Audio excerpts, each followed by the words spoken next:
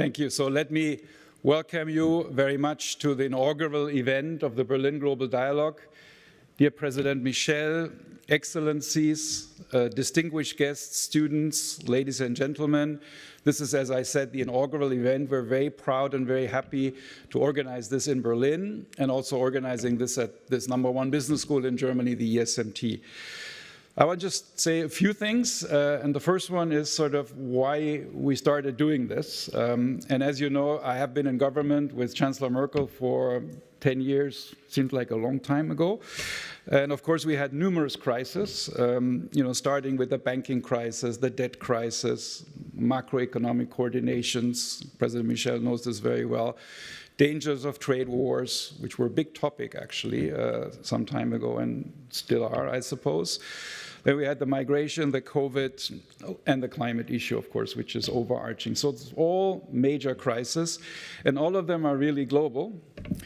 And all of them need transformations and a dialogue. So I think this was always there in me, that I thought this was a very important aspect of what needs to be done. The second point, which was very important, that it often, since I was the economic advisor for 10 years and tried to play my role in that sense, it always involves good cooperation between business and politics. There are other constituencies which obviously are very important, which are not all here, obviously, but we try to focus, and I think many of these crises require close coordination, not only between governments, but also between governments and the business community. And then, of course, something happened in February 2022, which is a very important event, the aggressive and illegal war in Ukraine. And then here we were. The world was pretty much in disorder. And then actually I remember Bernie Menzel, the president of Bank of America, came and visited us here and said, wow, this is a great place. Why don't we create something like that, like the Berlin? So all three words are important: Berlin, global, and a dialogue on a private basis in a business school. And then we sort of planned this about a year ago, and it's actually quite amazing, and I want to thank my team also of getting this done in such a short notice. This is the first one, so we plan to do this every year.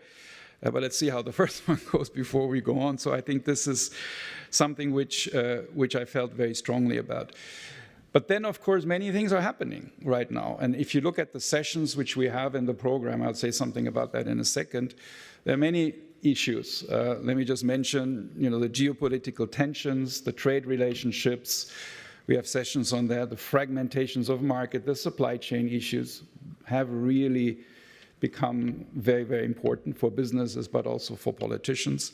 The climate crisis, obviously, is huge. And I think the discussion also President Michel was pushing, which is the global issue, the global south, the fairness, the just transition, very important to Bernie also. That is, I think, still unresolved to some degree. You're making progress. Then the role of the West. I think the dominance of the West is being challenged, if I may say that. And the Global South is demanding more participation and forging new partnerships. I think the discussion about, at the UN, also the financing in the World Bank, President Michel has also made points on that, is important that we get this right. So the financing part, which is actually the topic of the first session, is a crucial one, I think, to solve that. And then there are all these alliances which are happening. We had the G20 recently. We have the Indian Sherpa here, Amitabh Kant, which I think was a success, looking at it from the outside, having done as a Sherpa for 10 years. And we have others, the BRICS Plus, the enlargement, the G7. What should we do with the G7? Enlarging it or not? I think it's something we might think about. And then there's the technology part. We're very happy to have some strong leaders and sessions on the technology, which personally maybe we don't even understand even yet all. But I think we need to think about how to craft that and how to make this, how to move it forward. So the world is becoming much more complicated in the recent years, and it's also a certain amount of disorder, I think, in the world. And we're looking for a playbook of how to structure that a little bit. Chancellor Scholz, who will visit us this afternoon, he talks about a multipolar world, but we should not become polarized. And I think this is the key challenge. So lots of topics. I just want to make one point about the global disorder, and I think this is something we can think about at the end of the conference where we are, maybe small points, but I think 3 things for me would be, I think, very important in terms of a playbook, if you like, in terms of how do we structure the world, but I'm a very modest person at this point. I think the first one is already alluded to that, is we need to reform the existing institutions because the world has changed. I know this is difficult. It's even an issue in Europe with enlargement. There are governance issues and there are the financing issues and treaty change and other things. President Michel is, of course, in the middle of all of that discussion, which is, I think, going on. I think we have that also at the global stage. We need to think about what's the role of the UN, what is the World Bank, the IMF, the financing, what's the role of private finance. This is the first session. We've been talking about that, by the way, for years, how to leverage private finance. We have some people here who are very close to that, but is it really happening? Je sais pas. Speak a little bit of French. So I think this is the first big area which I think we need to think about, and it's happening, and we will have some sessions. The second one, I think, is that if you want to prevent block building from happening, and we're certainly moving in that direction, multipolar blocks, I think it would be good to have them as networked as possible. So for example, all the BRICS, even the BRICS Plus, to not all of them, are part of the G20. The G7 might want to be enlarged to include, I know Chancellor Scholz has invited, and we've done it for a number of years, other countries in the G7. So the more interrelated these institutions are, adding the African Union to the G20, I think, is a very good decision, if I may say so. The more interrelated you are, the less likely it is that it's just a bipolar block, whereas one countries are in that one. So I would be in favor of enlarging these things in that one. So I think that's the second issue. And the third one is that we need to have a dialogue between them. And this is something obvious, and it's happening everywhere. I mean, there are governments and G20 and all that, but I think this one, having a private dialogue and a private institution, and I think that is important as well, that we keep the dialogue going, and we want to make a contribution here in Berlin to that. We're very happy to have such high-level representation. This conversation should not be dominated by the global north or by the west. This is why we're trying very hard to get a global perspective here. That's really what we're doing with the Berlin Global Dialogue, and it's business and politics. This is the dialogue here, which doesn't include other stakeholders, as I said. And therefore, we have organized a lot of sessions with a smaller number of people, and we really don't want speeches. And I think the president has just decided not to give a speech, not even a small speech, but we want a dialogue, like our name. And we will have also, in the other sessions, we will have a speaker's corner here, where people can come up if there's time to engage in things.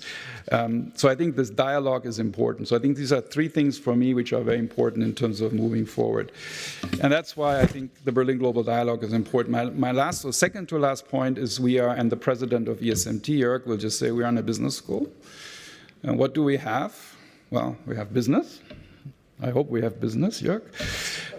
But we also have students. So we have been very carefully selecting over a month now. Jörg is the president of an international business school organization. Business school students from all continents of this world. I think there are 43 of them. And they will be very actively, they've been asked to prepare questions for each session. So in each session, there will be some student representation. Because all of these topics are less about us and more about them, I think, to some extent. And I think given we are in a business school and we have that network, we will, it's called the Young Voices Program, which we've already launched this year. We might expand that as we move forward, which is a very important one. So that I wanted to say. So let me thank you again, all of the guests here. I know that many of you have traveled very far. We're very, very thankful for joining us here. The program, as you will see, is pretty packed, and we have 3 themes, I might say, in the end. The All Transition is called A World in Transition, President Michel, the program this year. And we have these three processes. One is the geopolitical transition, the second one is the climate transition, and the third one is the fair or just transition. And within that, we have organized many sessions where, as I said before, we have smaller groups, and we would encourage you to participate on that. And then we'll see tomorrow afternoon where we got. So I'm very excited. Let me open it formally. And thank you again for coming here. Let's get started and enjoy the dialogue. Thank you.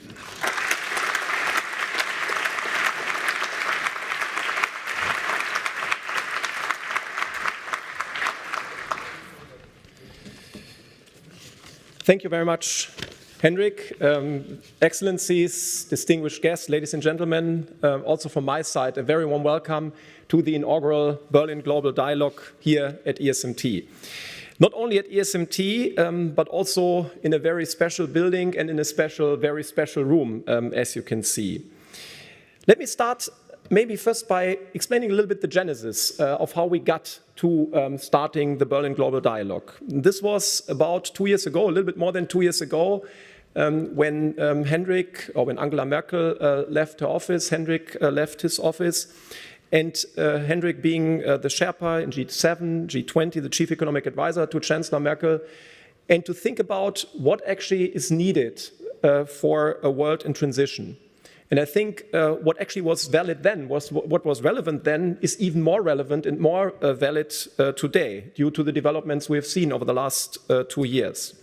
So therefore, creating such a dialogue across different disciplines, across different parts of society, academia, business, politics, is more important than ever before. And this is why we also as ESMT strongly believe in having this dialogue here. First, though, I would like to say thank you very much for Henrik, for the whole team of Berlin Global Dialogue of making it happen. Because what was just a pure, you could say, vision, a pure idea just 2 years ago became reality in a very short period of time. And therefore, thank you very much, Henrik. Thank you very much for our Berlin Global Dialogue team to bring everything to life. Thank you.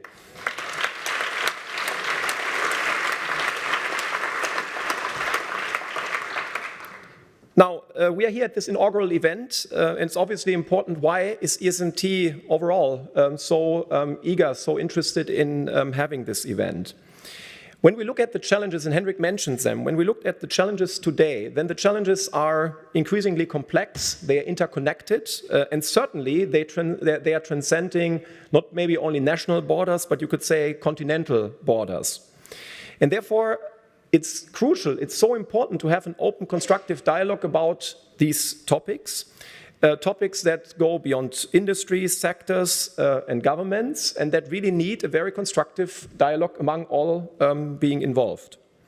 For us at ESMT, we were just founded a little bit more than 20 years ago by 25 leading international companies, and therefore we've always seen it as our mandate to be a connecting point, a platform for this dialogue between academia, business, and politics. Why was ESMT founded? And this goes back to my own personal history of having spent 8 years in the United States, and I was again and again asked, why is there not a single German business school that actually competes with the best business schools in the world? Why is there not a single German business school that would also attract high-level talents, future leaders, current leaders to their programs? And this was the impetus, the idea, the motivation by our founders to create ESMT in 2002. And now I can say with great delight that we as a team managed to become the first and only German business school to be among the top 10 in Europe. You could also say, looking at these top 10, the only one that was founded in this century. So what basically was the starting point at that point of time really came to reality. And why is this now something that relates particularly not only to the school, but also to this building? You may know, or you do know, that this used to be the headquarters of socialism on German soil. So this used to be the headquarters of the East German government. We are here in the banquet hall of the East German government. You see here Meissen tiles, 40 meters of them, the orchestra played upstairs. And I couldn't think of another place that actually resembles and represents more the transition we have seen in Berlin, in Germany, in Europe, than this very place. So you could say what used to be the headquarters of socialism on German soil is now home to students from more than 80 different countries, colleagues from more than 40 different countries, professors from 20 different countries. So really the transition that we have as a theme for the topic this year is embodied in what we see here. You could also say, if we think of transition or even disruption, this building is what really is about disruption. It's all about disruption. Hendrik already mentioned, and this is very important to us, that we need a dialogue among leaders from the different fields we mentioned, politics, academia, business. But it's very important, and it's crucially important in this discussion, that we also have those among us who actually will take the leadership in going forward. And this is why I'm so delighted to welcome students from the Global Network for Advanced Management. ESMT is part of this network. This network comprises 32 leading business schools around the world. And I had the great privilege to meet the students yesterday, and I could realize that the student who had the longest distance to come here actually came from Sydney just to attend the Berlin Global Dialogue. Maybe, given that we have about 40 students among us, whom we call the young voices, those young voices, why don't you just simply make yourself recognized, stand up, so that we can really welcome you formally to our discussion here.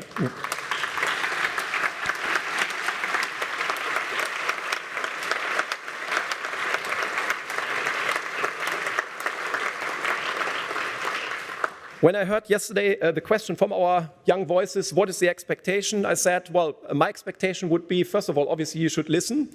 Second, you should question, you should challenge what is current wisdom. You should really think about what can be done better, what can be done differently, what you can actually contribute as change makers. And of course, also to connect, to create the networks that are needed to have such a global dialogue, not only at this point of time, but going beyond, creating a network, a very close ties that actually transcends the day.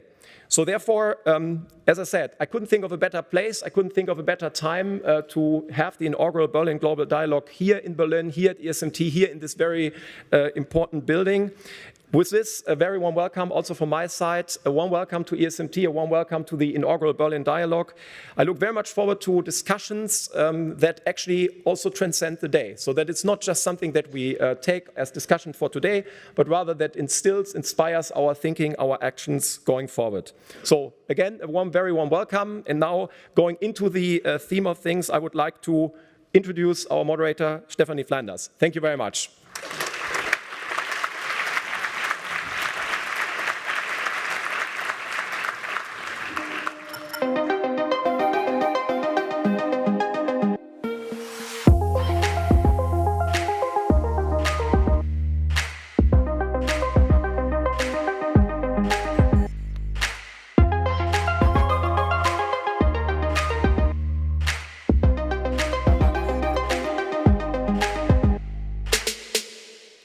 Okay, so you see on the screen the people who I will now encourage to come up to this table for debate for the first session. I'm Stephanie Flanders. I run economics and government at Bloomberg. We're delighted to be here. I'm looking forward to, as we've already heard, I think the lessons for the students are the same for all of us. We must listen, we must challenge, and connect. I would like the speakers to particularly challenge each other so that we can begin with the right kind of inquiring spirit. But I think I'd be delighted to have everyone join me up here. I know that the President I will start by asking the President a question, but he's not going to give a speech, we've already been told. But Charles Michel, the President of the European Council, and Sri Mulyani Indrawati, the Minister of Finance for Indonesia. Annabelle Long, who is the founder and managing partner at Bertelsmann Asia Investments. And Anish Shah, who's the managing director and CEO of the Indian multinational Mahindra Group. Bernie Mensah, CEO of Merrill Lynch International and President of International for Bank of America. And Markus Gräber, CEO of the German multinational energy company RWE. Okay, I hope that will be, and I apologize, I have a cold, although my colleague Francine Lacroix is even more sick, which is why I'm here and not her.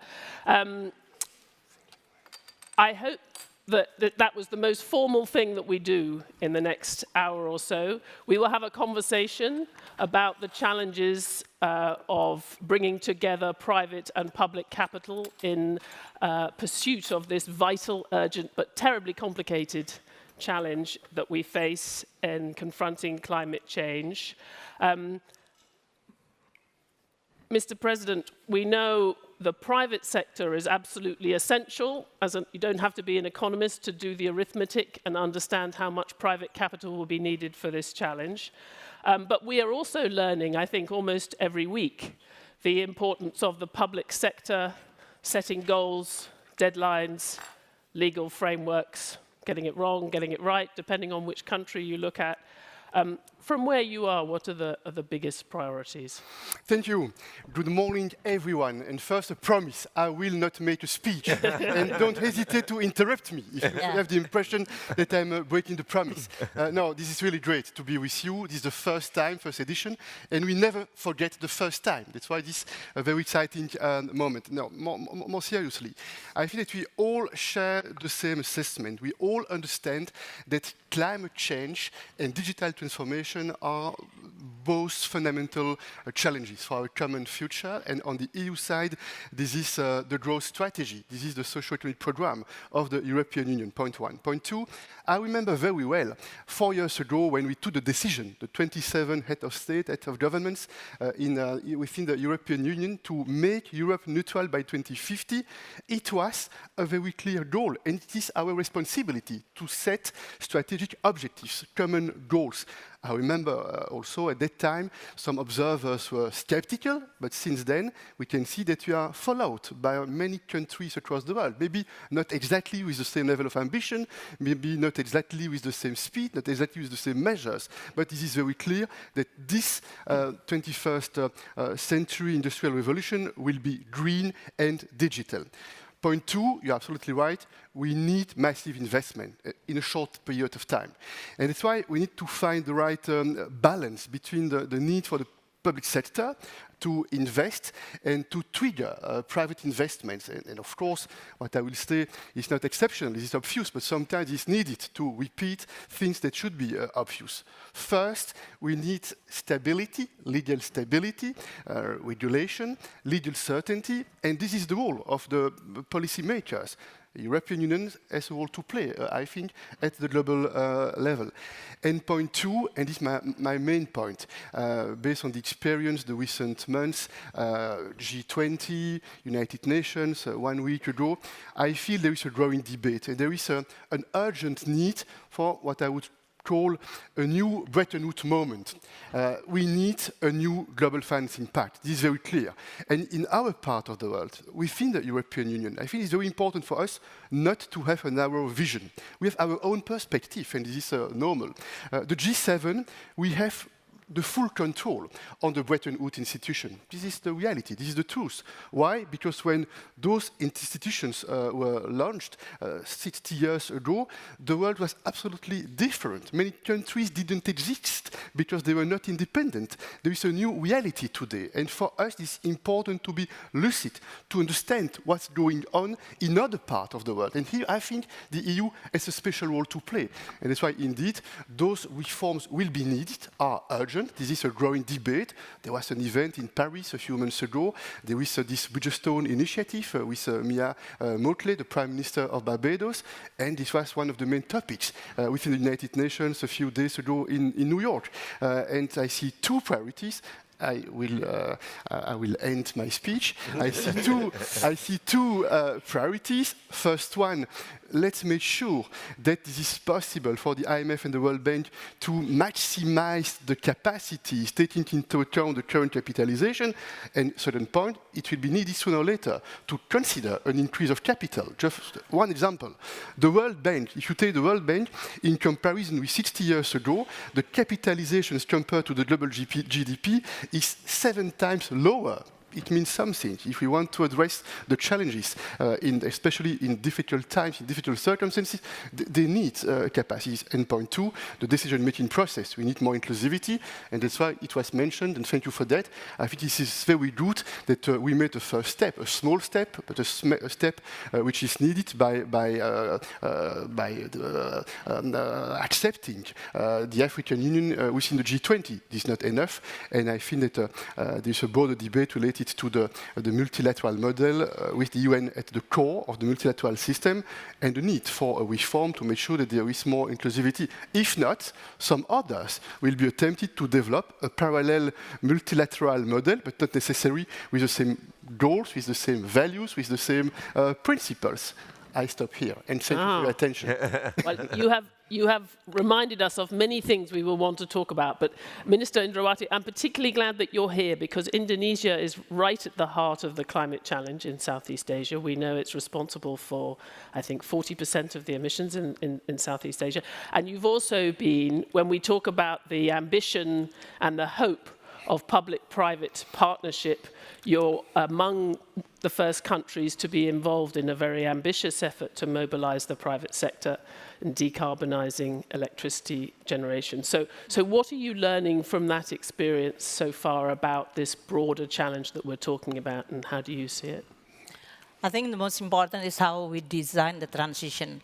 Most of the policymakers, and especially we are talking here among the students, the younger generation recognize that climate change is going to destroy a lot of things and we have to really change. But the question is how you are going to design the transition. And that's why in Indonesia, we are also talking about how we design transition. If you look at decarbonizing the economy, the two biggest contributors is the energy and transportation. I mean, for Indonesia, we've already have the national determined contribution in which we are going to reduce by 1.2 billion ton of CO2, and 45% is actually coming from the energy. But also the cost is actually around 85% or 90% of 280 billion that is really needed.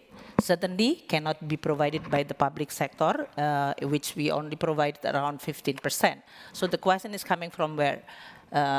President Michel mentioned about the World Bank and the MDBs in this case. They are going to max out their balance sheet, but as much as they can try to maneuver and using their existing equity, I think there is always a limit, and that's why at some point there is a need of capital, but then the question, what kind of order that you are going to establish in this new Bretton Woods? Sharing voting power is going to be very important within the context of the whole new global south, you call it earlier. So this is going to be quite a lot. It's not only financing, but then governance, composition, which is going to be very important. Back to the Indonesia. We try to, and we recognize that private sector is the most important one. You talk about transition, these are all going to be the most important. How you are going to invite the private sector? We developed the energy transition mechanism, platform, country platform. We provide this platform as an example of communication, what kind of policy and regulation that we are established so that there is a clarity. During the G20 Indonesia presidency last year, we launched the Just Energy Transition mechanism, and also then there is a 20 billion commitment, mostly private sector. When we discuss with all this private sector, they are talking about what is the regulatory framework. That's including on the capital market. That's why 2 days ago, President Jokowi launching the first carbon market security within Indonesia. We try, we always try. We don't hesitate that this is not perfect yet, but we will try, and then we get the feedback. So we mobilize through the capital market. We know that the private sector is very sensitive on the risk. And now with the higher for longer interest rate, it's going to be even more difficult to mobilize private sector. They are becoming very skittish, they are becoming very critical, capital becoming very expensive. So what kind of risk profile which is acceptable from the private sector but affordable? You talk about just transition later on in this session. What you call a just is actually measured by what? Is it affordable by the people, by the industry, by the country? Because at the end of the day, a lot of subsidy as well as government guarantee needed, or even investment. So these are all need to be put it within one platform so that it's become transparent. Luckily for Indonesia, our budget is relatively healthy despite after the pandemic. I think many of emerging and developing markets is not in the same like Indonesian situation. They have a very high debt. Indonesia is only 38% of GDP public debt. Most of the emerging developing countries, they are much higher, and they cannot afford to subsidize or to intervene to even provide guarantee. So we use our healthy budget in order for us to be able to create the right condition for all the private sector. On the regulatory, we also discuss with many of the private sector. They say that if Indonesia want to retire coal, because 80% now, 60% of our energy is actually based on coal. We have a lot of coal. We have all the incentive to keep the coal, of course. But we actually launching the retirement of the coal energy power plant. And we actually using this as an example how this transition is going to be financed. And that will require quite a lot of the discussion about taxonomy. That is the capital market. They want to join financing without being punished that you are going to finance this kind of coal retirement plan. The taxonomy in ASEAN has been launched because Indonesia today, as a chairman of the ASEAN, we launched the ASEAN taxonomy version 2, providing the coal retiring as the financing which is recognized by the capital market, not being punished that you are financing the coal power plant, but you are financing the retirement of the coal power plant. But this is only applied to the ASEAN. It should be interoperable globally. Europeans have their own taxonomy, and that's why this kind of the discussion about networking and globalized rule making and principle, I think is going to be very important. The third one is actually we are trying to discuss about what kind of private sector, which is not only just borrowing, because we usually like in the World Bank and so on, we borrow from the bank. And for countries with a high debt already, they cannot borrow because their fiscal space is already empty, it's gone. So they need more equity, but equity is much more risky and it's much more longer. So this kind of regulatory framework is going to be very, very important for the country to be able. So that's why in Indonesia, we use this energy transition mechanism country platform in order for us to provide the whole full menu for all participants, whether this is multilateral development bank, public sector, private sector, and philanthropists. And we blend it into this blended finance and then put it in one example, like retiring this 1 gigawatt coal power plant. They are going to operate until 2040. How about if we will finish in 2030, 10 years earlier? How much it costs? The financer, the IPP, they've already investing and they expect to have revenue until 2040. Now you cut it 10 years. What does it mean? They are not going to be, oh, okay, because climate change is good, I'm going to just forego my 10 years revenue. It's not going to work that way. So we really have to calculate what is the net present value of the revenue stream, who will compensate, who will pay, and then what kind of risk. This kind of situations is the real, what you call it, transition challenge within Indonesia. If you can solve the Indonesia problem, I think you can solve the world, Stephanie, in this case. So that's, I'm going to stop here. But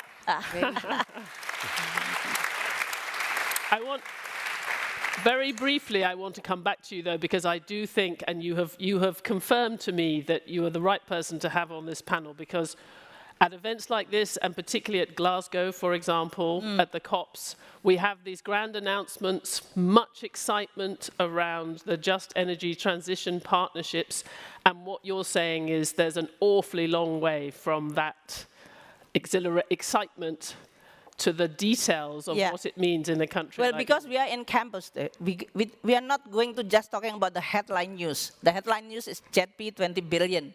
We are talking here in the campus is how does it work?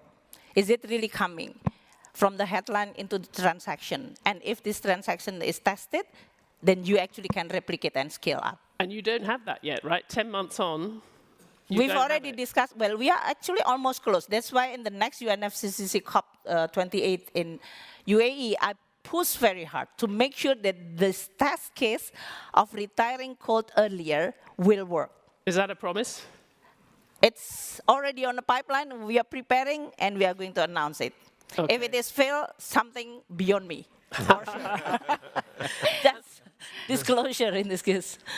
Annabelle, I'm going to come to you because we heard the mention of the private sector capital and the complexity of the vehicles that are being created to try and help a country like Indonesia confront this. You're obviously very active in Asia.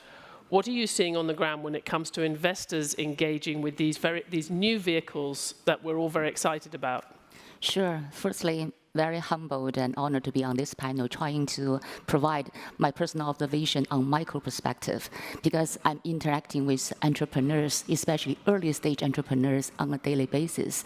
So to me, I think three key will be the solutions to this paradigm shift will be innovation, especially pushing the next generation technology and business model, really prepare us mentally, also physically.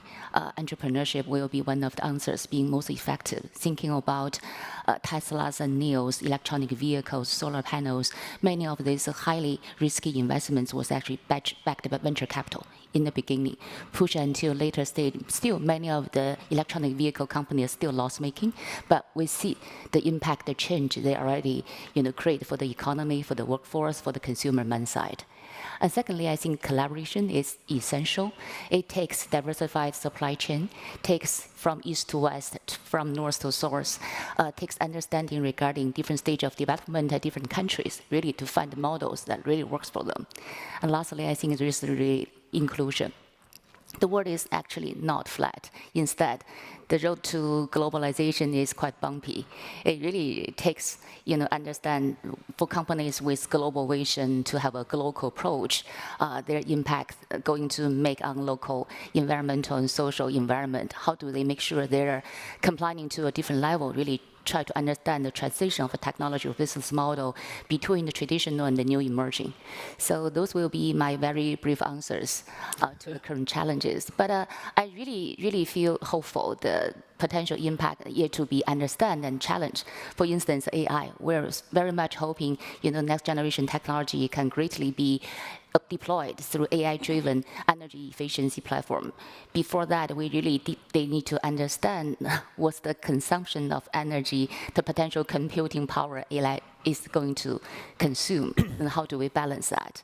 But in general, we see the awareness for all the investors to be more responsible. In China only, for example, already 1,000 funds managing around $17 billion ESG-related green tech emphasized. The number in Southeast Asia actually grow by AUM 5 times in the last 5 years. So there's a hope.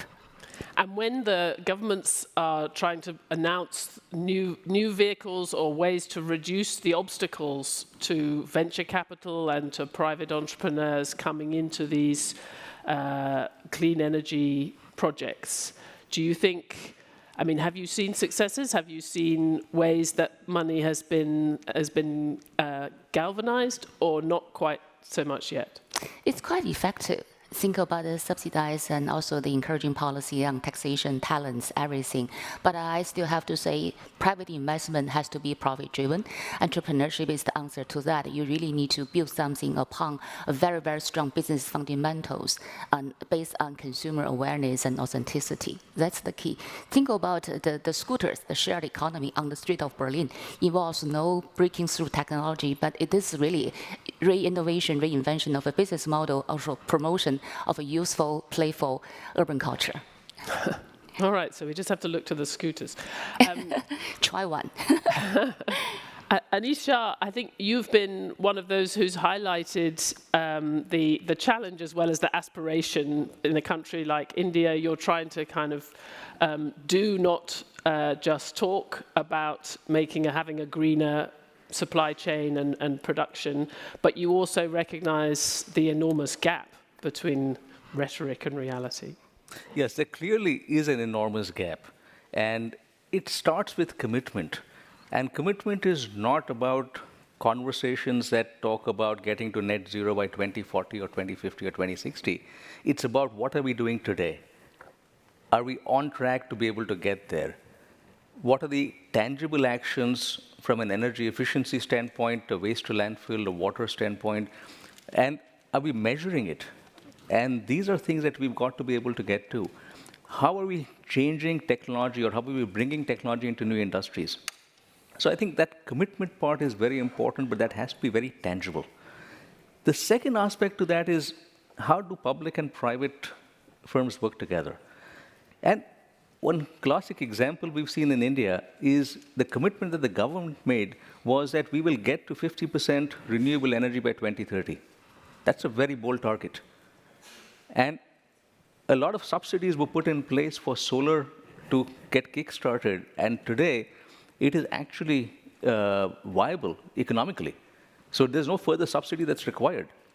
We have a solar business as one of our businesses, and we've got an ambitious plan to grow 5x in the next 5 years. And that will require more than $5 billion of capital, and we could actually mobilize that very quickly. There were multiple global investors who wanted to come in, and we've set up an InvIT structure, and that's moving forward. And therefore, that transition will take place fairly seamlessly. We've put in captive power plants for each of our facilities, and we are paying 30 to 40% less than what we would with fossil fuel. So there's a pure economic incentive to move there. There is no one that's telling us that you need to move there. There's no one that's saying that if we don't have capital, we're not going to do it. So I think that's really the model. How do we get public finance to prove something? And once it's proven, how do we get private capital to scale it up? And the last part I'd say is the collaboration. And this is something where I would highlight the World Economic Forum in setting up the First Movers Coalition and a number of other facilities where companies can work together. And we're working with global companies. We're working with Johnson Control to set up net zero buildings in India across the industry. So how can companies collaborate, use the technologies they have to be able to decarbonize industries? And that collaboration will really help us take a big step forward. And Markus Kreber, I know that your company is hugely active, obviously, in the renewable energy space, but has also spoken quite a lot about the need for the public sector to be consistent, to be shaping the demand side of the equation here and setting deadlines and other things. What are the lessons for you of the public and private collaboration in trying to accelerate this road to net zero? I would like to come back what the President said. It's about, for private capital, it's always about a reliable long-term framework. Because the investments we do in the energy transition are a bit different than in the fossil world. It's all front-loaded capex. So you bring a lot of capital, you don't have a lot of operating costs, and that means interest rates matter a lot, but also you need stability for 20, 25 years. And here's a conundrum we are currently in. The global energy system is massively underinvested, also on the LNG side, but especially on the renewable side. We have not enough energy available. But when I look at our private capital providers, and we have a 50 billion capital investment program until the end of the decade, and I go back 3 years, the question was always, can you spend more? Can you go faster? Can you do more? Currently, the sentiment is, are we sure that we can get the right returns for that? And the question is, why is that? That is because supply chains are sometimes broken, not only because of COVID, but also about geopolitical tensions. We have a higher inflation environment, we have higher interest rates, and there are big question marks about, are we doing the right things in the right order? Because in the one, I totally agree that affordability is important. And in the end, the cost of the transition will be determined by two aspects, two vectors. One is, how many different technologies do we have available, and are they allowed? And when I look at European regulation, how complicated we make things like hydrogen, you actually rule it out. In certain countries, CCS technology is not allowed. By limiting the technologies, we make it more expensive. And the other vector is how fast we go. The faster we go, the more expensive it will be. But we know that in the end, the affordability is relevant, and maybe people, even in OECD countries, are willing to pay 5 to 10% premium for green, but not 40. What does it mean? I think we need to be much more rational, and I see it in many parts of the world. We need to come up with a clear merit order of CO2 savings. So where are the lowest abatement costs? And there we should put the money. And we should not try to do everything at the same time. And we are currently driving some measures in the Western world where the abatement costs are above 300 euros. Someday they will come, but in order to tackle the global problem, we really need to spend the money where we get the biggest CO2 savings first. Where is that? I mean, currently it's definitely in the power sector. I think everywhere where we can do solar, it makes a lot of sense. But should we really push for sustainable aviation fuels now? The abatement costs are implicitly 300 euros a ton. Bernie Mensa, it's unusual to come to the banking sector last. Sorry, I'm going to try and get my voice back.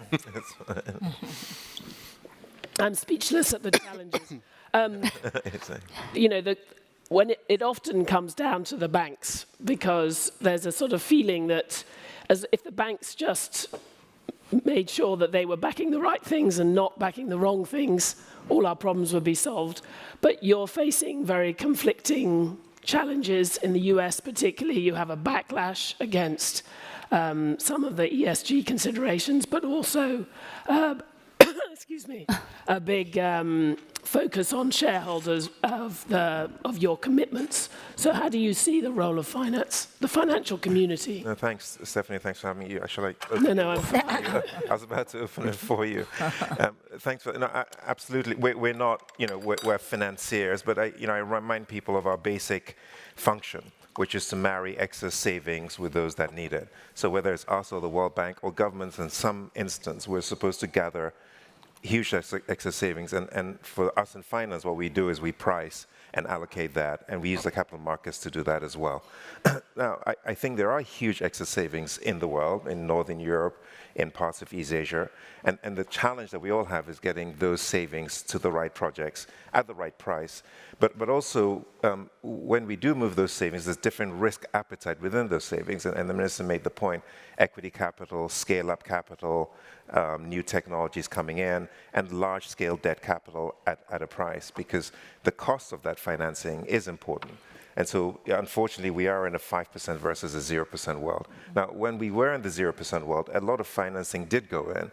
And the piece where, if I can have a little bit of positivity or so some good news, is the amount of investments that has gone in this space in the last 5 years is a huge quantum versus the previous 5 years. So if you take 2020 to 2015, 2015 to 2020, 2020 to 25, now it's still small in the scale of what we need to do, but it's huge before.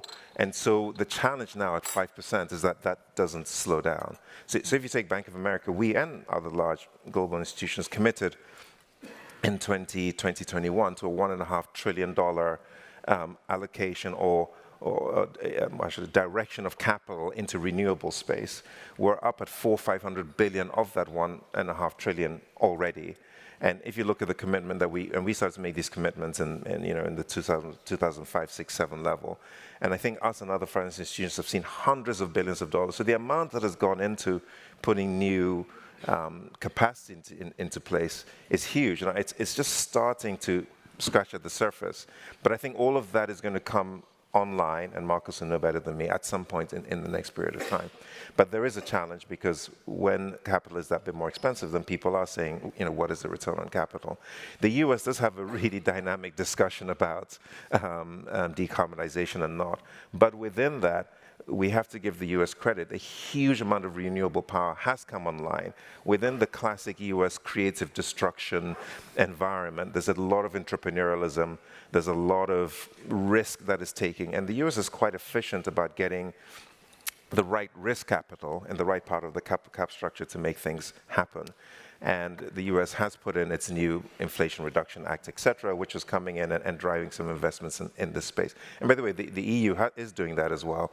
And I say to my EU colleagues when I see them, there's a huge amount of capacity and savings in the EU. It's really a question of how aggressively do you drive that, and how simple do you make the tax environment in place to allow companies to take advantage of that.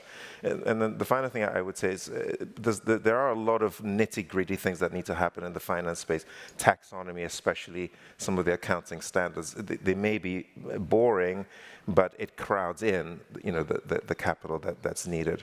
So I'm optimistic about the huge amount of excess savings that are out there, in sometimes representing a demographic challenge, particularly in Europe, for example. But I do recognize that in the next period of time, it's going to be tougher, and we're going to need to be that bit more creative to get the capital to the right place. Mr. President, Bernie's mentioned about the IRA and the EU also doing subsidies. I think there is a bit of a debate about whether this competition of subsidies is productive or harmful for the overall objective. No, this is a very important point. In my opinion, there are two fundamental tools to address the climate change issue. The first one is the carbon pricing. It is a choice made by the European Union. And you can observe that more and more countries are following a similar approach. Even China, this is not exactly the same model, is very clear, but even China is putting in place some elements very close to this principle of carbon pricing. The IRA is something totally different, because this is based on the subsidies, very targeted subsidies. And that's why we need this honest conversation for a certain level playing field. I am not naive. We need a certain convergence. We will never find the ways for exactly the same decisions, the same approaches. But it's very important, in my opinion, to promote an approach based on the carbon pricing. And then the second point is green financing. And you know that the EU is the first emitters of green bonds, which is an important tool to leverage money for that purpose. My second point is related to what you said, the supply chains. And you are absolutely right that the geopolitical stability is extremely important. And that's why I'm making the link with what I said just before. We need a multipolar world, and Olaf Scholz is absolutely right. This is a risky situation that we are facing today, because there are some temptations to build again a bipolar world with everyone which would be forced to choose one camp against the other camp. And here I am absolutely convinced that we, on the EU side, we have a special responsibility for many reasons to fight politically at the international level for a multipolar world. And it means an honest conversations between the so-called Western part of the world with the so-called Global South, which need to take into account all the different elements. This is what you said. And this example, and I like this example of the Just Energy Transition Partnership, is extremely interesting, because this is a very useful concept. The idea is great. We have started to put it in place with several countries, and under your G20 presidency, we made additional steps, we made progress, but there is a difference between the principle, the very generous idea, and then the implementation.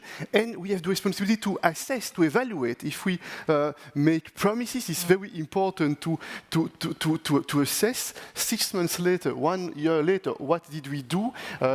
Is it implemented? And if not, why is it not implemented? What do we need to adjust? What do we need to adapt? This is how I see the role of the European Union. Well, these are a few points in reaction, and I sincerely think that the European Union, we have a special role to play, because we can be a bridge between several parts of the world. And this is for that reason that 1 week ago in the United Nations, I have advocated for more cooperation between the regional organizations, ASEAN, Latin America, CELAC, European Union, African Union. I think that this is a possible pillar for the strengthening of the multilateral system. But Minister, when you hear, you know, the countries with a great deal of a role in the existing system, in the Bretton Woods system, want to galvanize it and make sure that it's still still a dominant player. But for others, perhaps it's good to have others wanting to present different models, particularly in Asia. So how do you see that competition of models? Can it be a positive thing? Well, actually, I just arrived from the AIIB 8th annual meeting 2 days ago in Sharm el-Sheikh. The word about the multipolarity in this case, but how we are going to be able to continue working, because we are talking about climate change. It's not like the climate change in the north, climate change in the south. So we are talking about the global climate change. So when we are talking about solution, it's supposed to be global, but then the world order is fragmented. I think for many of the countries, including Indonesia, you mentioned, President Michel, that we are not supposed to make a choice between West or East or whatever the block that you are going to name it. But we will make sure, for a country, our homework is try to make the policy and regulation right. And that's why when we are hosting the G20, ASEAN, we are developing taxonomy, we introduce carbon market. Although the price is still very low, $4.5. Of course, in Europe, it's going to be totally very high. But this is something that needs to be built. So each country have to do their homework. There is a capacity building, there is a technical challenge, but this needs to be addressed. And this is the area of cooperation, how you are going to make sure the cooperation of capacity building can be done. The second one, after you make the regulatory and policy right, is actually you are going to make sure that the risk, especially private sector, is going to be fit with this kind of platform. And that is exactly what we need to test within the transaction.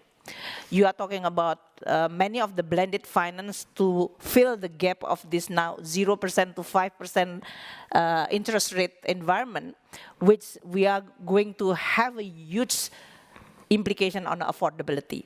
Who's going to then pay for this affordability and whether this is sustainable or not? That is going to be the real question. I actually hear many of you talking about the renewable. I think renewable is much more easier to attract capital, because they are all going to the renewable. You talk about solar, hydro, you talk about wind, but the most difficult is the existing fossil fuel power. And when you talk about the transition, you are not going to shut down this fossil fuel and then immediately tomorrow you are going to have a renewable. First, you are going to hit with the energy security. In each of your country, you still rely on this fossil fuel as a base load. So the discussion in this case is how you are going to combine between this base load and this new. I'm not expert in the technology, but my observation on all this meticulous detail on the preparation of transaction, renewable is the most attractive one, although with the higher interest rate, still attractive one. But dealing with designing energy security for each country so that you are not suddenly that you are vulnerable to the supply chain, geopolitical, that's going to be, because you are not going to save the world when you politically is not safe also. So that is going to be something that create quite a lot of policy constraint as well as option at the same time. Anish, you did highlight the success of making renewables affordable, but of course for the rest of the world there's also a big question about whether or not India's coal stays in the ground or not. Do we have the right tools for supporting Indian business and Indian government in doing that? And should it just be a question of India? I would actually share a ray of optimism here because, as I said earlier, a target of 50% renewable in the next 7 years is a phenomenal target. So we are really looking at renewable plants coming up all over India. We're not really seeing any more fossil fuel plants coming up. So yes, there may be some, as the minister mentioned, to plan for the energy transition, but everything is about renewable. We are in 20 industries, and 2 of our main industries are automobile and tractors. And these are hard to abate sustainability problems in a sense. And for these businesses, we've got a 95% energy efficiency already achieved since our baseline. We've got 80% of our energy use being renewable by the end of next year. So these are significant jumps that we are taking, and therefore I would look at really an optimist approach in terms of where the government is, where it's taking this industry, as well as where the private sector is. But the new fossil fuel generator, but what about the old ones? Is there enough of a structure to be taking those offline? I think that will happen as well, because as we start putting in new energy, also recognize the fact that we are transitioning to electric vehicles. So the need for energy is going to go up significantly as well. But as this transition takes place, I think there will have to be a plan to take down the old fossil fuel plants as we bring in renewable energy. But 7 years is a very aggressive time frame. And then once we get that, I'm certain there's going to be more aggressive time frame moving forward beyond that as well. If I may share some of the optimism here. This year, the automobile sales in China is nearly flat. However, electronic vehicle sales jumped by 40%. The penetration rate is already at 30%. China is producing nearly 80% of the solar panel for the world, but in the same time, installing nearly 40% of that inside the country. So you see a structural change shifting happening already. But the generation of the electricity matters as well as whether or not it's electric cars or... But that's just the beginning of the change. But I think with China, the problem is people look at what's coming on stream every year and think about how long these generators last. We focus on the electric vehicles and not always so much on the generation. But lithium batteries and other technologies are also coming into play, so you also see a further penetration into foundational energy-related technology. Certainly, I'm not an expert technically to speak of this, but you see the structural changes actually happening. I mean, Marcus, you mentioned that part of the problem is you're now looking at the long-term, not having enough energy to meet, say, European energy needs. Does that provide incentives for governments to choose the wrong path when it comes to clean energy versus dirty energy? The words energy security then become an excuse for doing pretty much anything. No, I don't see the risk that we do the wrong things, because the massive Not even in the UK? Mm-hmm. No. Because, I mean, if you look at where the investment's going, nobody is currently investing again in the Western world in fossil energy supply. So the massive investment in the green technology will solve the energy and climate problem at the same time. I would like to come back to one point, because I think the discussion whether we have conflicts and competition between the IIA and the European Union or other frameworks we see in Asia is a distraction, because for me that is not the real point. If you look at the massive investment we need, I think every region needs to get its house in order and investments in place anyhow, because we need quadrupling capacity of turbines. I mean, 10 times more solar panels, 1,000 more electrolyzers. So the ramp up will happen anyhow. It's not the question whether it goes here or there. Every region needs to get their act together. So the competition in the end is for resources. Where is the framework the best? And the best here is the most de-risked one, because you need to de-risk it. Otherwise, you need to pay investors a very high return, and that means very high cost of energy for consumers and industries. And I think I see it a bit as really as a distraction. What the European Union could learn from the United States is they have a more implicit, a comprehensive approach, because they think the supply chain with their incentives in a comprehensive way, because supply chain de-risking is very important. I really think about when I build an offshore wind farm, where do I order the turbines? I don't want to order them from a region where because we have lead times of 5 years, where I can see tariffs or even sanctions, and getting part of that de-risk and building that in the regions where you put your money is definitely worth a lot. And maybe one last point, if you allow me. I think the European and the US way both can work. I mean, the European to incentivize green investments, it's more a philosophical question. The US does incentives for green technologies. With that, you make a competitive advantage for green investments compared to fossil ones.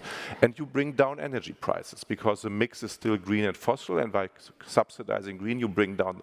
European way is the other way. You tax carbon. By that, you make carbon more expensive. Relatively, renewables are competitive, but you drive up energy prices because there is still fossil in the mix. But you also collect a lot of money from selling the carbon permits. And then you go and take that money which you have collected and get it back into the industries to keep them competitive compared to the US. I would say philosophically both can work, but you have different approaches. Typical US low government, European big government approach. Yes, Mr. President. If I may challenge. Big government. If I may Can I challenge ask this big point. government? No. First, I think that indeed it is very important that the American government took the decision to trust the Paris Agreement and to follow our common ambition to tackle this common global climate change. This is the good point. This is the good part of the story. And you're absolutely right that there is a lot of investment that are needed, and this is very good when many countries across the world are determined to address the current challenge. But there is a difference, and the difference is the following: is the fact that on the EU side we made a choice, which is a carbon pricing. In the United States, they are making another choice, which is the subsidies. It means a creation of level playing field, and it's, in my opinion, not a distraction. This is very serious, because what we should try to do together, if we would like to develop a multipolar world, this is working together to create a common environment with similar principles, with similar approaches. And this is making a difference, because it means that for our European companies, for our European businesses, if the message is for you will have to follow this carbon pricing, which works well, by the way, because for many years we have put it in place with a certain success. But in the United States, it's a totally different approach. You will get state aid. This is not the same thing. And that's why, in my opinion, this is not a distraction. Another point, I think that you're absolutely right, that you need to make priorities. Not possible to address everything at the same time. But here, again, I think this is not easy. This is a democratic political debate. But on the EU side, we made two very clear choices, and we are followed by the G20, for instance. First, this is the renewable. Let's triple our common goals in renewable. And second, energy efficiency. Let's double our common goals in that field. And we can see that only in a few months after having taken the decision in the multilateral system, G20, some other coalitions, there is more and more support for this approach. And this is in line, I think, with what you said. We need priorities. This is what we are trying to do. It doesn't mean that the debates are easy. Sometimes we have difficult discussions among the member states because of the technologies. You're absolutely right. But at the end, we will need to find the right energy mix, which guarantees the energy security, the energy sovereignty. And for that, we need more cooperation among the countries. This is true at the European level. This is true at the global level. So this is a business school, so we have to allow people to ask questions. And I may have misunderstood, but I think there are particular places that you should go, or there's someone with a microphone here. If you want to go and wait in line to ask a question over here, consider your questions for this eminent panel. We have about 10 or 15 minutes left. But Bernie, I wanted to just come back to what the minister said about the incentives that everybody wants to be in renewables, but some of the thorniest questions for Indonesia and for many countries, particularly in the global south, is the transition of the fossil part of the chain. And actually some of the commitments and frameworks that financial institutions have been part of, like FGANs, and the very detailed commitments that you're making as part of that, the criticism has been that the incentive is just to offload the high polluting assets rather than actually reduce emissions in the real world. You know, you're putting them on someone else's balance sheet, but you're not. So, I mean, how do we make sure we have the right incentives? Well, there's the issue of the stranded assets. I would say that there are market mechanisms that can come into play, because a lot of the dialogue is really a question of what is the transition timetable. Is it too fast? Is it too slow? Sometimes we wait for the governments to set it. It's difficult if it hits sort of the consumer and the retail. The minister makes a good point that politicians will have, you know, a certain, quite rightly, contract with the population in terms of how they manage that. But at the same time, the speed at which we declare ourselves to be fossil-free, or our ability to continue to invest in fossil fuels in some transition period as a base load matters. Now, I think that there are market mechanisms that can come into place, and there's been talks around where there's, you know, some of the GFANS type efforts of voluntary carbon credits, etc., that can come into place. And when I look at that dialogue, I sort of think, and I don't want to declare one way or another, but you let the perfect be the enemy of the good. As a market person, where I've seen in the past other markets develop, commodity markets, bond markets, derivative markets, etc., even in the technology space, often it is a trial and error, and it is working to a point where you get some sort of standardization, people coalesce around that. This is one where we sort of came to the table trying to set the rules, and that has some of its benefits. But when I've looked at the progress over the last 3 or 4 years, I've seen a lot of private sector, private capital type organizations trying to develop some of these markets, bringing capital into place. But then sometimes they're accused, well, that is not right, that's not perfect, there's not real abatement, etc. And that stops. And sometimes I do think that's a bit of a shame. You know, let that run for a period of time, see if it crowds in some investment, see if it allows for 3 or 4 projects to take place. Then, of course, the regulators might come in and say, well, that was great, but let's do it another way. So that's another debate that I think we should bring to the table, because I felt that there was some progress there a couple of years ago, and then that got pulled back. And that, I mean, I guess one of the, related to this is how much to rely on offsets or carbon renewal credits. I know, exactly. You know, that's part of the Bank of America's plan. So do you think that the position is going to have to evolve on that when they're given the amount of scrutiny around that whole industry of offsets? Exactly. I think it is a bit of a shame. I think it's an important mix, but it became a little bit of a dirty word, as it were. And so, you know, I'd say the debate has pulled back a little bit from that. But I think it's from offsets. Offsets, yeah. and you know, just the authenticity around, you know, voluntary carbon credits, etc. But I think that it's a really important tool to fix certain parts of this incredibly complex mix. Sorry. I would like to fully agree to that, because many European companies have committed to be carbon neutral earlier than the government targets. And since the technologies will not be there, you want to put the money somewhere else to offset it. Mm-hmm. So I think we really need to urgently develop a global framework which is not discredited, which is really high quality, that you can put your money, because the willingness to invest there is clearly there. Mm-hmm. And it is, you can save a lot of more carbon in other regions of the world with less money. And I think that would be a task which needs to be driven by G7 or others. Mm-hmm. Because currently we get a lot of scrutiny also when we think we have very high quality projects from our investors, from NGOs, but we need a global standard on that. That would really mobilize a lot of private capital. Yes, Anish.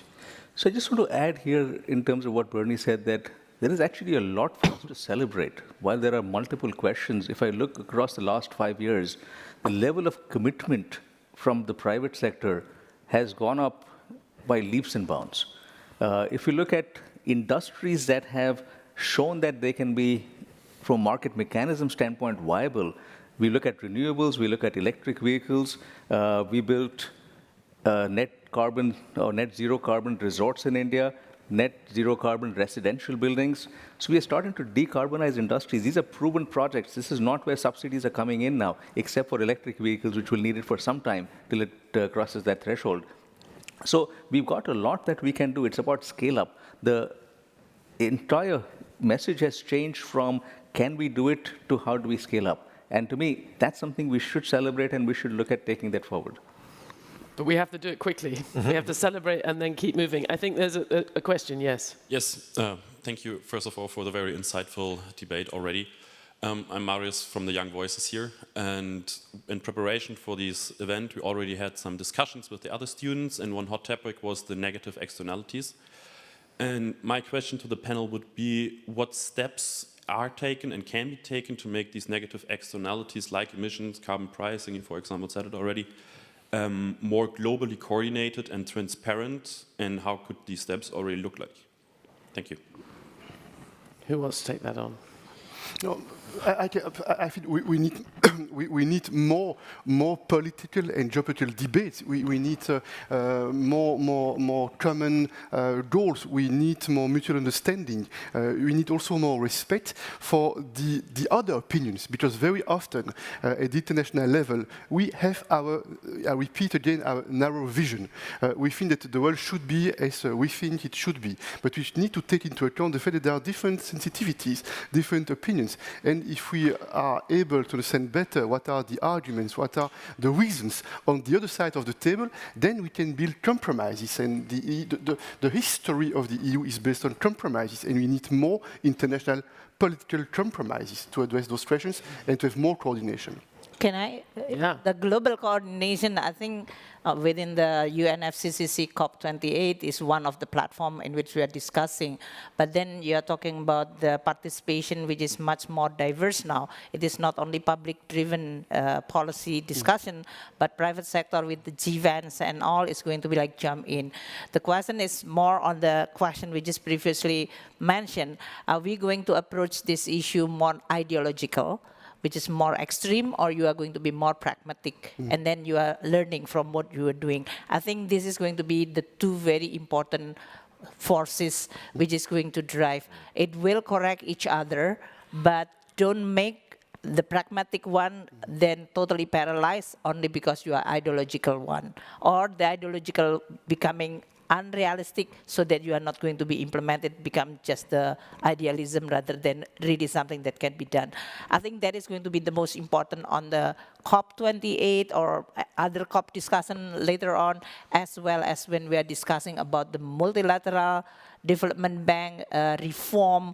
This is going to be something, because at the end of the day, I think what I can observe is always like two forces. One very ideological extreme and the other one more pragmatical and try to solve the problem today. Spoken like an astute politician. Yeah. We have another question. Thank you. My name is Tabi Leoka, and I'm an economist from South Africa.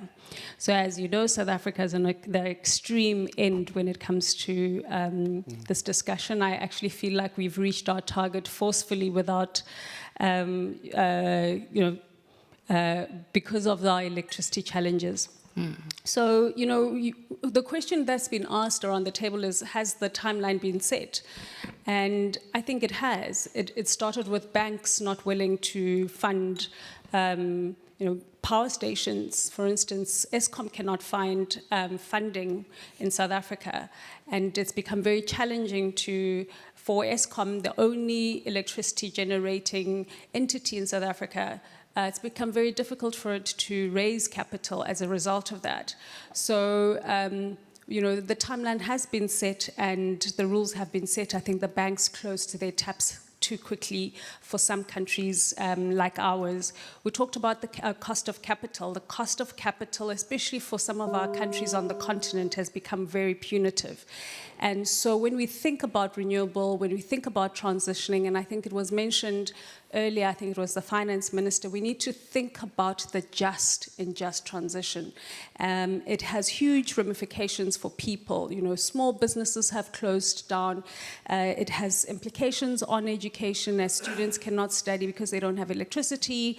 We're not linked to the grid, so some of our companies that can generate electricity generate for themselves and they're not linked to the grid. So it's creating all sorts of inequality. And on top of that, we're watching Germany restart their power stations and also import coal from South Africa, and also mining companies, especially coal mining companies, making a lot of money out of all of this. So as we talk about a just transition, I'd like to put it out there and to say, are we thinking about the just from a humanity perspective? And also we need to think about not just countries transitioning in unison, because we're not all equal, our challenges are different. How can we ensure that as we move forward, because we obviously have to transition, how do we ensure that we do it in the most just way, considering all challenges that countries are faced with? Thank you. Thank you very much. I think, this was one of the topics of the conversation, and we've mentioned it in passing almost. But so far we are failing on the just energy transition, Mr. President. Yeah. When you think of the example of South Africa, there's not enough incentive. I think this is a very good example that I know a bit the energy situation in this country. But when I said we need an honest conversation, we need to put everything on the table. On the one hand, I repeat again, there is the need for the reforms at the international level to bring more fairness. And it's not a question of mendicity, it's not a question of charity, it's a question of common interest, and that's why we need this honest conversation, point one. But we need also to take into account the need for some of the developing countries to make sure that there is good governance, and that we make sure that the resources of the country are mobilized in order to address the common challenges, which is also a topic that needs to be addressed. And finally, on the EU side, I don't say we are perfect, certainly not, but I think that we do not have any hidden agenda. We have a clear vision about what, in our opinion, should be the values we need for the world, what should be the principles that we need for the world, what should be the multilateral world. But on our side, we are doing a lot. Do you know, for instance, that 43% of the development aid comes from the EU and its member states? Do you know, for instance, that the EU is the main sponsor for the multilateral agencies in the UN system? It means that we are playing our role. Do we know, for instance, that when we made the promise, the developed world, that we would dedicate 100 billion euros for the most vulnerable countries to address climate change, the EU fulfilled very quickly its commitment by mobilizing more than our share, if I compare to the GDP, 23 billion euros a year since 2021. It means that we are not perfect. I'm humble, I'm modest. We need to work together. We need to listen to each other, to learn together what are the lessons. But I think that the EU is doing what's needed, and we are ready to be a loyal, an active interlocutor to try to make the world a fairer place. I think, sorry, it's such an important point. And we touched on it. Not every country is starting in the same place, and absolutely a country that is not developed yet burning fossil fuels versus countries that have fully developed with fossil fuels, and then setting the agenda is something that should be addressed, and I think that's part of what it is today. That's why we need different mechanisms. Absolutely, there's the private banks, there's the multinational banks. It's interesting that the World Bank, I believe, with the new leadership, yes, is the idea behind that, I think, was driving a new agenda around how does the World Bank make sure that the transition is more just. Indonesia has 36% or whatever, debt to GDP, so there's more fiscal room there. I think the EU is looking to appoint a new head of the EIB. The EU should look at the EIB, which is a large multilateral bank, and figure out what the agenda should be for the next period of time. It did very well up until this point, and it needs to figure that out. Do you try to answer, if you talk about the just in a normative way, you are not going to get the answer, maybe because then you can always define what does it mean to be just. But if you are trying to put it within the context of what does it mean for ESCOM in South Africa, suddenly you don't get any source of financing, or even if you are going to get, it's going to be extremely expensive. Then you have to deal with this transition of energy, the existing coal vis-a-vis the new renewable, who's going to bear the cost of capital, because many renewable is front-loaded. It's going to be very expensive. What does it mean in terms of electricity costs for the people? Are you going to shut down all the coal suddenly?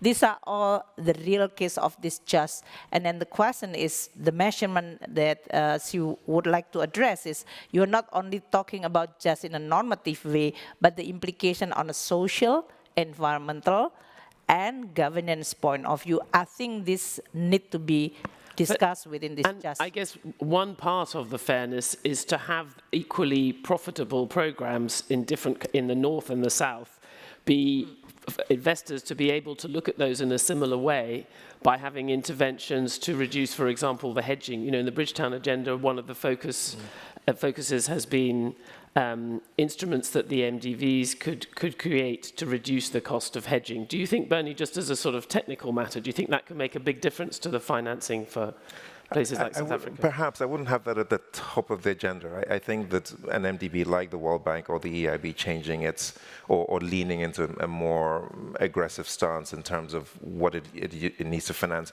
and being more declarative on that transition. So it's interesting, in the US, we talked about that earlier, there has been pushback against banks not financing fossil fuels. So Bank of America, we're not alone. It's public knowledge. We've been subpoenaed by a bunch of states asking us, are we making sure that we're applying our balance sheet to some of those technologies? And then there are other NGOs and others that are making sure that we finance the other side as well. So within that ecosystem of a wealthy economy, they were able to make sure that that transition was addressed. I think the point that was made is that in South Africa, if the World Bank turns off the taps, if the private sector turns off the taps, and you have a situation where they don't have enough energy, they've got the energy resources that they're digging up and selling to parts of the EU where they need it, for their energy needs. And I think that's the core of what we're discussing today. How do we thread that needle? Okay, I think one more question. My name is Talat Mahmood. I am a German citizen of Pakistani origin. So my question is diverted for this country, Pakistan, which is at the moment facing severe public and debt financial crisis. And on the other side, because of high interest rates, private capital is also very expensive. So my question is, what kind of new innovative financial instruments, including blended and structured financing and risk sharing, are needed, where public finances resources can partly reduce and mitigate risks for investments? Who wants to take that on? The Pakistan situation in this case, in which the existing situation on the fiscal side is actually have difficulties. So when you are trying to get the new financings, the sources may be from the MDB or some of the bilateral. But then the question on the private sector is going to be very difficult when the foundation or necessary condition is not there. That is stability as well as the macroeconomic sustainability. When asking about the blended finance, as the Indonesia experience in this case, it's going to be required to have a platform in which you are going to be able to combine a different source of financing. The philanthropy, including Bloomberg, Rockefeller and all, you put money, but you have a certain governance and purpose in this case. Private sector like GVANs, they have governance on the financing, whether Bank of America, Citi and others. And then you have bilateral, maybe they can have the debt conversion for the country in this case, and MDB which can be done. Then your own space, public finance in this case, because Pakistan is in a difficult, maybe you don't have enough fiscal space to do that. So you really rely on other with many different blended that require a different risk profile, appetite, and governance that need to be able to be managed. So I will suggest for the Pakistan to have a platform, just like what we have, the energy transition mechanism country platform. That is the place for us to discuss about all those differences of all these sorts of financing. And some of it can be regional. I believe, I'm not an expert, that Pakistan has a lot of historical relationships in the Middle East with some of the largest Middle Eastern countries, and there has been some aid there, but that's where, a little bit to your point, set up a platform to be able to crowd in some of that as well, some of the Middle Eastern countries. Okay, we're pretty much out of time. I want to give all of you a very brief word to galvanize the rest of the day, but also to help set the agenda as this discussion has. If you think about the year ahead, and how much was achieved at Bretton Woods in a few weeks, let alone a year, but what is the one thing or the most important priority for the international community, whether it's at COP28 or in other fora, to support this agenda? Mr. President. No, for me, goal number one is to make sure that we are going in direction of a multipolar world. This is goal number one, to make sure that we have a rules-based international order with mutual respect. And when you said maybe it will take time to reform the multilateral banks, I don't know, because sometimes we can observe that there are acceleration. And I have the impression that today there is more and more understanding across the world that the institutions from the past cannot work today with the same outcomes and the same efficiency, because the world has dramatically changed. And if we do not change, then collectively we'll pay the bill. And that's why it is so important to be determined. And again, I think that we in the EU we have a role to play, and the G7 has a role to play. And sooner or later there will be a serious debate on the enlargement of the G7. I have no doubt on that topic, which is showing that we we need much more inclusivity if we want more justice, more fairness in the future. Bernie, what can happen in the next year that could put us on to change the trajectory, put us on a better path? Well, perhaps COP28, insofar as we're talking about the climate piece of it, I think that, which has been held in the Middle East and the UAE, I think that if we can get these conversations to help to figure out what that transition trajectory should be, whether it's Minister, you put it well in terms of the sort of the perfect sort of ideological piece or the pragmatic piece. If we can calibrate that, I think it will allow the rest of us a little bit more visibility as to what the investment thesis should be. Markus Kreber. The problem can only address globally. So I think it's a question of what is the global path and what is the contribution of the different countries at which point in time, because they have different resources. So what we need in order to coordinate that is more dialogue, global dialogue, not only in Berlin. More talking. Anna Vallon. Global dialogue is not only happening among the head of states and all the government officials, it's a grassroots movement. We have to really include average consumer at individual level to really increase sense of awareness for this urgent matter. Anisha. I would end with reiterating my ray of optimism. I think we've done a lot. I think we should look at every industry and look at how do we make that self-sufficient in terms of its transition, because once we do that, scaling up becomes much easier. Minister, you have the last word. Well, I think if we can provide, you talk about next year, if an example which is credible enough and sound enough on how this idea of just transition, I think that we are going to make a very good progress. And that's why the discussion on dialogue like this is very important. As mentioned by other, high interest rate and more extreme position is not going to help.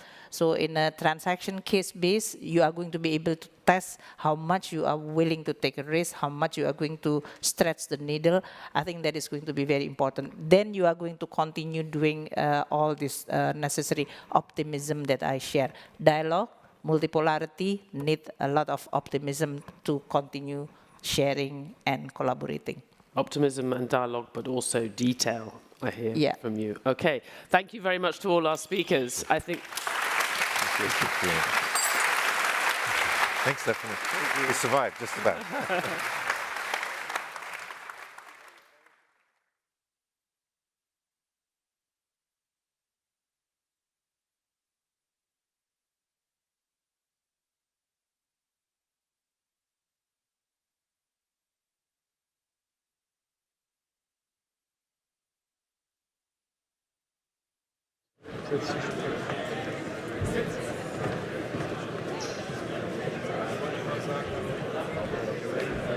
There's a 10-minute break, and then we have another panel here with the President of Sri Lanka and 2 parallel sessions somewhere else. 10 minutes.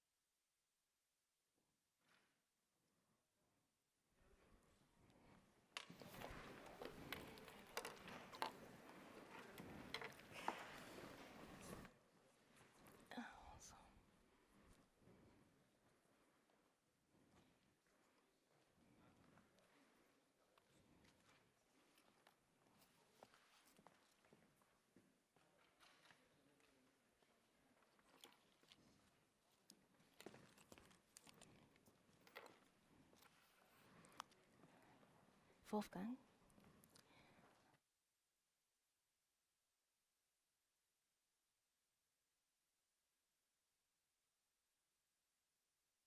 Welcome back, ladies and gentlemen. It's good to have you in the house. May I kindly ask you to maybe come a little bit forward and warm up the room a little bit more than it is already. We're sparsed out, but I think it'll be very helpful for our discussion if we could all just occupy the seats in the front. Thank you very much.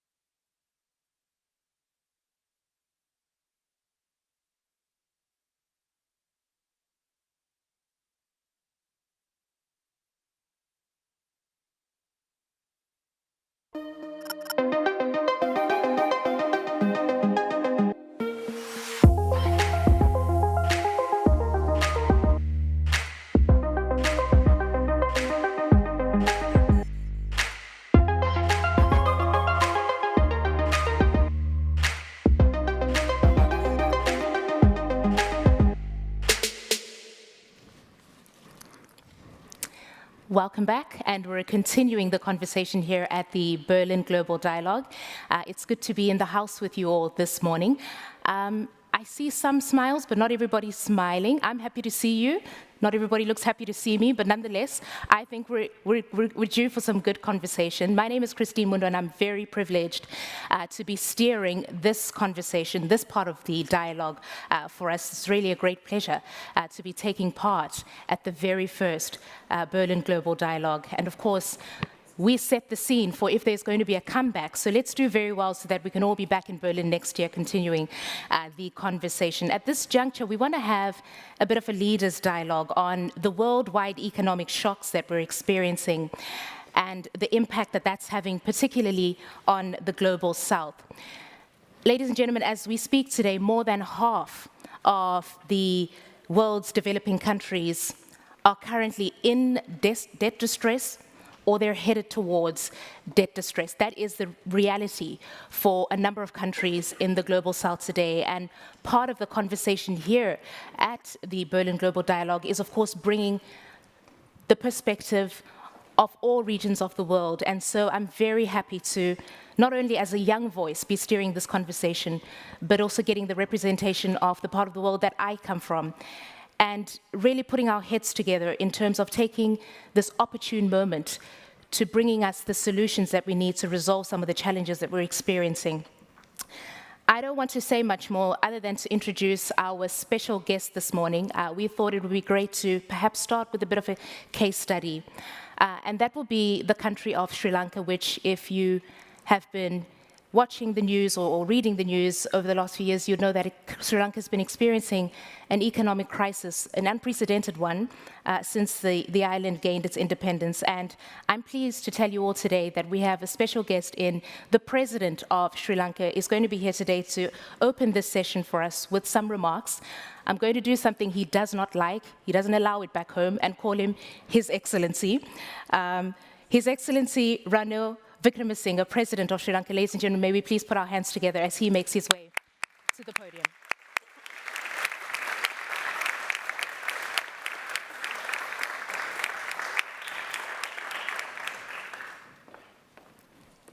I asked how his flight was on the way here, and Mr. President told me he was fast asleep the whole way, but he made it here in one piece, so it clearly went really well. We're pleased to have you, Mr. President. The floor is yours. Call me His Excellency. I'm going to fine you a few more minutes. I've been fined already for that. Thank you, Mr. President.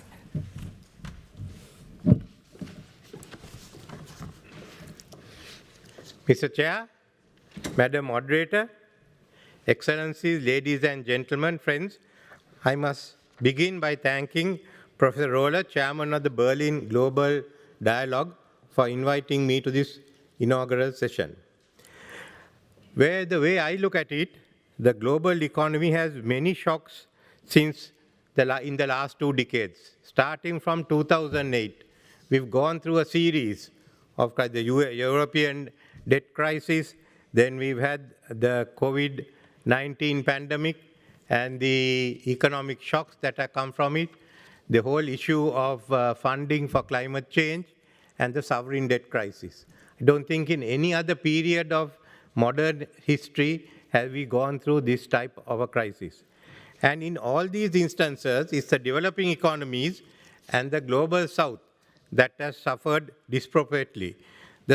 We are now faced with stubbornly high inflation in advanced economies, oil prices edging towards US $100 a barrel, and monetary tightening by the global central banks. One example is that Sri Lanka's exports to Europe has not increased at all this year, so far this year. That's an indication of how we are being affected as we try to recover from the crisis we face. The confluence of factors spells serious risk for many developing countries. In the global south, we are facing rising import costs, food, energy, insecurity, and the problems of our exports. The resulting balance of payment stress translates into a weaker economy for all of us. The difference between the advanced economies and the developing nations is that you all have all the buffers and reserves to deal with these shocks. We haven't. And it's from here that the sovereign debt crisis started. In this context, I think the world may be on the cusp of another crisis if corrective measures are not taken immediately. Many developing countries find themselves with large debt burdens. For example, IMF has no mechanism to face this new situation. When Sri Lanka declared bankruptcy, all foreign funding ceased. And that started the political crisis. If not for the help given by World Bank in regraduating Sri Lanka and the help given by my old friend Samantha Powers in funding us with fertilizers, the chances are that I would not be able to come here today. I would not have been in the position. It's so bad. And there's no way in which you can help any country which declares bankruptcy. But in this case, especially, I am glad that Germany is doing its part as the largest culminative contributor to the Green Climate Fund.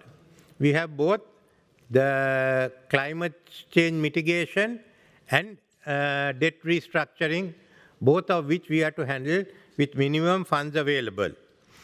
The funding on the table is woefully inadequate to address the vast challenges at hand. So we haven't got any money, but we do have 100 billion with the IMF. Let's start with that money. 100 billion is better than nothing. Then let's see how we can raise the rest of it, because though I talk of Sri Lanka, I must say Africa's need, especially of the low-income countries, are far greater than ours. And the problems Africa faces need not be described by me, because I think there are enough representatives here. The developing countries require financing up to US 5.9 trillion to fulfill their nationally determined contributions. Then a further US 4 trillion annum for clean energy technology to achieve net zero emissions. Look at Sri Lanka's financing needs. For our climate prosperity plan to succeed, we need 26.5 billion US dollars by 2030. These are a country that's bankrupt, and who the IMF states will have, for the next few years, a growth rate of 3.5%, if we are lucky. Here again, global coordination and leadership to resolve these challenges have simply not been sufficient to address the magnitude of the urgency of the problem. So what we need here is a new architecture. Now, we've been talking of the many crises and shocks we have discussed today are interlinked.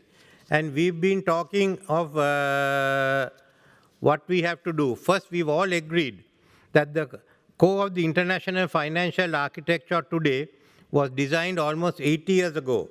The world has seen dramatic changes since then, with many emerging economies in Asia, Middle East, South America, and Africa becoming global economic powerhouses.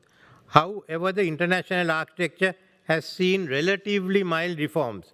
The international financial architecture available makes the debt restructuring too complex.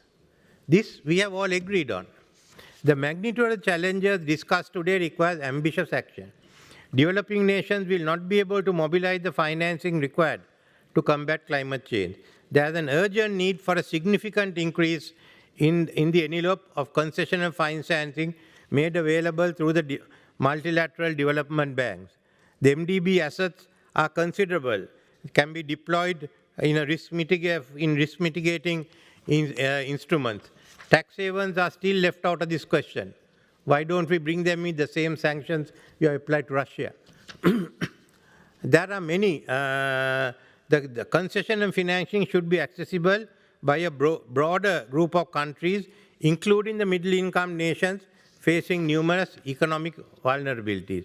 In the depth of Sri Lanka's economic crisis of 2022, even though the country was implementing robust IMF-supported reforms, the country could not access any new foreign concessional financing due to its situation or debt distress. I must tell you that the negotiations with the IMF is certainly not tailored for these situations. It's still the old way of negotiating. So what do we require? I think we have a whole lot of proposals, starting from the Bridgetown Initiative onwards, as how to deal with it.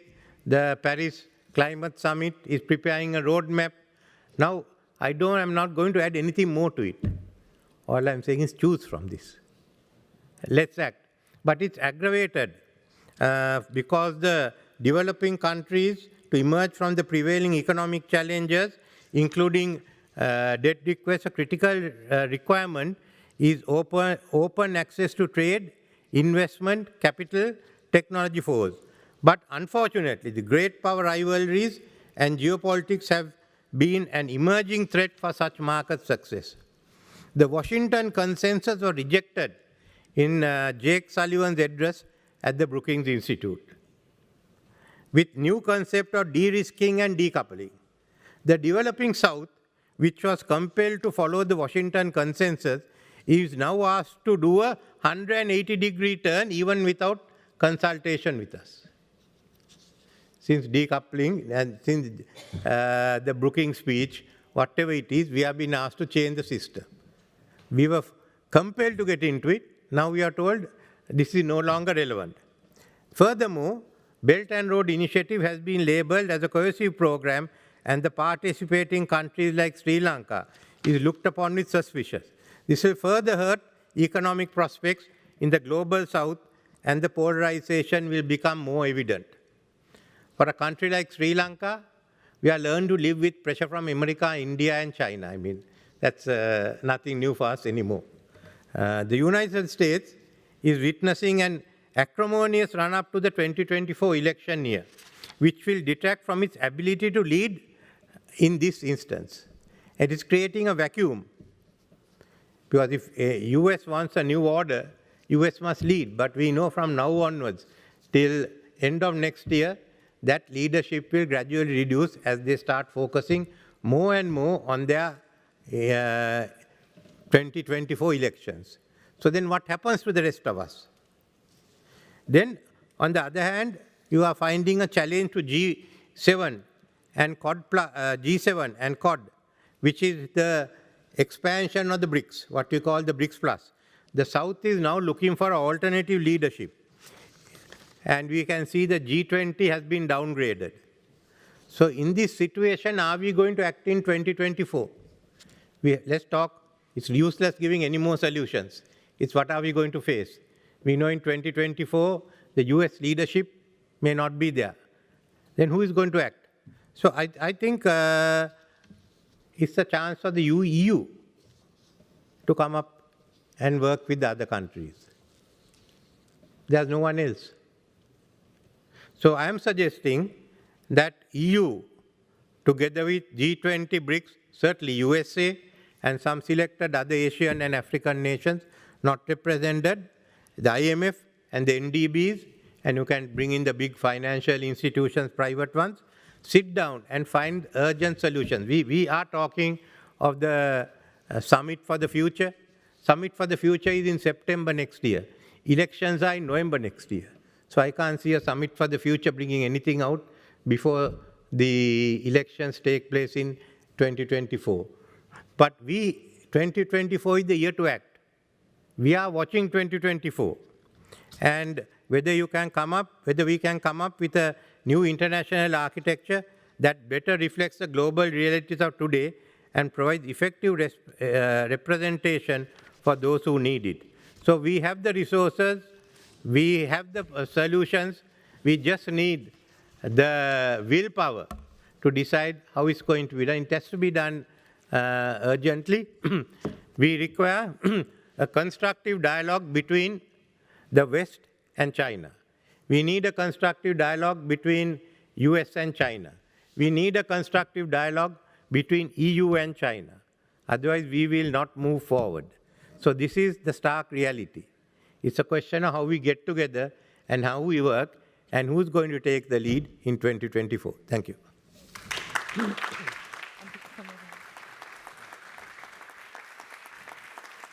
We are going over here. Thank you for that scene setter, Mr. President. That is your seat over there. And I'll ask my other panelists, my fellow panelists, to please join me now at the round table. When they've all made their way here, I will introduce them. This is Martin. Yeah. Martin, that's your seat.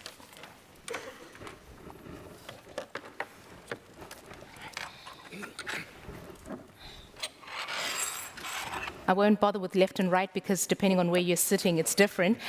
But I will start by saying Vera Songwe chairs the Liquidity and Sustainability Facility. They're doing good work over there to support the liquidity of African sovereign bonds, among other things. That's part of your dual mandate there. Sami Muwadi is head of emerging markets fixed income at T. Rowe Price. His team is responsible for about $25 billion US, I think it is, Sami, of debt investments in developing nations. And immediately next to me here is Martin Guzman, former Minister of Economy in Argentina. He's currently visiting professor at Columbia University.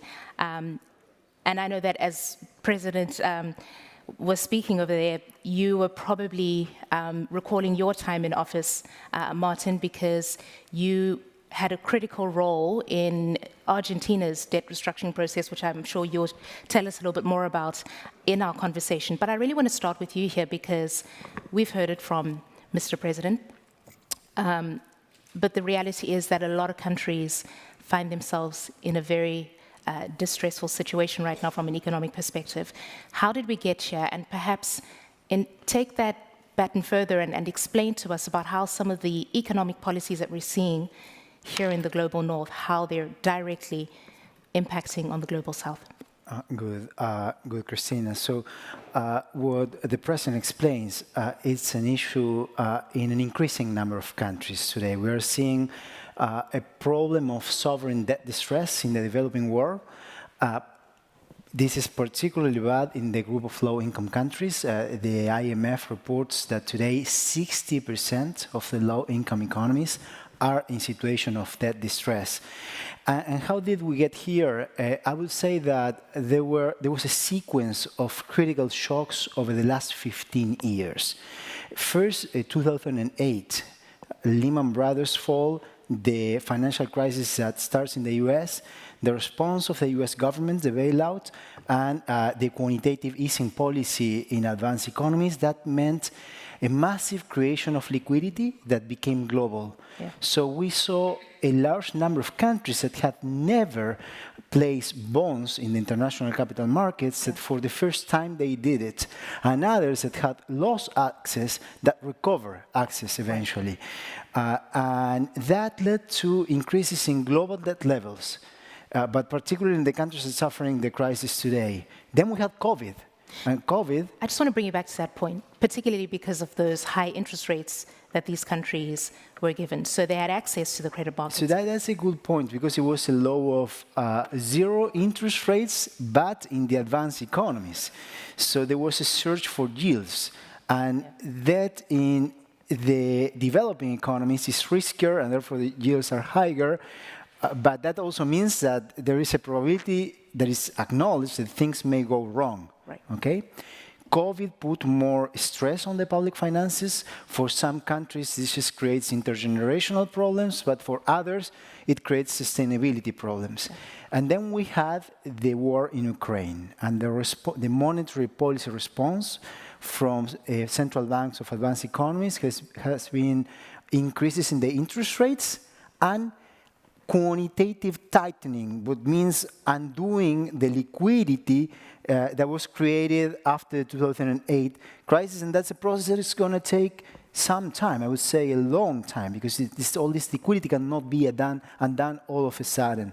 So this means more scarce financing and more expensive financing. So we have more countries having trouble in getting the financing for rolling over the debts, and if the debts become unsustainable and they keep paying those debts, that means that they get deprived of resources for public policies for economic development, climate, health, education, and their economies enter into a destabilizing dynamic. That's what we're seeing now. And as the President explained, we don't have an international financial architecture that is up to the challenge. There is nothing equivalent to a bankruptcy court for sovereigns in distress. This is a missing piece from the creation of the international financial architecture after the World War II.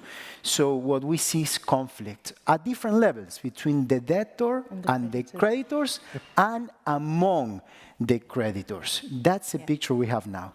Okay, Vera, perhaps maybe you can weigh in here and zone in specifically on the African context in all of this. Yes, no, thank you. First of all, let me thank the Berlin Global Dialogue for having us here and for being at this prestigious now European business school, the ESMT. I want to start by saying, I think it's what Martin has just spoken about. First of all, we had liquidity in the economies because of the additional liquidity that the United States put in 2008. In 2008, we learned something. Put liquidity into the system, and you can ensure, at least in the developed world, that we don't have a recession. Right. In 2020, but we did it late in 2008, so there was a little bit of, by the time, the TAP program came into place, the economies of the developed world were already skidding. So in 2020, what happened is the minute we had a crisis, the COVID came in, the governments did the right thing. They said, oh my God, we learned from 2008, we have to put liquidity into the system. They put $20 trillion into the system to make sure that there was a bottom to any kind of sort of crisis. This liquidity essentially then, propped up demand in the West and, raised prices, and so it came back as inflation a little bit later on, of course, accentuated a little bit by the war in Iraq, in Ukraine. And what happened with the developing world was, and we all talked about the special drawing rights when COVID happened and the need for special drawing rights. $650 billion of special drawing rights were released. Africa only got 5%, $35.5 billion. The special drawing rights essentially stayed, again, additional liquidity in the developed world. And so what happened, and I always say sometimes that we have to be careful when we talk about countries that are indebted, because with the tightening, we've seen interest rates rise of 10 times from January 2022 to March 2023. In that period of time, African currencies have suffered a depreciation of 8%. Our debt to GDP levels, without going back to the markets, have increased by 10%.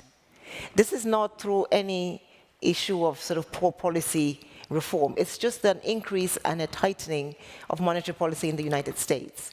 Now, when you see something like this, the equivalent is, Silicon Valley Bank or something. You run into a liquidity crisis in our economies because all of a sudden your debt obligations increase.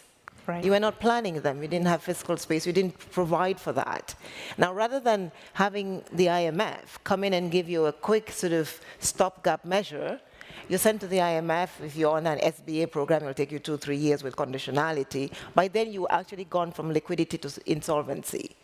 What we saw in the United States is when the private and corporate sector went into a liquidity crisis, we gave them some liquidity to make sure that they could go over. And we need to be careful, I think, when we do this, to say that when we have these global external shocks, and we talked about it in the first session, we don't yet have a global system for managing liquidity appropriately. We have a system, we're trying to have a system for managing debt. Yeah. The G20 Common Framework doesn't work, right? So even when you say, okay, it's not a liquidity problem, it's a debt problem, yeah. How do we solve it? It takes 3 years for Zambia to get its problem solved. So again, remember, with the tightening in the United States, 8% depreciation, 10% increase in debt, with nothing that happens. Now, the second big issue is the multilateral development banks. If the multilateral development banks had additional resources, many of these countries will not go to market. And just to give you an example, from 5 years to 2021, African countries went to market and raised about $23 billion. Yes. They're going to pay $13 billion in interest. $23 billion, they will pay $13 billion. If they were borrowing from the World Bank, yeah. They will be paying $2.7 billion. So $11 billion they could use and spend for development. Yeah. It's not bad to go to the markets. And this is the final point. But now what we need to also do is, if we realize that the MDBs don't have enough resources, then we must make sure that the cost of money in the markets is commensurate to the risk in those countries, which today it is most often not. And so what we're trying to do in institutions like mine is create secondary markets where we can then create more liquidity in those markets, reduce the cost of money so more people can borrow. If you're Greece and you're Cote d'Ivoire and you go to the markets, the cost of borrowing is much, much higher for Cote d'Ivoire. Same macroeconomic fundamentals, because Greece has the ECB and the euro backing it, and Cote d'Ivoire doesn't. But also Greece has a secondary market, and Cote d'Ivoire doesn't. We must begin to put in better financial and capital markets infrastructure to help these developing countries also face this debt in a way that is sustainable. And I'll ask you to park on that point, because Sammy, I think this is where you come into the conversation. You are the culprits, so to say, right? So when the sovereigns come to the market, these are the interest rates. Just give us your perspective there. Sure. So I'm the private sector lender at the table. I usually would sit by the door, but you have me trapped in the middle of the room, and that's okay. In all seriousness, I appreciate the invitation. You won't be able to get out, I've made sure. So Martine raised a really good point. Easy liquidity, money flowing into emerging markets. But let's take a step back here. In the last 15 years, 95%, over 95% of the debt issued into emerging markets was performing debt. It either matured or is out in the market and not defaulted status. So I'm absolutely open to discussions around reforming the cases. There are 15 countries tragically in default or in debt distress today, and we need to have a conversation around that. But that conversation needs to happen in a way such that we protect the rest of the capital flow that was having a positive outcome. And let me get the bad news out of the way first. The US drives the capital account. China drives the current account. What mostly leads to EM currency outcomes is the dollar. And then here's the worst part of the bad news. In a developed market, when bad things happen, bond yields go down. It becomes cheaper to refinance your issues. In an emerging market or a developing country, when bad things happen, bond yields go up. Yeah. It's the opposite problem. And that condition, unfortunately, is unchanged. We could go through the 200-year history of this market. I could go back to the 1970s when Nixon's Treasury Secretary was saying the dollar is our currency and it's your problem. These aren't new topics. Yeah. These are aged and unfortunately still with us. What I don't want to remove from all this is human agency. And on the panel before us, we had Minister Muliani, who has made an amazing contribution to her country. 10 years ago in the press, you would hear this horrible term. It's a regressive term. It was called the Fragile Five. And the media brands these countries as all having the same problem. And Indonesia was one of the countries in that category. After over a decade of very strong policy matrix and outcomes, Indonesia was one of the most resilient emerging market economies into and out of COVID. The debt to GDP is over 40%. And at the end of the day, that's human action. We should praise the civil servants who made those decisions. You can't have sustainability without debt sustainability. So I think we're going to play our role. We're happy to contribute to the conversation as long as we keep the capital flowing into developing countries. Over 95% of it was performing. And then we also need to have that shared accountability such that human agency matters. And we need to elevate and praise the work of the civil servants who've made those contributions. I think I want to stay on you. What do you make of what you're hearing? What role would you like to see the private sector be playing, Martin?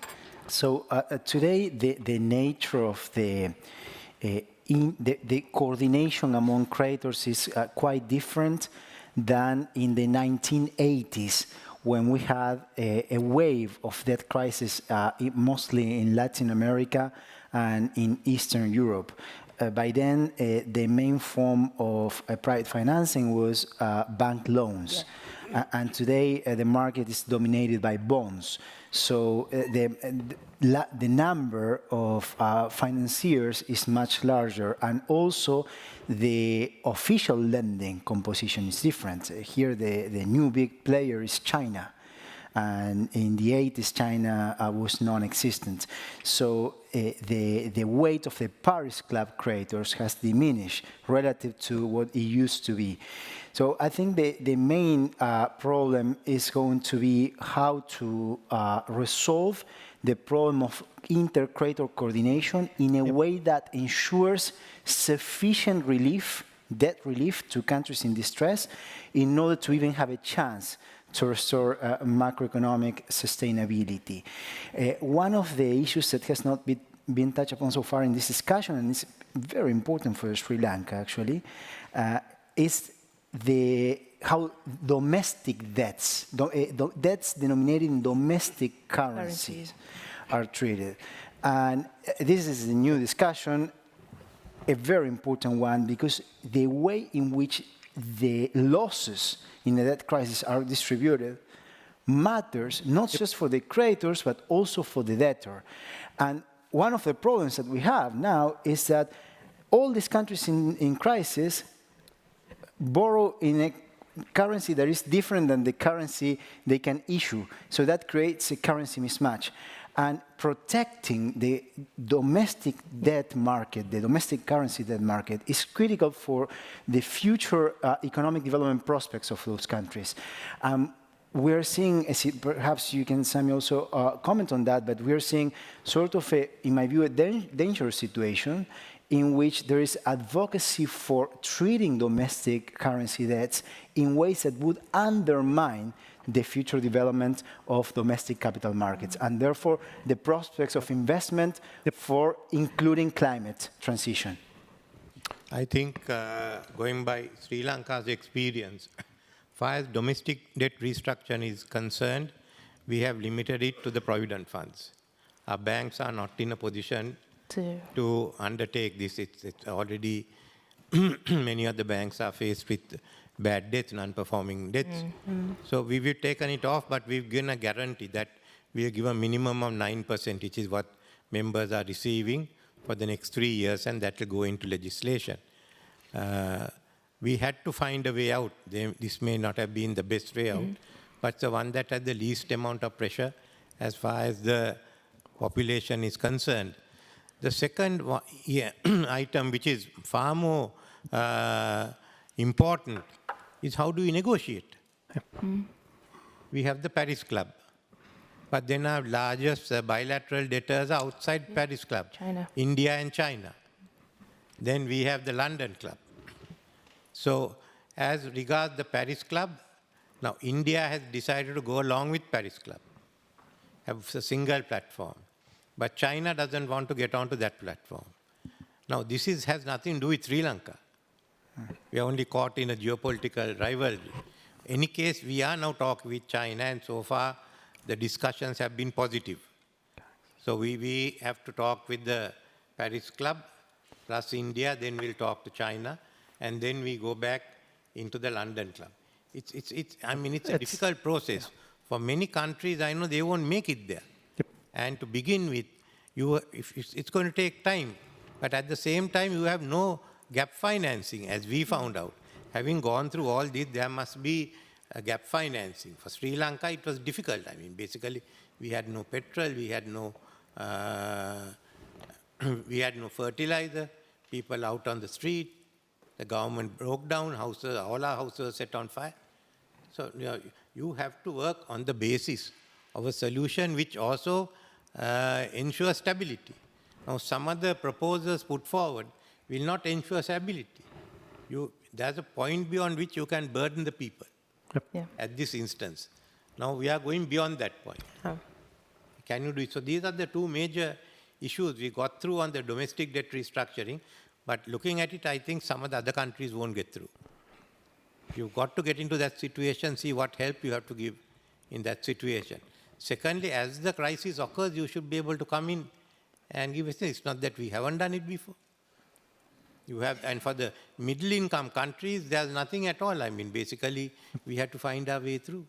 There should be some window for the middle-income countries. So these are, as you say, the problems we are facing, and it's growing daily and not in any way reducing. So I can add a few comments. So I'm struck with the feeling first of responsibility, right? And so anyone who manages their client's financial security should have a feeling of responsibility. For a developing country investor, that's an additional burden on his or her shoulders. It's not just a bond with a coupon.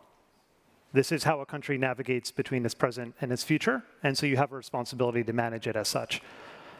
Now we're talking about the topic of inter-creditor coordination in a world that has new constituents of bilateral lenders and domestic debt that maybe didn't exist in the architecture in the past. Every time I end up on the other side of a table with a government that's in default, the first thing I will say is, let's not be here again in 5 years. Let's do this once, and let's get it right. That requires two things. So it requires something I can help control, and then it requires the other multilateral constituents. So starting with the responsibility is inter-creditor coordination. Mm-hmm. In the case of Sri Lanka, there's one bondholder committee. We don't want to give the country another committee. One committee, one voice to engage in that. Second, I think the bond documents that exist in the market today have made an important transfer of value from the creditor to the debtor. In the old days, in the 80s, you'd have a very restrictive bond document without a collective action clause. A very technical term for some in the room. Martin knows what I'm talking about. But we've weakened those covenants such that you could vote the bonds with only 50% in many cases. What that means is there's a path to a quicker transaction. Before these changes were made, led by ICMA and others, it would take 3 years in the 80s to do a sovereign debt restructuring, 3 years. Post that change, on average, it's been about a year. Now, it certainly can take longer, and there's other cases where we can talk about why it takes longer, but the average has come down because of that transfer of value back to the debtor. That's on the coordination piece, but at the end of the day, if it's going to be done sustainably, the government needs to engage all of its debtors, and the very difficult decisions associated with the domestic debt operation were done in Sri Lanka. So now it's time for the private sector to do its part as well. Mm. Yes, Vera. No, I just wanted to come in on 3 points. I think we tend to, and I really want to emphasize this, we tend to sort of have debt as a sort of negative connotative term, right? But some debt is good, because if we don't have additional debt, we cannot grow. And I'm going to the MDBs again. I'm coming back to the MDBs. One of the reasons why we talk about MDB reform and we're asking shareholders to put resources in the MDBs is that countries went to market, and they should continue to go to market, but they had to borrow more than they could sustainably contain with market rates. The reason being that resources in the World Bank and the EIB and all that were becoming scarce. We know that in the developing world today, in the developed world today, you know, there's economic difficulty, climate change is causing and putting a lot of pressure on budgets. But I think it is important to continue to make sure that the work that, you know, institutions in Germany, for example, the Global Perspectives Initiative, and I see Ingrid Ham here, the CIO, and a lot of others are doing to ensure that there is contribution to the MDB agenda and additional resources. We say that the world needs, we just did a report myself and Lord Stern on, climate finance. We need $2.4 trillion for climate finance, of which we need at least 260 billion from the global multilateral development banks. Today we only have 100 billion. If we can raise 260 billion from the MDBs, we can leverage the private sector for $1 trillion. Then we begin to actually talk about how we can grow. Because I worry sometimes that if we just continue the debate on debt, we're not talking about growth. We're not talking about prosperity. We're not talking about livelihoods. We're not talking about the new, revolution, which is green, which is digital, which is AI-enabled, right? I think that that's what we should be worrying about, is how do we finance that in a way that makes sure that countries don't fall behind. And the one way to do that, the sure way to do that, is clearly domestic resource mobilization. And I go back to the conversation we had again before on carbon financing and carbon markets. The fastest way for a lot of developing countries to get additional resources into their fiscal space is to put a price on carbon. Because many of the developing economies actually have assets that they can put to bear. Today, $1 trillion is being made because of the war in Iraq, in Ukraine, by 5 countries. Norway, Saudi Arabia, UAE, and the others. Thank God, in the Africa Climate Summit, the UAE pledged $4.5 billion to help the African economies. But the Bridgetown Initiative is talking about a tax. And this is $1 trillion that 5 countries got as a windfall because of the war in Ukraine. Can we at least put that to development? Can we do that in a way that makes sure that, we don't have another pandemic where low-income countries don't know how to get out? When we talk about this last 4 years, only 5 countries have actually sort of gone into default. The others have been resilient. I think our challenge over the next 7 years to the end of the SDGs is how we go from resilience to growth, not how we go from resilience to debt. Or debt distress, right? And I think this is the challenge for the world. And we know where we can get those resources. We can leverage the MDBs. I know that countries like Germany, countries like the UK, countries like the United States are still struggling with their contributions.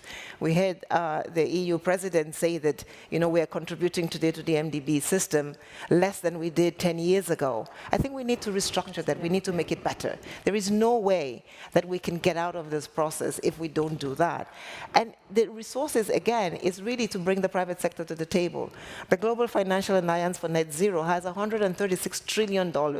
They need to abate their climate emissions. They have resources that they want to put behind development and behind growth. But we need to put these multilateral frameworks. The MDB framework is one, but there is an important governance framework around carbon markets, around climate change that needs to be put in place. And my sense is the conversation we're having, and this sort of subject today is global perspectives, is that we are lacking global governance in many places. We're lacking global governance in the financial sector. We're lacking global governance in the carbon and climate sector to put a price to it so that we can actually go forward. And we're lacking global governance on peace and security.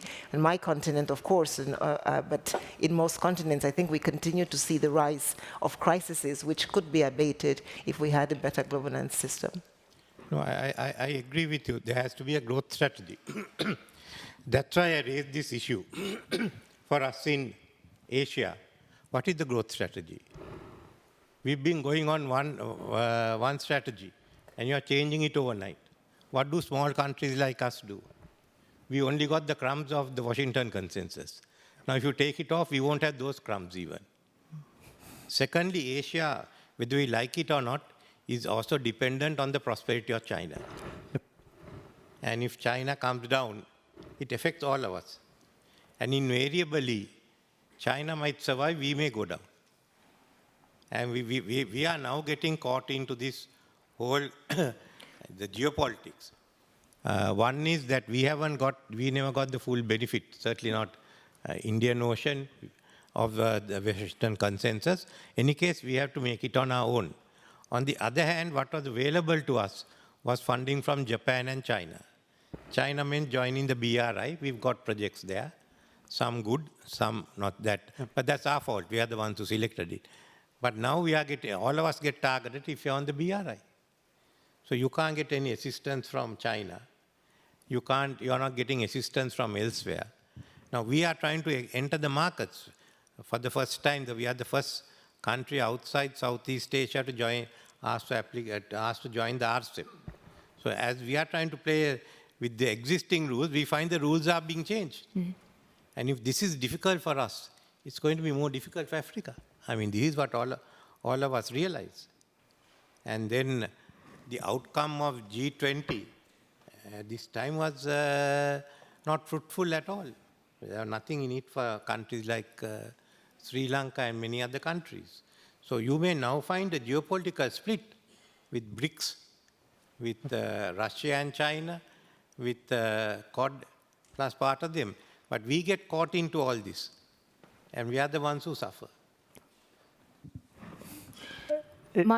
Oh, sorry, Sammy, please go ahead, because I want to take the conversation into a different tone, so please proceed quickly. I appreciate that, Christine. Just one comment to build on the last 2 points, which involved resource mobilization in a time of tighter financial conditions. And it also ties into your point on domestic debt treatment, is an issue of tax revenue. So it is not uncommon in a developing country that 15 to 30% or more of the available financial taxable resources in the country are held abroad. And I've seen countries where it's over 50%. It's very difficult to run a public sector and provide the social help needed, particularly in poorer populations, when the tax revenue to GDP is below 20% in some cases. In Europe, it's twice that amount. My first job, I'm a private sector person. My first job was in the public sector. The interns or the college students in the room can listen to this story, maybe appreciate it. I had the worst internship you could ever have. I was a tax collector in a developing part of the Middle East where my family's from, in a place where tax evasion is a cultural sport. And so the best method we came up with is we would let the trash pile up, and then we would go door to door and say, if you want your garbage collected, please pay your taxes. So when you think about your bad internship students, you can think about walking along the streets collecting taxes amidst the garbage. But the moral of that story is if the resources abroad are going to be tighter, you can't plug a deficit by cheap borrowing abroad. We need to have a more efficient tax capacity and the institutional support from the DC-based institutions to help enable that tax capacity. Thank you, Sammy. I'm just looking at the clock now, and we do want to make time for audience Q&A. But Martin, I think let's pivot in the direction of the solutions that we need for the current debt crisis. I know Vera's emphasis is really the growth aspect, but I would like for us to discuss the solutions here. How can the international financial architecture be improved in that regard?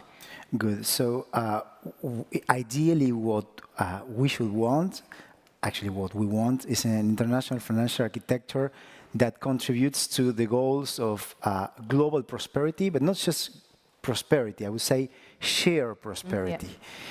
What's here at stake in parts of the world, it's not just the future of their economies, but also the future of their political systems.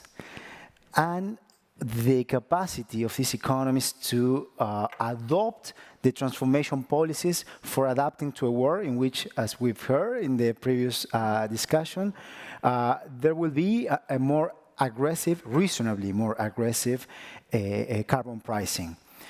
And those economies that don't adapt to those climate policies will have more trouble competing internationally, and they will lag behind more than they are now. So this is a very important discussion for the Southern Hemisphere.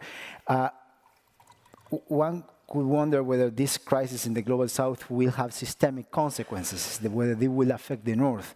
And probably not directly, but there is always one channel that is present, which is migration, that creates political troubles in the North as well. So what do we need to achieve here? As we said before, there should be sustainable restructuring processes, and this will require the cooperation from the international community in a global environment that is less prone to cooperation, right? But Vera made a very important point, which is the role of the MDBs, the multilateral development banks, the role of official multilateral financing in general. So over the last few decades, and especially over the last 20 years, we had this massive growth in private liquidity, but the financing capacity from the official sectors did not keep up. And what we actually saw in large parts of the world is a change in the relative strength of the states vis-a-vis the private sector. This is what we're seeing, for instance, in Latin America today. States are weaker vis-a-vis the private sector. They're more indebted, and this changes entire politics in the continent.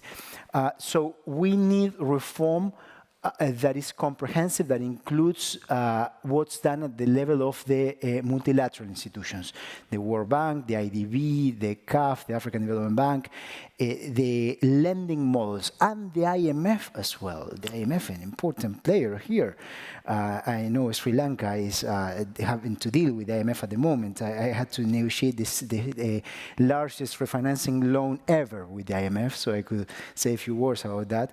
But the IMF is supposed to play a counter-cyclical role in the global economy, and it doesn't. Today, the IMF lending rates, the interest rate at which the IMF lends, is not determined by a formula of the IMF. It's determined by the monetary policy in the US, in the UK, in Europe, Japan, and China, the 5 countries that issue reserve currencies. The interest rates of those countries, of the determined by central banks of those countries, determine the rate at which Sri Lanka borrows from the IMF. So that really makes no sense. So I think we need comprehensive reform. The G20 is an important forum, and now we have the end of the Indian presidency, and the Brazilian president comes next, and I'm sure this is going to be an important theme in the agenda of the G20. I just want to take a look around the room now. Do we have any questions at the moment? Any questions from the floor? While you're waiting for questions, maybe I come in. I think one of the things that we have in the multilateral system is the IMF is not designed to be a liquidity provider. And so when you have a crisis, you know, the IMF has the precautionary lending lines, and those essentially are for countries in good standing. So if you have a crisis, you can use that. Or they have the standby agreement, but the standby agreement takes a year or 2 to get into place. What we need from the IMF today, and the central banks in the developed countries are doing that already, is you need a liquidity line where if interest rates spike and you're a country that needs to do a payment, you can at least draw on that and do that payment so that you don't go from this sort of lack of liquidity into a debt and crisis situation which takes you even longer. And I think the reform of the IMF needs to look at that. There are also quota limits at the IMF, which were done when countries were much smaller and growing much slower. And now with, you know, huge revisions in growth in many countries, you know, single borrower limits and things like that, they've exhausted their lending capacity, which again forces them to go to the market at much higher rates. So if we really want global growth, I think we need to look at how we can use some of these multilateral institutions and the IMF, reduce the cost of borrowing from them. They will always need to complement lending from the private sector because this is important. But at least we should see that, particularly, and I think one of the things that we're talking about in Bridgetown and other places is we should not expect developing countries to borrow and get additional debt to fight climate. It's just impossible to keep, you know, adding additional debt for climate. And so we need to find a way of getting cheaper resources to make sure that, you know, countries like Indonesia, Sri Lanka, my own, and others can actually address the climate problem. I'm fortunate I come from an Amazon basin type country. So we want carbon financing because from that we can sort of plow back. And finally, I think on this industrial policy, where is the growth strategy? We are living in a time now where industrial policy in the developed economy has become particularly crucial. We spent a lot of time in the Washington Consensus saying industrial policy was not necessarily the best thing to do. But I think we are seeing a renewed conversation around what is the best take on industrial policy and how can we do it. And their countries have an obligation, I think, to make sure that they design their own industrial policies in a way that delivers growth for them. And this, I think, must be the onus, the responsibility of the countries. And Minister Sri Mulyani can talk about Indonesia doing well because they have taken ownership of their growth strategy and they are able to bring it to the rest of the world and say, fund this. And I think this is going to be an important crux of how we go forward. It's not MDBs telling countries what to do, but countries putting forward a development plan that then is financed in a sustainable way. As you said, who provides liquidity is an important question. Now, our experience actually there were no institutions to provide liquidity. Fortunately for us, India came up with $3.5 billion, and our friend Bangladesh with another $200 million, which they could ill afford, but they gave us. So we had this money, and then we had, as I said, the re-graduation and the money that we got from US. But there is no institutional framework for countries. So in between, a few governments can fall between declaring bankruptcy. And so your political stabilization, your political stability is affected, in turn affecting your economic stabilization. If I can just add one point on this and also invite questions from the audience. So before I offer a critique of the IMF, I think it needs to be said that the IMF also does a lot of good things. The monitoring that the IMF provides makes it easier for me to invest money into developing countries. So most of my business, $25 billion, is supported by IMF staff engagement, and there are some of the world's best economists that put their heart and soul into that work. Secondly, for every program that's critiqued, there's also a number of programs that had created some success. Angola, Oman, Mongolia. So this is not a critique of the IMF. This is a critique of the shareholders of the IMF to strengthen their mandate and to give them additional resources. So let's get into what those leaders can do to actually drive an outcome. So two things I'd offer, and these are quite specific. So making it easier to lend into arrears and including official arrears, because we don't have time to wait, and it's scarring for a country and also quite destructive to find some other liquidity provider in that interim period. Second, to do a debt restructuring on a market access country, there's a tried and tested path. Sri Lanka is among those. There's a new framework never meant for debt restructurings called a lower income country threshold. And those two things need to be converged sooner than later because it leads to very divergent outcomes on a country's debt carrying capacity. I'm interested to know your thoughts on that, Martin. One clarification for our audience, because the term lending into arrears may not be familiar to most of the audience. So the IMF is supposed to play the role of the lender of last resort. It's the institution that, it's not a commercial bank. So it's supposed not to make a profit out of lending, but it's a multilateral institution that was created in 1945 to contribute to the stability of the balance of payments at the global level such that we have a more stable world, which would also contribute to a more peaceful world. And there are situations in which countries just can't pay and can't pay to either private creditors or to official creditors, meaning other countries. And the IMF has to make a decision on whether, even if the country is not paying, meaning it's in arrears with other creditors, whether it lends or not. And what Sami points out is that this is an important policy because the country may be suffering. You know, when you have a crisis, poverty is going up, unemployment is going up, and waiting until, say, China says, all right, I'm going to provide the assurance that the debt with us will be restructured, may just lead to more pain in the country. So the IMF has the possibility of lending anyways. And that's certainly an important tool. It's used with private creditors. It's less used with official creditors. But given where the war is going, it's important to consider a more active use of that policy for performing this role of lender of last resort. Okay.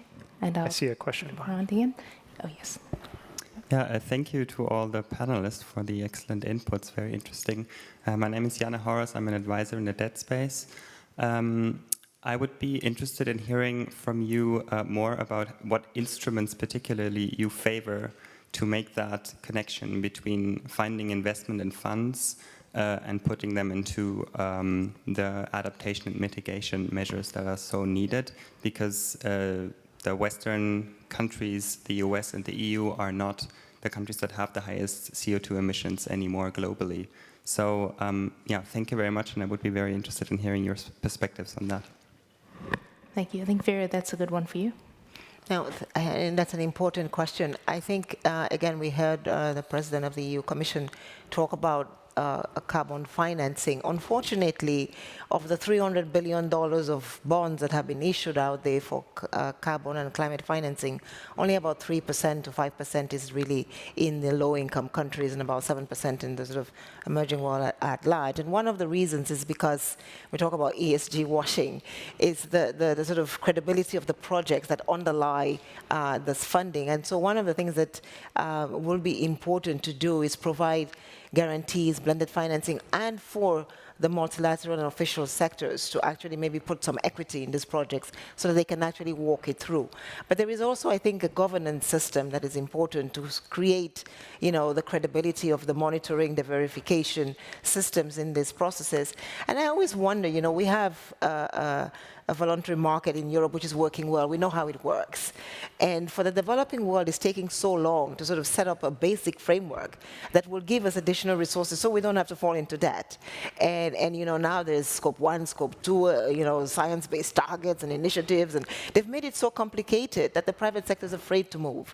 And I think what we need to do is simplify the process, get a few verification agencies that can tell us what is needed so that this trillions of dollars with Mark Carney and the rest can actually come in. And I think that's the first one. The second is for the MDBs, and the JETPs. One of the things that is missing from the carbon space and the climate space, and we're working in it, and certainly you are, is the financing of the transition. It is incredibly important to finance the transition. Yeah. It's one thing to say, and we all talk about, solar costs have gone down. I always ask myself, if solar costs have gone down, why is the IRA subsidizing solar in the United States? They haven't gone that low, right? They're still expensive for the last mile countries. And so you need some additional concessional financing to do that. And what we need to do, again, is to create value chains and supply chains. I think one of the dangers is, as we all talk about it, and we say that, the next century is going to be a green century for growth, that growth must be felt in the developing countries as well. You have to be able to go to a Sri Lanka, a Cameroon, a Cote d'Ivoire, and Brazil, and say our EV industry is booming because we're doing climate, or our cement industry. And my last point is the CBAM, this carbon border assessment mechanism that has been put into the EU. It's a great climate measure. But it really is a non-tariff trade barrier, which is making it very difficult because there's no transition period yet. So if you're Egypt, whose large exports are steel, cement, and you're locked out of the market. So you're going to get poorer, you're going to get a debt crisis, you're going to have to go. So I think we need to look at how we transition out of this CO2 economy into a more permanent, clean economy, but in a way where access to financing is cheaper and where policy is consistent. Thank you. We have another. Did you want to say something, Martin? Or can I go to the... Okay, let's take the question, please. Hello, everyone. My name is Wangari Moikia. I am a public finance management specialist at Expertise Global Consulting. I'm from Nairobi, Kenya. I have a question around the perceptions and the ratings when it comes to developing countries. There's a mismatch between the fiscal context between the countries and their credit ratings. So in case in point, for example, Argentina, Angola, where Argentina has had trouble, I think about 9 times, not been able to meet their obligations, where Angola hasn't had those type of problems and have had to face higher rates. And Angola, on top of that, have higher savings. So yes, I'm trying to understand what is the problem there and what is a mismatch. I think there's a challenge there. And I know African countries have had checkered past when it comes to credit reliefs and restructuring, but the gap doesn't really justify that. And then just a follow-up question in terms of the LMICs. The negative ratings also and the lack of understanding when it comes to these contexts cut them out of accessing, I think, approximately $900 million when it comes to the MDBs. And the question is, how can we then rethink how the MDBs are lending to developing countries, and to get your perspective from that point. Thank you. Thank you very much. I would gladly say I have the answers to those questions, but I will hand over to you because it is your job as panelists today to be answering those questions. I could offer an answer on that. So take the case of India.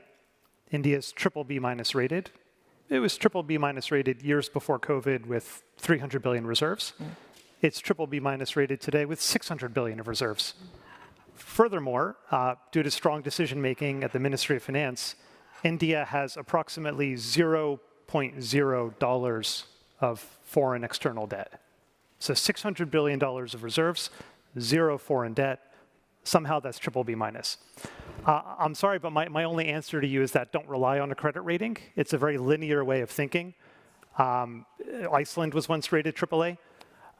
Dr. Guzman, the problems that he inherited in his role and had to exhibit the leadership to manage out of that, it happened almost overnight. So I'm happy to sidebar with you and talk you through the way that we do it in industry, but the linear way of thinking associated with the credit rating is not really going to help us here. Let me just, normally what happens with the credit rating agencies is what I call a stack system, right? They have the macroeconomic fundamentals that they access. Then they have a perception, which is what you've just addressed, and this perception problem we have to deal with. No emerging market economy is rated AA. Forget AAA, none. None of us is good enough, and this is a problem. No, across the world, so it's not just Africa, but across the world, and I think we do need to question that. And then the third stack is a liquidity stack, which is that because there is not an active secondary market for a lot of emerging market paper, what bondholders do is they buy the paper and they keep it. And the cost of keeping that paper is priced into the cost of the paper, right? And so sometimes it's 200 basis points for the illiquidity of the paper. So that's what we're doing by creating the liquidity and sustainability facility. In the United States, there is a repo market where you buy the bond in the morning, in 5 minutes you can repo it. It's a $5 trillion sort of recycling of liquidity market that allows for investors to go back into the markets. It's important for emerging markets because we heard Bernie Mensa and all the big capitalists here this morning. They have sort of maximum exposure limits into our economies. Once they've bought 2 or 3 bonds, if they cannot resell those bonds, they can never come back into our economy until the maturity of that paper, which means that if JP Morgan comes in 1 year, they have to wait another 3, 4, 5 years. With a liquidity market, you can sort of recycle that bond, sell it to somebody, and go back into that market. And we're missing that part. So not only are we missing additional investment, but it's also costing us an additional in the basis points for the resources. So we need to deepen our capital markets to make sure that that can work well. Can I take this question? Sure. Yeah. Okay, good morning. Thank you for taking my question. My name is Unkutle Motlogelwa. I'm with the Young Voices. I'm from Botswana. I'm with University of Cape Town in South Africa. So my question, my background is in mining engineering, so I'm a mining engineer by profession. And I'm going to link the previous session to my question today to say the developing nations historically use natural resources to be able to get to the point where they're at. And currently the developing nations have natural resources. The coal in Botswana and South Africa is underground, and we are calling them to transition to green energy and stop extracting what's already there underground for them to use. So my question is to say, what's your view? We are asking them to not extract, but they have to be able to secure funding. So how do we strike the balance between the green energy and allowing them to extract that resources to be able to extract or secure funding? I think this is that just element in the transition. Who would like to take this one? I can, if I may, I can add a few remarks on this general problem of financing for the climate transition. Yes. First, we have to understand that the environment is a global public good. So any investment for improving the sustainability of our environment has positive externalities. And naturally, the definition of an externality is that it's not internalized by private actors. So the problem of financing, it won't be resolved through the decentralized market economy. So we have to focus on 2 avenues, taxes and finance. For the states, the main concern with the international tax architecture is the tax havens. It just went too far. And that's what gave rise to the idea of a global tax solution, which was discussed at the OECD with a steering committee that included about 190 countries. to put a minimum global tax rate of 15% plus a system for redistributing, or a system for distributing the tax revenues that will be collected on multinational corporations. Unfortunately, there's been no progress. It's probably going to die, so the US Congress will likely not approve it. But that's one of the top concerns for states. And on the financing side, so there are three parts: the private sector, the MDBs, and I will put the IMF aside. On the private sector, this is perhaps a question more for Sami.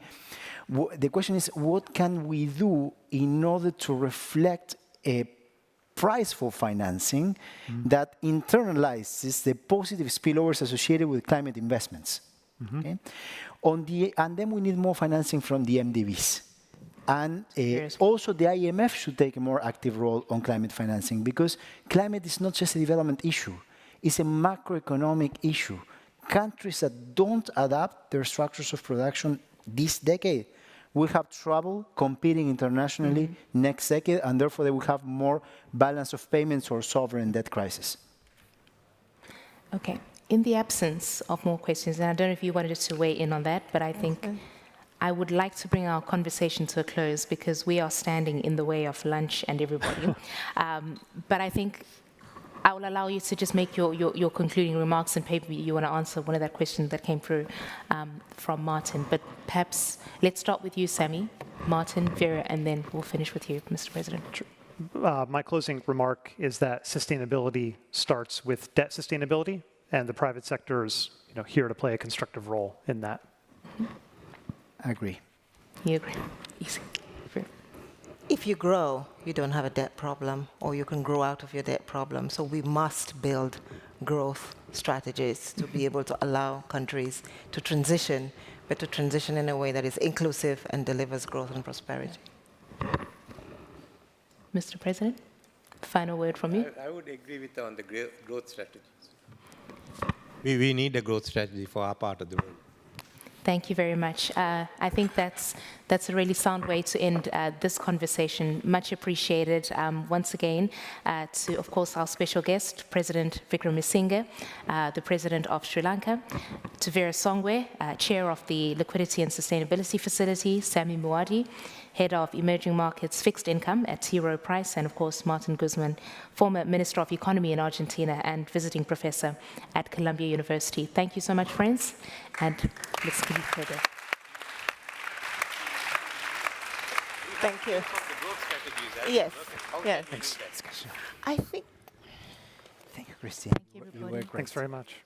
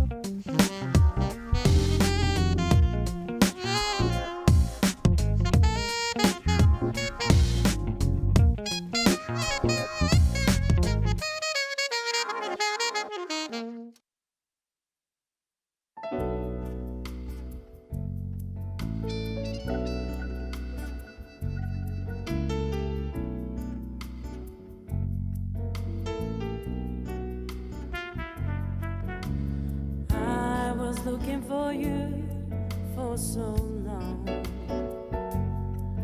I was blind and deaf to know where beauty lies. It was covered for years by your deeds of careless man. I suspected it was close, but it seems so far away. Now I depend on you.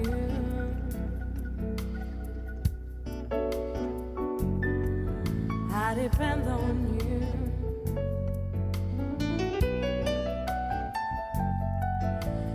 Warmth of the sun, life upon the ground, secrets of the stars, colors of the sea,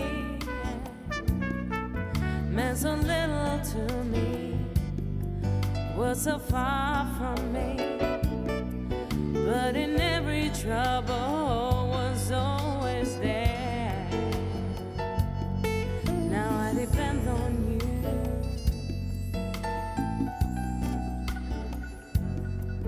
I depend on you.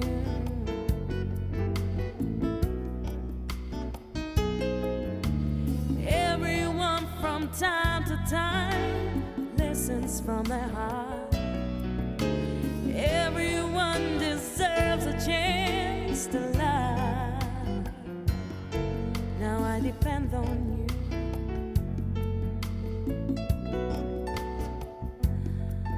I depend on you.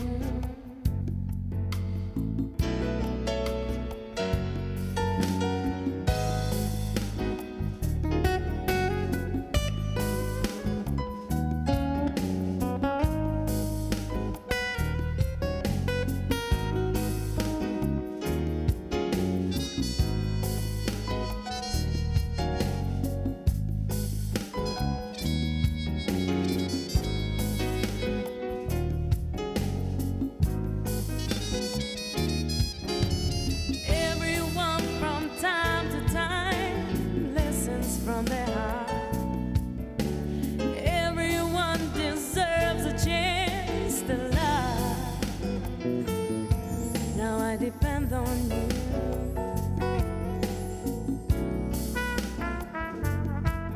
I depend on you.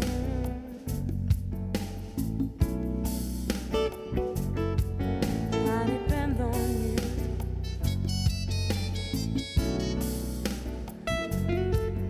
I depend on you.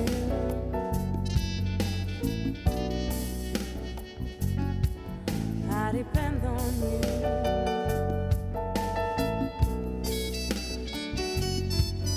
I depend on you.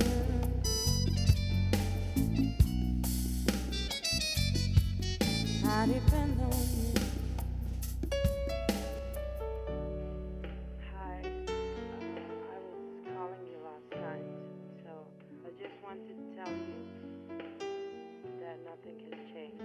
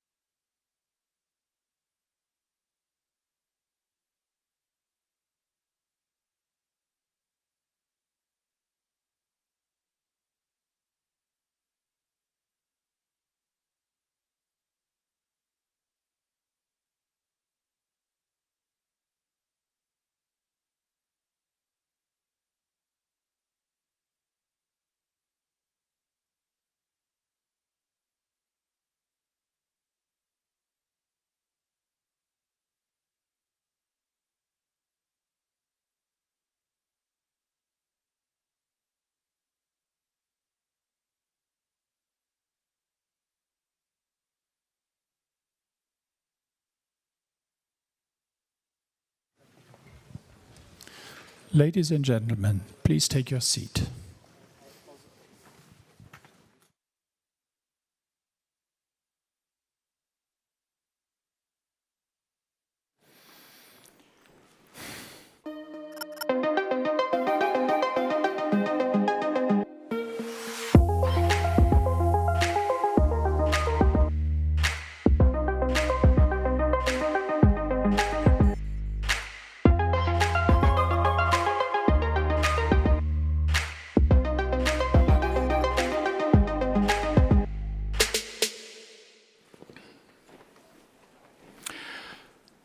So, welcome back, everybody. We continue, and we're thrilled to have, for a short while, the President of Kazakhstan with us. He's on a visit to Germany.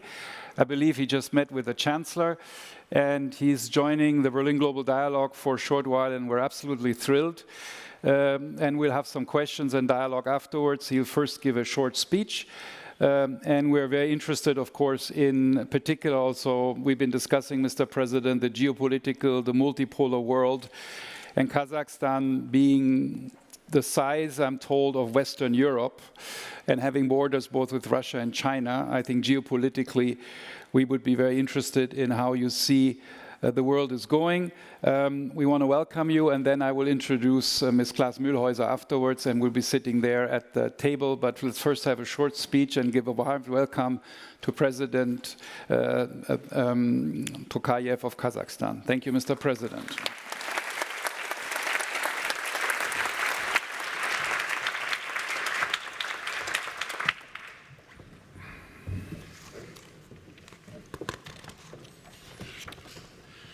Excellencies, Mr. Roller, ladies and gentlemen, it's a great pleasure to address the first Berlin Global Dialogue.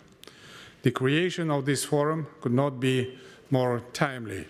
Indeed, after decades of globalization and integration, we now face a situation in which conflicts, geopolitical tensions, disrupted markets are deeply eroding global political and economic stability.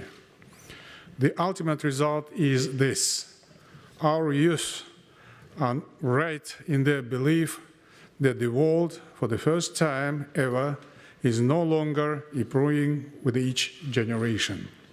And it's a matter of serious concern, of course. Trade barriers, protectionism, and treaty withdrawals have become the norm rather than the exception.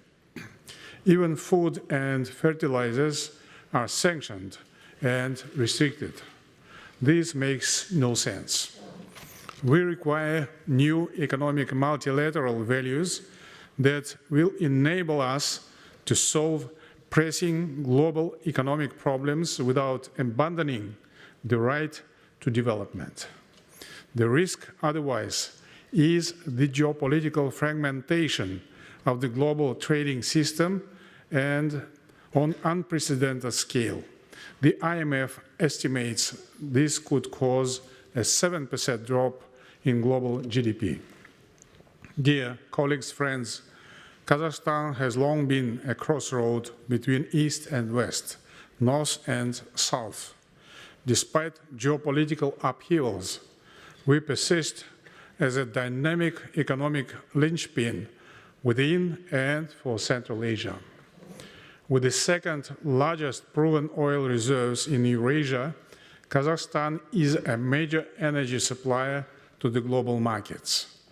Given that 70% of our oil exports go to the European Union, we stand ready to enhance our export capacities and contribute to mitigating the global energy crisis. Last year, Kazakhstan's exports increased by almost 40%.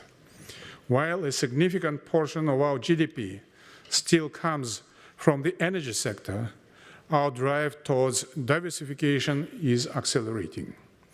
Witnessing growth in diverse sectors such as automotive, pharmaceuticals, processed metals, and mechanical engineering, Kazakhstan continues to attract significant foreign investment due to our growing reputation as an exceptional environment to do business in.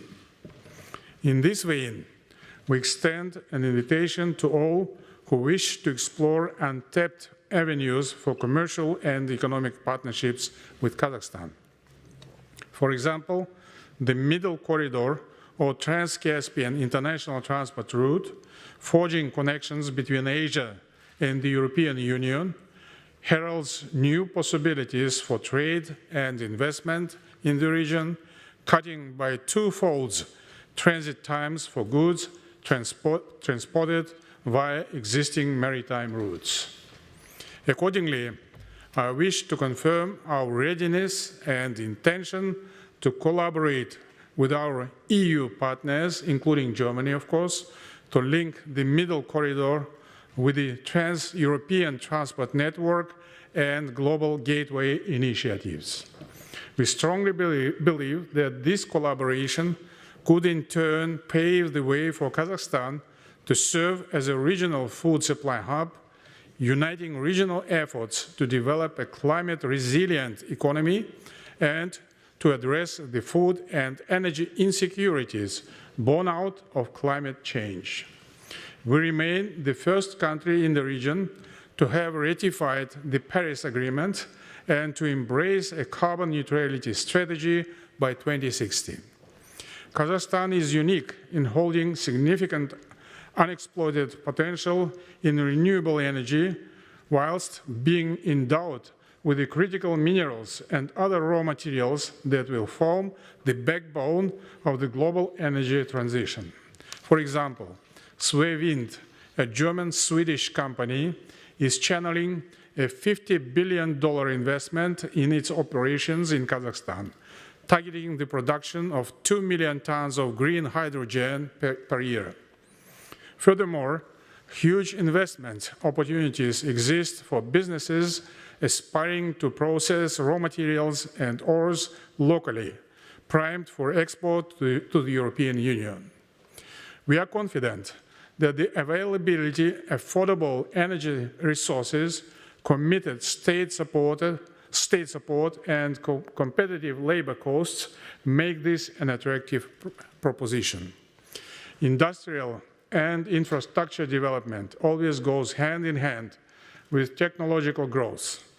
We made a huge progress in the field of IT and digitalization that also made a great contribution to ease many B2B and B2G processes.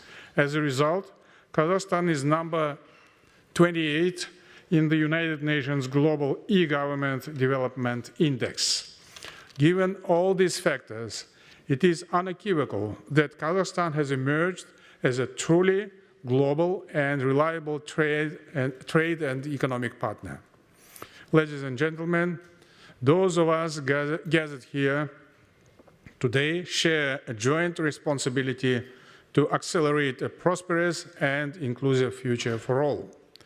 Last year, upon my initiative, we launched the first Astana International Forum, a unique platform, an inclusive one, established to advance global cooperation and dialogue in this time of geopolitical polarization. It is my sincere hope that the Berlin Global Dialogue and the Astana International Forum, standing as valuable spaces for international dialogue in Europe and Eurasia, can reinforce their respective efforts in addressing our global concerns. Thank you very much.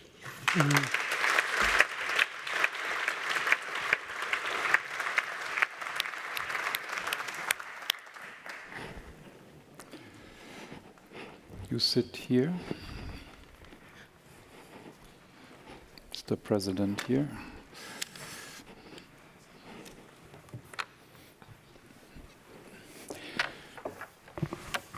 So, thank you again for those very interesting words. Let me briefly introduce Frau Klaas Mühlhäuser. She's the chair of the supervisory board and the chair of the shareholders committee of Klaas. And I understand you have some business also in Kazakhstan. and many other countries, a global market leader in agricultural machinery. She's also the chair, and I know it's a busy day for you today, so thank you for being here, of the German Eastern Association, which I think is also having some activities with the visit of the Kazakhstan president. And therefore, she's sort of perfectly placed to address some of these issues. But let me ask you, since we don't have a lot of time, one question to the president, sort of building on what you just said in terms of the geopolitical situation. And we've been, as I was saying, we were discussing this morning quite a bit the multipolar world and how Kazakhstan sees itself. You're about the size of Western Europe. In that sense, you know, a border with China and with Russia, and there's a lot of discussion about bipolar world versus multipolar world. How does Kazakhstan sort of fit into all of that? Are you a bridge to everybody? And how do you see Kazakhstan developing in that direction? Kazakhstan is lucky. You need to use the, yes, thank you. Kazakhstan is lucky to have such neighbors like China and Russia, and we enjoy close cooperation with both of them. Speaking about China, it's a very good neighbor. We have a big trade with China, using its opportunities as a huge market. China has become an economic power, superpower. Although nowadays some people say that China has become a juggernaut, but I would say that China has become a superpower, although these days they have some problems in its economic development, but as Chairman Xi Jinping, who is a friend of mine, said that the economy of China is a big ocean. There might be storms and even hurricanes over the ocean, but the ocean will be existing in the future. So I think that Kazakhstan is very much interested in having a very predictable and large-scale cooperation with China. Speaking about Russia, we are members of the same organizations, the so-called integrational organizations, and we share the longest border in the world. And we are very much interested in having also predictable relationship with Russia. And I would say that we succeeded a lot in doing so. So I believe that in the future we shall have no problems. As far as the multipolar world, Kazakhstan, of course, supports this system because the whole world has become extremely complex, very difficult. And I would say that the Security Council of the United Nations is unable to sustain peace and security in the world. That's why we support the enlargement of the Security Council of the United Nations. And if Germany would have become a member of the Security Council, from my personal perspective, Germany might have played a very important role in making peace more stable. And we will be supporting the candidacy of Germany as a potential member of the Security Council. But at the same time, of course, we will be supporting the representation of the developing world, including or the so-called middle-sized countries, including Kazakhstan. We also could make a bid to become a member of the Security Council. So the Security Council must be more inclusive and more representative, and it would be reflecting the so-called multipolar world. So both enlarging the Security Council, if I may just follow up, enlarging the Security Council as well as support of Germany is something presumably which was also part of your discussions with Olaf Scholz today. I know you cannot talk about private discussions with him, but you had a joint press conference and he will be here in 20 minutes. But that was something which was, so you saw both, to support both enlargement as well as adding Germany. In the negotiations with Chancellor Scholz, I was very much clear saying that our assessment with regard to the potential membership of Germany is absolutely okay. And on the, sorry, on the geopolitical position you were just describing loosely, that has been the position of Kazakhstan for a long time, or has there been a shift in that one I the would say last that 2 years? our position with regard to the multipolar world has been consistent and even persistent. Okay. It had no shifts, either to the left or either to the right. Okay. Frau Klaas-Mühlhäuser, a sort of similar question. I know you have business in Kazakhstan. How do you see opportunities in Kazakhstan, and is that also part of a diversification strategy for Klaas, and has that changed recently for you? Yeah, basically, I'm sitting here in my role as Eastern Business Association more than as Klaas, but of course talking from my own perspective. So then the whole German industry, if you like. Kazakhstan is a very, very attractive country economically. Let me just link into what you just said, and I think, of course, we are looking for stronger ties in the world to, as you formulated it, to avoid a fragmentation geopolitically as much as we can. I'm not a politician. I think politics should set the framework to support that. And I think many travels that we've seen, especially from EU politicians into the region, into other regions, have shown this objective. And there are many chances also for both sides. And Kazakhstan, as you also mentioned, of course, absolutely correctly, is traditionally strong in energy sources, in metals, in rare earths. And I think your objective to move further down the value chain in the sense of processing those raw materials further is absolutely the right direction, and it's something that we are very interested in. Of course, my heart's beating for agriculture, and I see the vast and very fertile lands that Kazakhstan has also as a natural resource.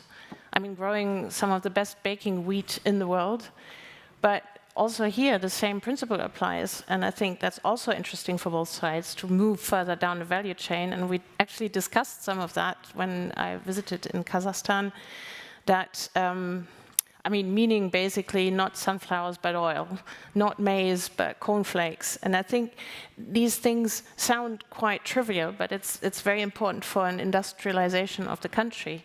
And then, of course, last but not least, it's also industrialization. And here where sort of Klaas comes in too, we have a joint venture in Kazakhstan for the assembly of large tractors. And we find two things very attractive about Kazakhstan. I can just talk for myself, but I know that from many, many companies. One is the availability of skilled labor, and also, of course, low energy costs. And it's there's just much entrepreneurial opportunity which we can use. Yeah, no, thanks. Something you were mentioning, which I wanted to ask the President, and that is the sort of economic wish, let's say, to have more of the processing and the value added economically in Kazakhstan. That must be, I might say, a big priority, I would suppose. And of course, the whole issue of the natural resources, and as you mentioned also the critical raw materials, that is a big issue, and it is, of course, for the energy transition very important for the rest of the world. It's even geopolitically, I think, a very important one. You have the second largest, I hope this is correct, the second largest reserves of uranium, chromium, lead, and zinc, and the third largest reserves of magnesium. So obviously, that is a lot of potential. And so my question would be, and given where the world is going, that is becoming much more valuable now. So Kazakhstan must be, as an economist would say, in demand in many different directions because of the development of the world. So my question would be that, you know, are you using that to develop your economy well? So is it economics, or is it also, let me be blunt, sort of a political bargaining chip or a position you would have as the world is really needing these diversifying critical raw materials away from other countries? First of all, I would like to express my appreciation to the Klaas company which is present on our market on a long-standing basis, very successful. And we are very much happy to have very productive cooperation with your company. And of course, we'll be providing good opportunities to the class company as well as other companies. This afternoon as well as tomorrow, I'm going to have meetings with the leading German companies. This morning, we have been talking with Chancellor Scholz about existing opportunities in Kazakhstan. And of course, we admit that we are not excellent in providing those opportunities still. We have to work hard in order to improve our legislation, to make it more hospitable to the foreign investments. But at the same time, I would like to assure you that it is our basic strategy to invite as more foreign investments into Kazakhstan as it is possible. And in my address to the nation on the 1st of September, I made a point saying that, first of all, we need to create good, favorable ground for those who would like to come to Kazakhstan. And I suggested that those investors who would like to come into the manufacturing sector of our economy will be enjoying tax-free regime in Kazakhstan for 3 years. No taxes at all. And then I also was saying that, okay, God bless, we have natural resources, but we shouldn't be complacent about them. We need to take absolutely efficient measures in order to upgrade the quality of our economy. First of all, to diversify our economy. So it's a basic strategy and it's a basic task. And I said that in 3 years, we should make a breakthrough in our economic development. So you just asked me whether it's economically profitable for Kazakhstan or politically. Of course, we are not bargaining. But at the same time, we need to understand that possessing huge deposits of, say, natural resources, including rare earth metals, is a very efficient asset for Kazakhstan, but at the same time, of course, it's I would say, a trump in playing cards on the international arena. So I think that we shouldn't be complacent.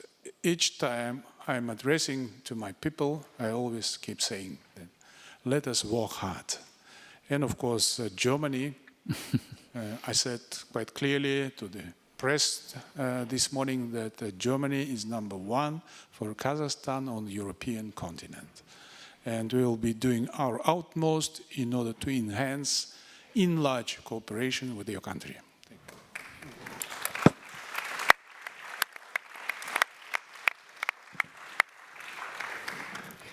Frau Klaas-Mühlhäuser, that must be music to your ears. Absolutely. And of course, it's much more important, your discussions with the Chancellor. But I wanted to ask you another question, if I may, and that is sort of the critical raw material. It's not just a class question. Again, I think it's a German question that we've been struggling with actually over the years of making sure that the German economy doesn't get too dependent on critical raw materials. And we used to have a strategy, and then we didn't, and I think we're working on one again now. How do you see that? And I guess, are you sort of, and how do you look at Kazakhstan in part of the larger strategy on critical raw materials? Yeah, You know what I mean. let's start with music to my ears, because that's definitely so, but I'm not surprised because we had several conversations in the past, especially in the last year. I came to Kazakhstan, you came to Germany, and now you're here for the second time in 12 months, and I think that's a very, very strong signal. And if we look at these developments, you have to look at it like a roadmap, and that's my impression is that that's very much like you address the issue, because I was very impressed with all the reforms that have been happening in very short time in Kazakhstan, especially, of course, looking at it from an economic standpoint, and that makes it indeed attractive for companies to invest in Kazakhstan, come to Kazakhstan, to ease business and to foster corporations. I can talk from own experience, and that's very positive. And when we talk about coordinated strategies, people tend to forget that it's not countries who buy those raw materials, it's companies who buy those raw materials. And of course, to get those companies together is not always an easy task. I mean, we're talking copper, we're talking tungsten, we're talking beryllium to go into magnets, into batteries, into electronics components, then to go into automotive, into whiteware, into machines. And I think I can only repeat what I said before. The framework has to come from politics. That's why it's so immensely important that you are here. And also tomorrow as a region talking to Chancellor Scholz, because I think the framework does a lot. Talk import tax, talk logistics. Global Gateway is a very important initiative. Let me just take that example, because when we look at geopolitics, look at geography, and coming down to back to business, you have Russia in the north and Iran in the south, and somewhere you have to have a corridor to do that, basically. So my suggestion would be, if we think and talk Global Gateway as being a very important part, a very important link, logistics, why not start with the Caspian Sea?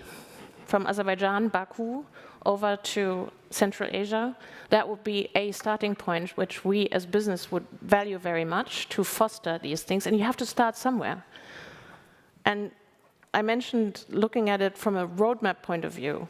Of course, today it's very much export of raw materials. You want to go into processing. To process things, machines are needed, where Germany traditionally is very strong. But to produce those machines, again, we need the raw materials. So for me, these links come together bit by bit in the coming years. And then it's a reciprocal and two-way trade situation, which all of us wish for. And I think that's good for growth on both sides. Yes, I agree with you. And just to remind those people who are here, I would like to mention that the World Bank estimates that there are over 5,000 unexplored deposits of raw materials, including rare earth metals, still present in Kazakhstan, valued at over $46 trillion. Trillion. And also, in this connection, I would like to remind you once again that investors who undertake geological exploration at their own expense will receive preferential rates. We will expedite project approvals by cutting both time and procedural requirements in half.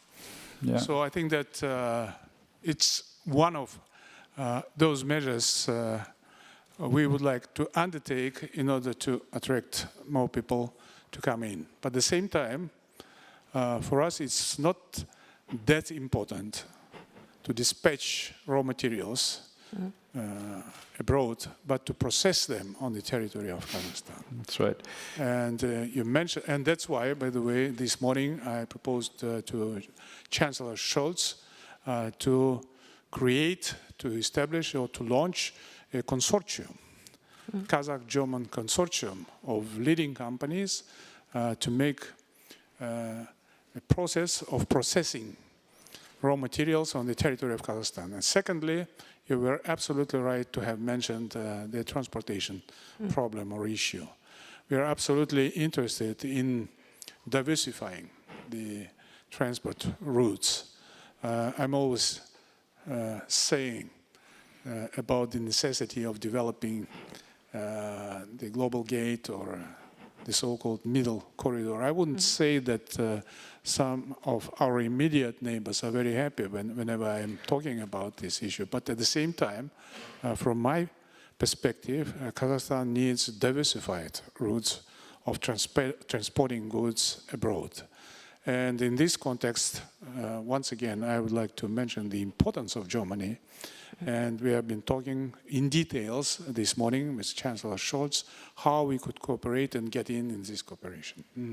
We're going to have a chance to check all of that with Mr. Scholz in a minute, since he will be here.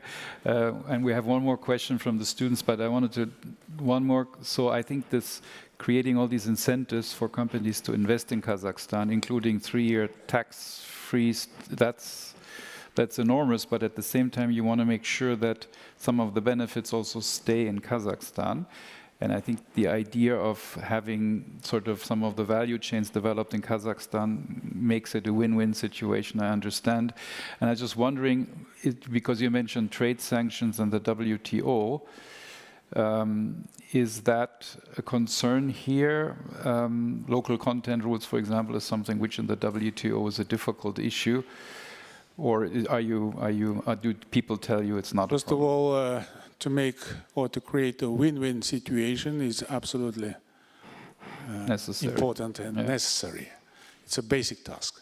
Secondly, speaking about the WTO, we strictly and consistently follow the regulations and norms provided by the WTO. And we are absolutely committed to have mutually beneficial ties with all member states of WTO. And Kazakhstan successfully hosted a ministerial meeting of the WTO. That's right. Yeah. And it was a very difficult job because of existing differences, but we succeeded to do so. At the same time, speaking about the sanctions, of course, we follow the regime of sanctions, and case by case, all trade deals are being examined, if I would say so, by our partners in the West, so that we could strictly follow the demands and requirements provided by the sanction regime. I think that it's very much important because Kazakhstan wants to be a very reliable partner of the global community, and a trade partner or political partner, whatever.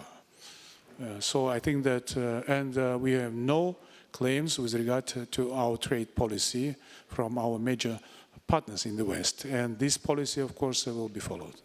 Very clear. Looking at the time, we now have a question from the speaker's corner from the international MBA students. Please. Good afternoon. My name is Oksana Pashenko, and with ESMT Berlin, Young Voices. President Tokayev, Kazakhstan is uniquely positioned with substantial resource of oil and gas, right? Yet it also has huge potential to be a leader in export of green hydrogen. So as the world undergoes a significant transition towards cleaner energy sources, how does Kazakhstan plan to balance its traditional energy assets with emerging sustainable alternatives in shaping the new world order? Thank you. Thank you very much. It's a very good question. Of course, Kazakhstan is committed to become a decarbonized country, and our commitment is very clear. And till 2060, Kazakhstan, according to our plan, is supposed to become a fully decarbonized country. But at the same time, it's a balance, because you should understand that 70% of our energy balance is still coal energy. So we need to go steadily, gradually, to reach the goal to become a decarbonized country. Speaking about our cooperation with Germany, we signed a very important agreement I mentioned in my speech with the German-Swedish company, Swevind company, with regard to the production of green hydrogen. I think that it's a very promising project, and it will be serving as a flagship in our green diplomacy in the future. So our commitment is clear, but still the path to reach this goal is quite long. We should be realists. And there will be summit of COP28 in the Emirates this November.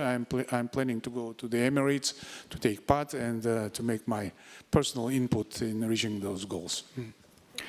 Okay, thank you very much. We need to leave it here. And let me thank again the President very much. Let's work on those win-win situations, I guess.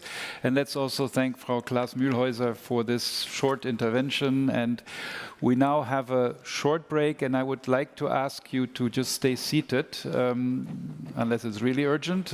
You can, of course, leave, because the Chancellor will arrive in about 5 minutes. And let's just say thank you very much, and let's thank both of them. President.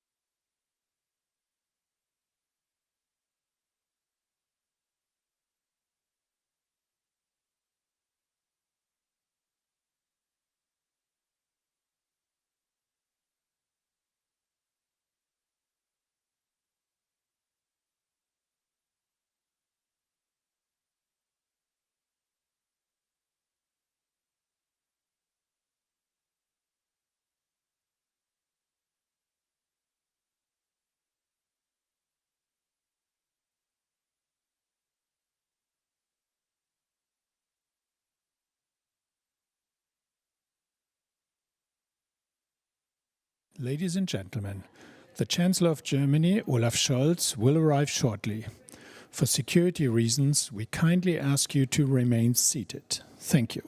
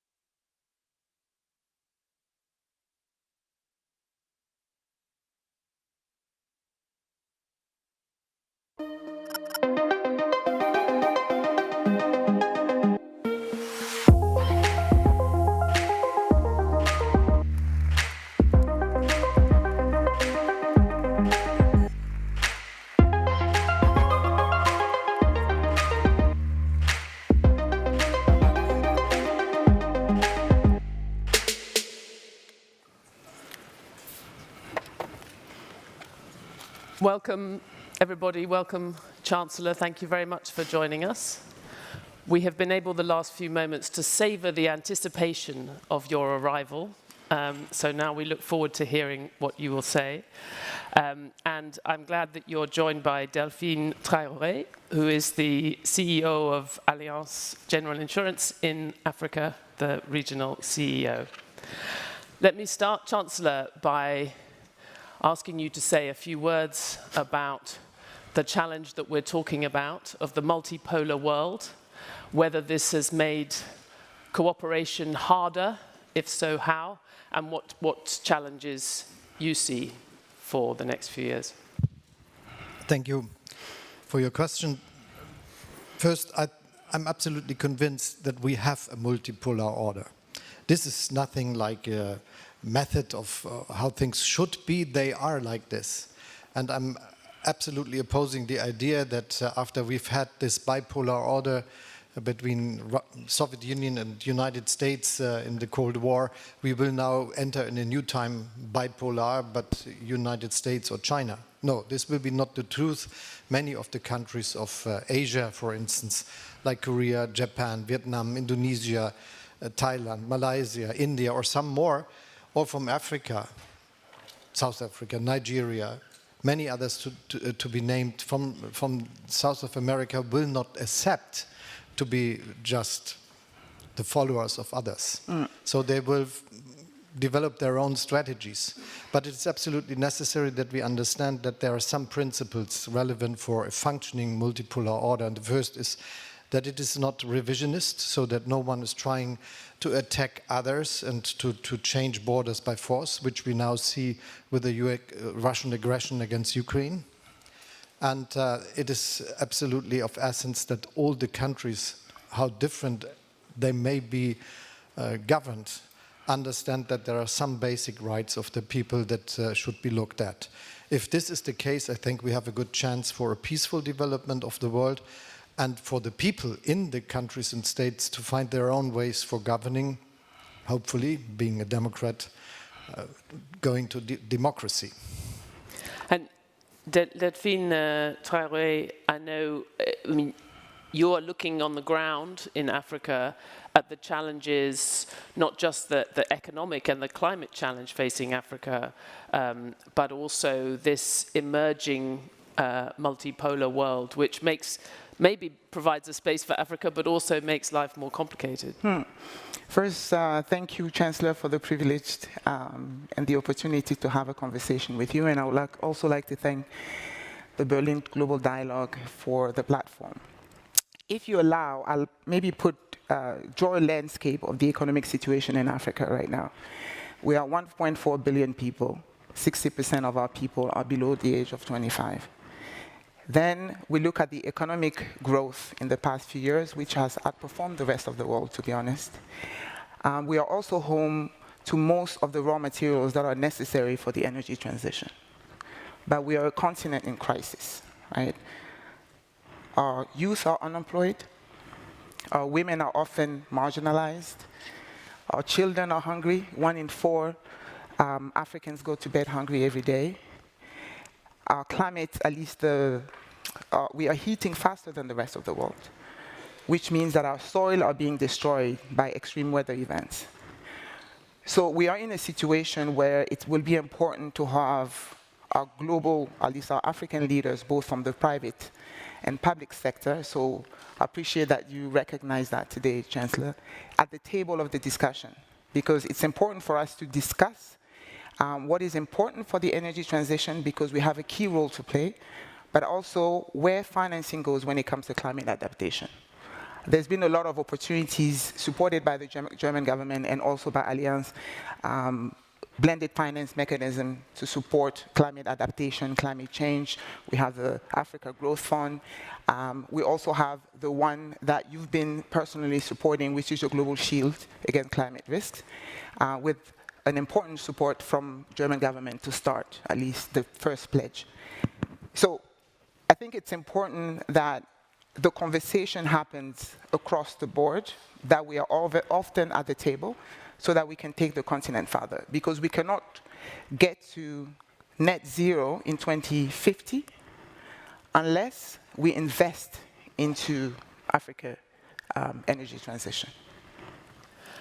Chancellor, the challenge that Delphine has laid out, and we also heard echoed by a South African economist in a question in an earlier session this morning, is how is Germany, how is the rest of the G20 going to support Africa and other developing countries in achieving net zero? Because currently they're letting the continent down. They're not providing enough support. First, we have to understand that there is a technological question. And this is a question which is also important for us. So many in my country and other politicians will face the same questions in their countries. Many ask me, what sense does it make that we are trying to be climate neutral in 2045 in our case? We are just 2% of worldwide emissions.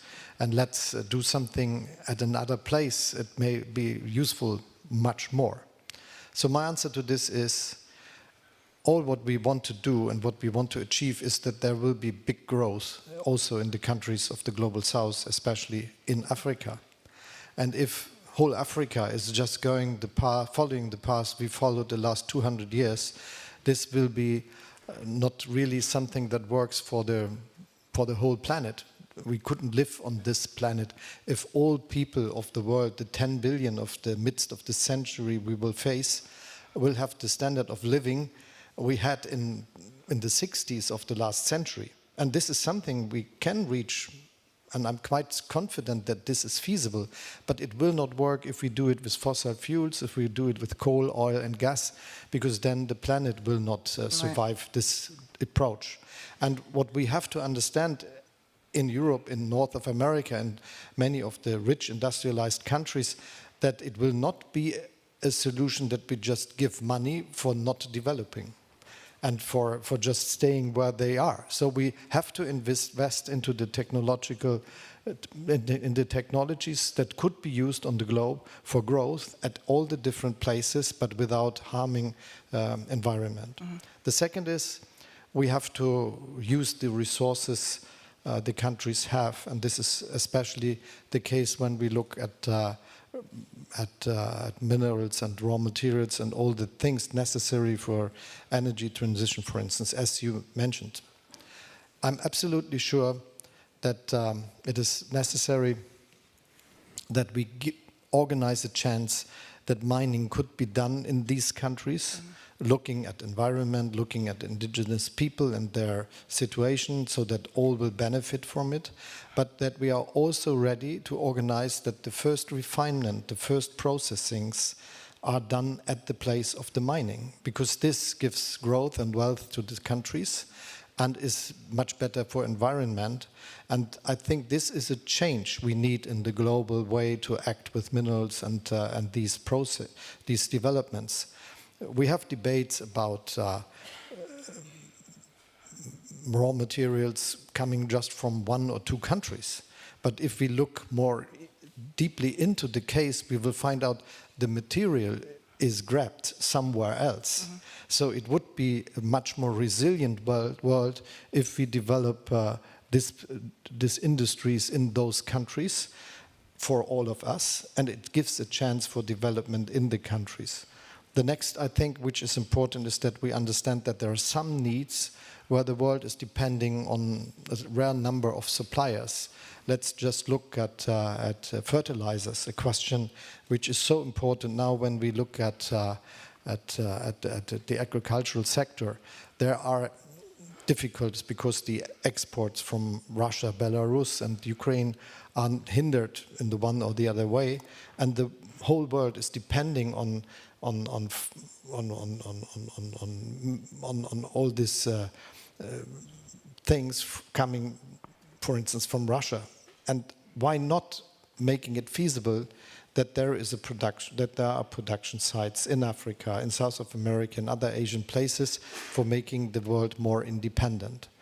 And then there are two next steps that we should have in mind. The first is we should help with our investment strategies, with our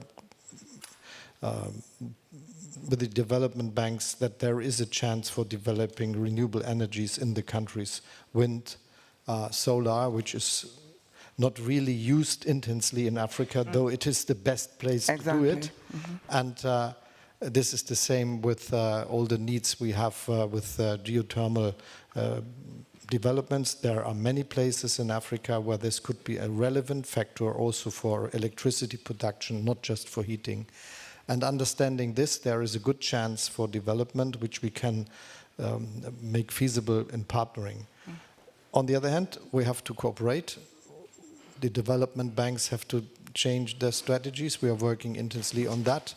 And we have to cooperate, for instance, in the way how doing business. This is the idea behind this compact with Africa, which we worked for so intensely since years. Did you want to? Yes, if I may, maybe I'll take on the comment that you had, Chancellor, on mining and agriculture. Cooperation, partnership are keywords for us. When we look at the mining sector in particular, I think it's important that we don't just, as we are mining in our African countries, that we're not just, building schools here, creating a pond here for women to go and source some water, but that there's a true partnership in ownership of these mines. I think that is what will also create development on the continent. On the agricultural sector, we have 60% of the uncultivated land of the world. But climate change is impacting the nature of our soil. There's an opportunity to invest in climate adaptation in Africa, because once we are able to increase productivity on agriculture, we can also help diversify the supply chain for food in Europe or anywhere else in the world. But right now, productivity is not strong enough to do that, because there's a $40 billion financing gap when it comes to climate adaptation in general. So I think it's an opportunity for us to say there's investments that are going, but it's just not enough. 200 billion by 2030 is needed in the energy sector, in particular in Africa. We cannot get to transport the minerals if we don't have the roads to get to the mines. We cannot export the food if we have no ways to get to the agriculture sector to be able to export. So it's a very complex ecosystem that I think we need to fix. One key thing we should not, and I will say this, usually when I hear aid for Africa, I said we hope to get to the point where we're not talking aid anymore, right? That we are equal partners at the table, that we have some things to contribute so that we can, make the world a better place, just to be pragmatic there. But I think it's important. Mining, we need to be partners, and agriculture, we can help diversify the supply chain. And I think just to be a bit more specific, when you think about the question of scale, I mean, Chancellor, you and President Macron were in Paris earlier in the summer, and there was discussion of the Bridgetown agenda, but you were the only two of the G7, and I think you heard the South African president talk about how he felt let down, the very tiny amount of money that has been pledged to South Africa for its just energy transition partnership, how slowly that was going, what a fraction of the needs it represented. So in this multipolar world where people are looking for these kind of partnerships, how are you going to prove to Africa and other developing countries, that you're really willing to support this transition? We have to do what we say. So this is absolutely necessary, walk as you talk. And in case of Germany, we try our best. So we pledged for climate financing, and we are actually doing it with the billions we set before. So this is what is happening, and it will be helpful. This year, I think the industrialized countries will reach the $100 billion goal to they invest into climate financing and the things related to this. So this is a good progress if we look at the past, because it took years to get there. And as far as we can expect how it will be in the end of this year, this 100 billion figure will be reached the first time. So this is a good message.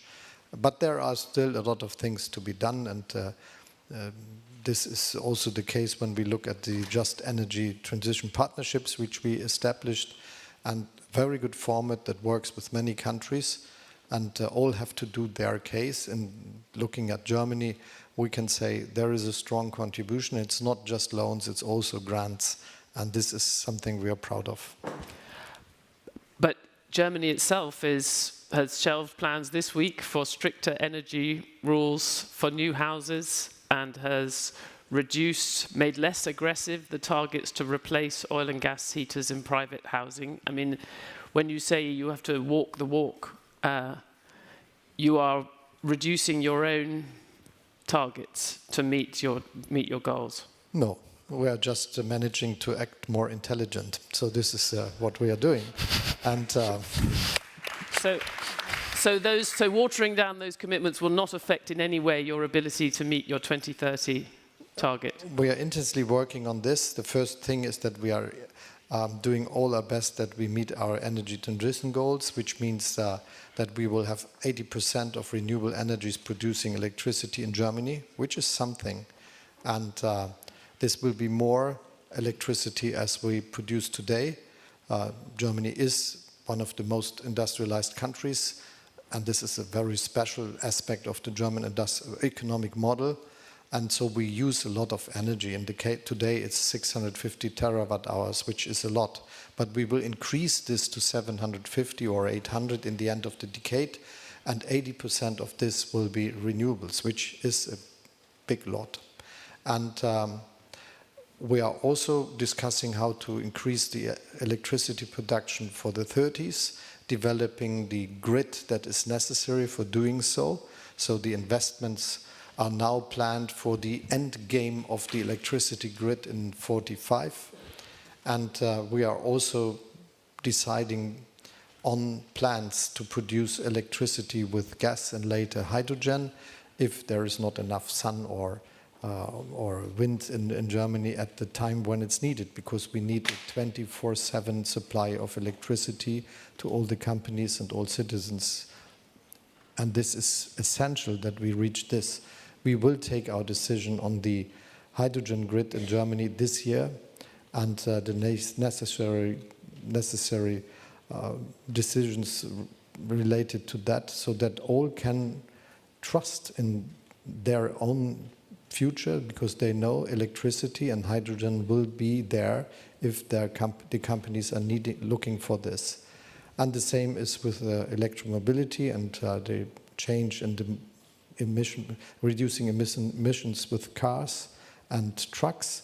We are planning for the grid of 2030 with much more cars that are electrified, 50 million, and we are doing the same with the trucks. And we made it legal that the grid companies have to provide for this situation and invest now, that this is feasible to work with such a situation. We are doing the planning for what house owners will have to decide the next 20 years when they have to do something with their heating. And now they have a situation where they can understand what will be feasible for them. Is there a public supply they can use, or is there something they have to do just on their own? And so this is well prepared. Many decisions, difficult decisions, but all are done for the same aim, to meet our aim that in 2045 Germany will be a wealthy, global competitive, industrialized nation, but CO2 neutral. But just to confirm, on the changes that you made recently, the slowing down of the timetable for private housing, does that, you will have to do something, you have to announce something new to meet your emission reduction target for 2030, or you think you can still? It is millions, tens of millions of households that will have to take decisions. And obviously they will do the decision when the time is for doing so. And I think if we want to keep the support of the people, we must always organize that this is something they can really manage and afford. And just this is what we did. I think it is not a very good idea to fight climate change in making old people angry. That's fair enough. I want to come back to Delphine in 1 minute, but I wanted to just put to you, because it's important at events like this to, if we can, to sometimes be concrete about what we're talking about. And the contribution this morning from the South African economist, I think, forced us to be concrete about the world we have today, as well as the world that everyone here would like. She pointed out that it has become very difficult. There are many problems with South African energy system and many reasons why there are blackouts. But one of the problems is it's very difficult to invest in coal-fired power stations, or indeed other power stations in South Africa, because of the changes in global rules. At the same time as Germany is increasing its reliance on coal as a result of Ukraine, and indeed importing coal from South Africa. Can you see how that, for many, particularly in South Africa, strikes them as an insane reflection of the imbalance in this debate? I'm sure that all people in South Africa will have heard that there is a war of aggression of Russia against Ukraine, and that Russia stopped the gas supply to Germany and Europe. So there was an export of 880 billion cubic meters of gas from Russia to Europe. It's now 40 billion that is left.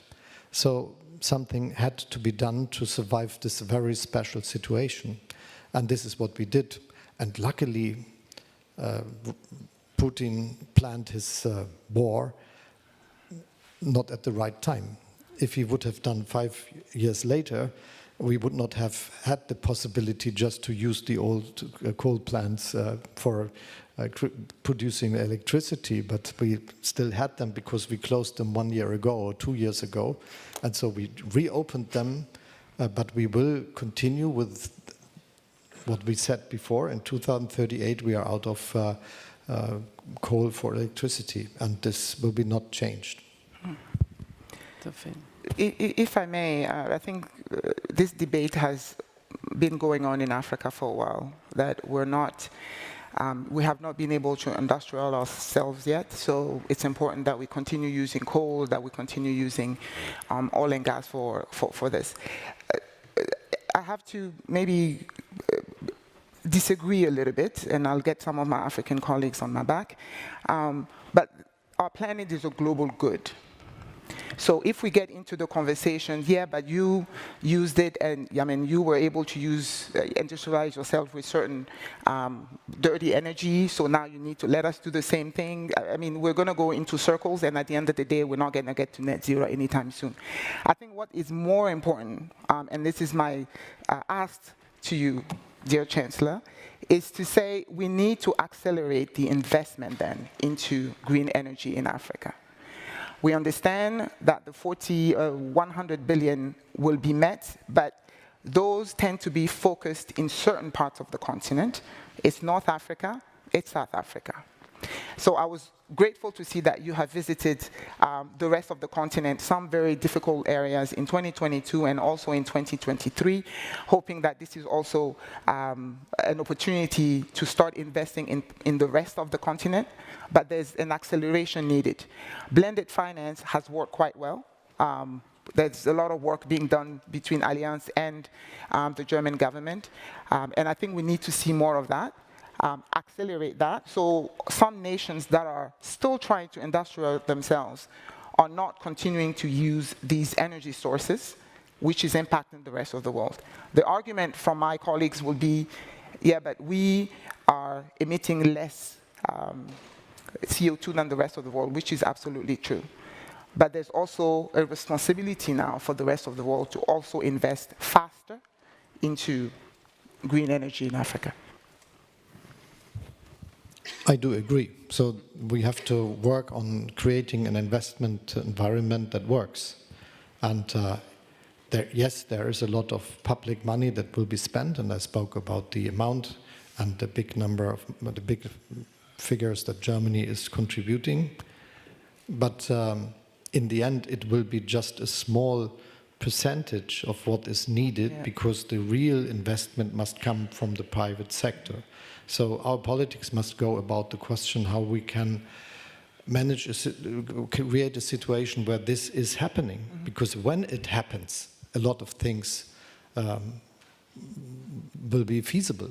Just looking at the development of China, if I may say this, it is not too far away from today that Deng Xiaoping opened the Chinese economy to market processes, and that many companies from all over the world, from the United States, from Germany and other places, invested in the country, and this created the environment for their growth in the last years. Mm-hmm. And creating an environment where investment is feasible, where you can be sure about the things you are doing, and the rule of law, to be very clear, is of essence to make this something that works. Mm-hmm. And so I'm convinced that you're right, and we must cooperate with the money we give as government support, with what the development banks are doing and how they are doing and how they can increase their activities and how they can look at the aims that are necessary for a stronger development in Africa. But we also have to create an environment where private companies do it as a business chance. And when we get there, the rest will happen fast. One thing I would like to add, because you mentioned it earlier, and I would like to use the chance to agree with you, infrastructure is still key. Even in our countries, a very good infrastructure and a bettering of the infrastructure has an impact on economic growth. And even more, this is the case if there is nearly no infrastructure of streets, railways, electricity grid, and so on. And if we make it happen that this is expanding, this will have an impact on the growth in the countries. And this is also the case when we understand that we should work together on infrastructure between countries. So still the infrastructure of many of the African countries is organized to the seaport, and not between the countries. And this is something that should be changed, and if we are successful with that, this would create an own opportunity for growth. Absolutely. Would you support the multilateral development banks having the financing to stand behind the lending to Africa and other places to reduce the cost of hedging, you know, as part of the Bridgetown agenda? Do you think, because that is a way to do what you're talking about, catalyze much larger amounts of private money? Yes, and looking at the World Bank, we decided to pledge for 300 million of a very big, million of extra hybrid capital, which gives the World Bank a better chance to do their job in this case. And we are working together with others to remodel the activities of the development banks so that they are more courageous in investing into the necessary developments we are speaking about. Do you see a role for additional, I mean, there are some areas where the need is for grants rather than loans, and sometimes that's harder for the individual countries to give. So people have talked about taxing the carbon emissions of international shipping, or a fee on oil exports to raise an amount of capital for these additional grants. Would you support either of those? It is always possible to discuss ideas like this, but in the end, I think the most important step would be to develop a situation, to create a situation where there is an economic growth that is going on its own. So we have to incentivize this development, that this is happening, and this is the most important aspect. I think it is quite difficult. We are discussing about the questions whether there should be a special tax or something like this on shipping and CO2 emissions related to that. If you're one of the oceanic countries, you possibly have some questions about it and some doubts. But it is a debate that it makes sense. Okay. Delphine, I mean, I mentioned about grants versus loans. Obviously, countries right now, many in Africa, are at risk of debt distress, especially in an environment as we looked for at higher interest rates potentially into the future. What do you see on the ground needing to happen on debt? How much action is needed on that front? I think I'll have to take the question a bit differently, right? There was a session this morning that spoke on the debt of our African countries and reminding us that as soon as we are taking these loans in a foreign currency, then as soon as we have a devaluation, then we owe 10%, 15% more, which is squeezing the countries even more. As we start moving into this energy transition, we talked a lot about mobilizing private capital. We have institutional partners that have up to, 100 trillion in assets under management. This is where we need to pull the funds from. This is where we need to create a blended finance mechanism, which I've said now a few times, that includes government, DFIs, and the private sector, to manage and help. And then this is how you also ensure that the interest rates that are being charged to these countries are reasonable, that the structure of the debt is so that they can repay for it. Because if not, we go around and around in circles with these African countries. They borrow, then we need to invest into energy transition and capital and climate change, but there's no money to do there. Then we go and get some more loans in euros or in dollars, and then there's fluctuation in the currency, and then we owe more, and then it just goes around in a circle. At some point, I think it will be important to say we need to stop the going around in circles, as I said, and focus on, I think, blended finance, to be honest, is, in my viewpoint, an answer. But it's not just private sector, it includes public sector, and it includes a good investment platform to be able to manage that, in my view. But a source of lot of financing in the last 10 years in Africa has been China, have been the Chinese, the Belt and Road Initiative and other lending. How does that change the options for countries, and how does it change the game? Has it changed the way people view these different opportunities or challenges? I'll say, and I'll repeat myself again, we have a huge financing gap. There's a lot of support that we are getting from the EU. It was music to my ears when we found out that the African Union was not now part of the G20. This collaboration between the global south, as we call it, and the global north, and where capital should come from, and where investment in infrastructure should come from, is not really the topic. I think the topic right now is there is a gap. There's partners like Germany, like the European Union, that are really and taking the time to go on the ground. So it's not just this is Africa on a PowerPoint or in an economic research document. Leaders like the chancellors are actually going to countries where most people have not been. And this is what I've talked about, partnership. We will continue to partner with the European Union. The African Union is not part of the G20, and I think this is where the discussions need to happen. But at the last G20 meeting, we decided to invite the African Union to be part of G20. So this is the process which happened now, and I'm really happy that this now was feasible.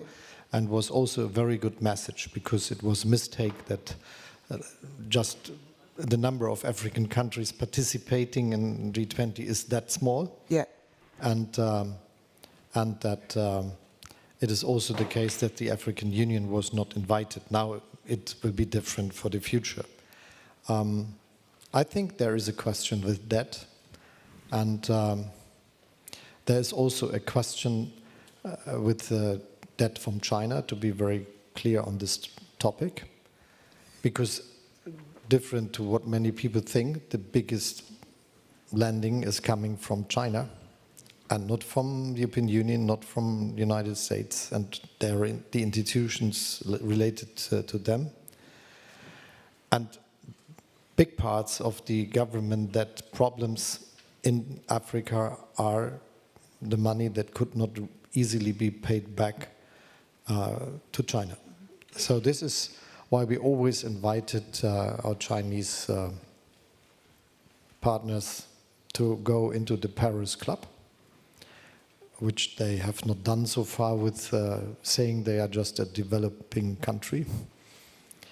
And but we managed to have a common strategy with a framework within G20, and this is now trying to get some results in Chad, in Zambia, and some other states, and hopefully more, Sri Lanka, hopefully. And so I think that this is the big task, to get a global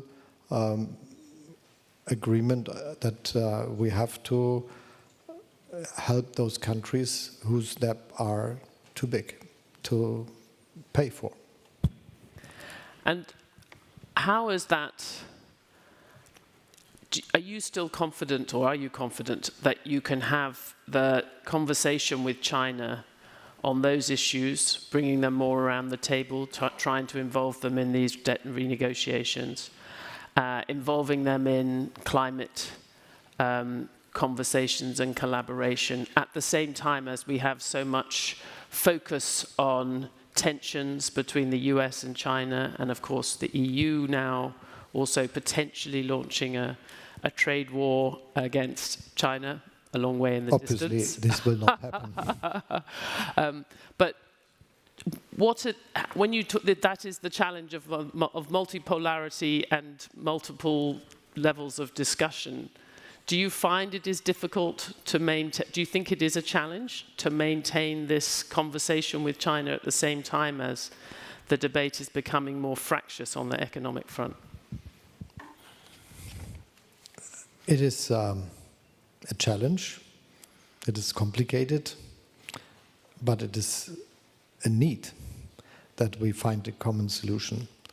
And I'm quite confident that this will happen.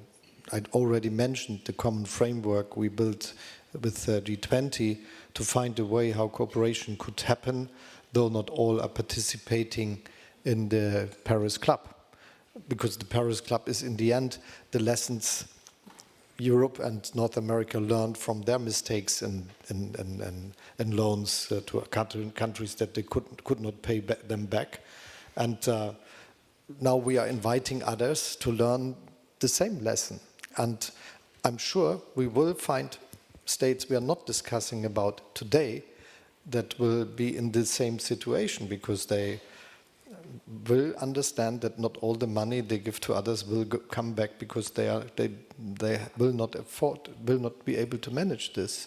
And so we need a common strategy, and this is also about information. So if it's a secrecy who is giving money to whom, the problem that there might be a too big debt for a single country without all different other countries understanding it is there. So we have to work on cooperation to help the countries in Africa and South America and other Asian and many Asian regions, that they can live with their debt and that they have chance for new investments, which is necessary. But it's rather awkward timing if you're trying to bring China on board and also to persuade them that Europe is not going to use the challenge of carbon transition, energy transition, as a way to bring in more protectionist measures. It seems like the odd timing to have this EU investigation of Chinese electric vehicles. It seems rather French, if I may say so. And yet you've supported it. Being really a supporter of the very good German-French partnership, I cannot agree to what you say. But the economic model which I favor is to have a global competition. I'm very much in favor of globalization. I think it made it that billions of people left poverty, that many came up to middle class in many countries of the world, that many new cities had been built and will be built, and that we see new highways, new railways over the world, airports, hospitals, universities, schools, all these spreading up all over the globe, and this is a good thing. Our task must be that this is not just a part of the world, even if it's a big part, that our task must be to work for the whole world to participate from the chances of globalization and to grow and to have their own infrastructure and industrialization and things like that. And this would be also a much safer world, to say it. But the economic model, let's say, of Germany, but I think it is a model that fits for the whole world, is that we are not working protectionists. We want to sell, to say it, our cars in Europe, in North America, in Japan, in China, in Africa, in South America, in all the places. But this means that we are open to get the cars of other countries also on the market of Germany. And I still remember, what was it, the big debates that started when the Japanese cars came to Germany. No, they are part of the market, and there is now German cars in Japan and Japanese cars in Germany. What is the problem? And the same happened when the Korean became successful car producer, competitive on the whole world. They are doing a good job, and now there are German cars in Korea and Korean cars in Germany. What is the problem? And we should look on these things like this. It is the better alternative than the protectionist way. But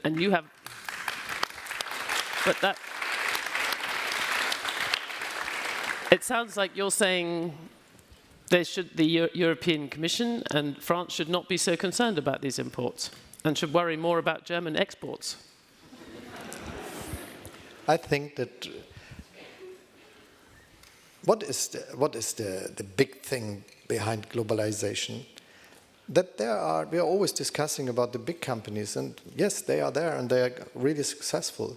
But the real chance is that there is the possibility of scaling up for a company with 500 employees, with 1,000 employees, with 2,000 employees, serving the world market.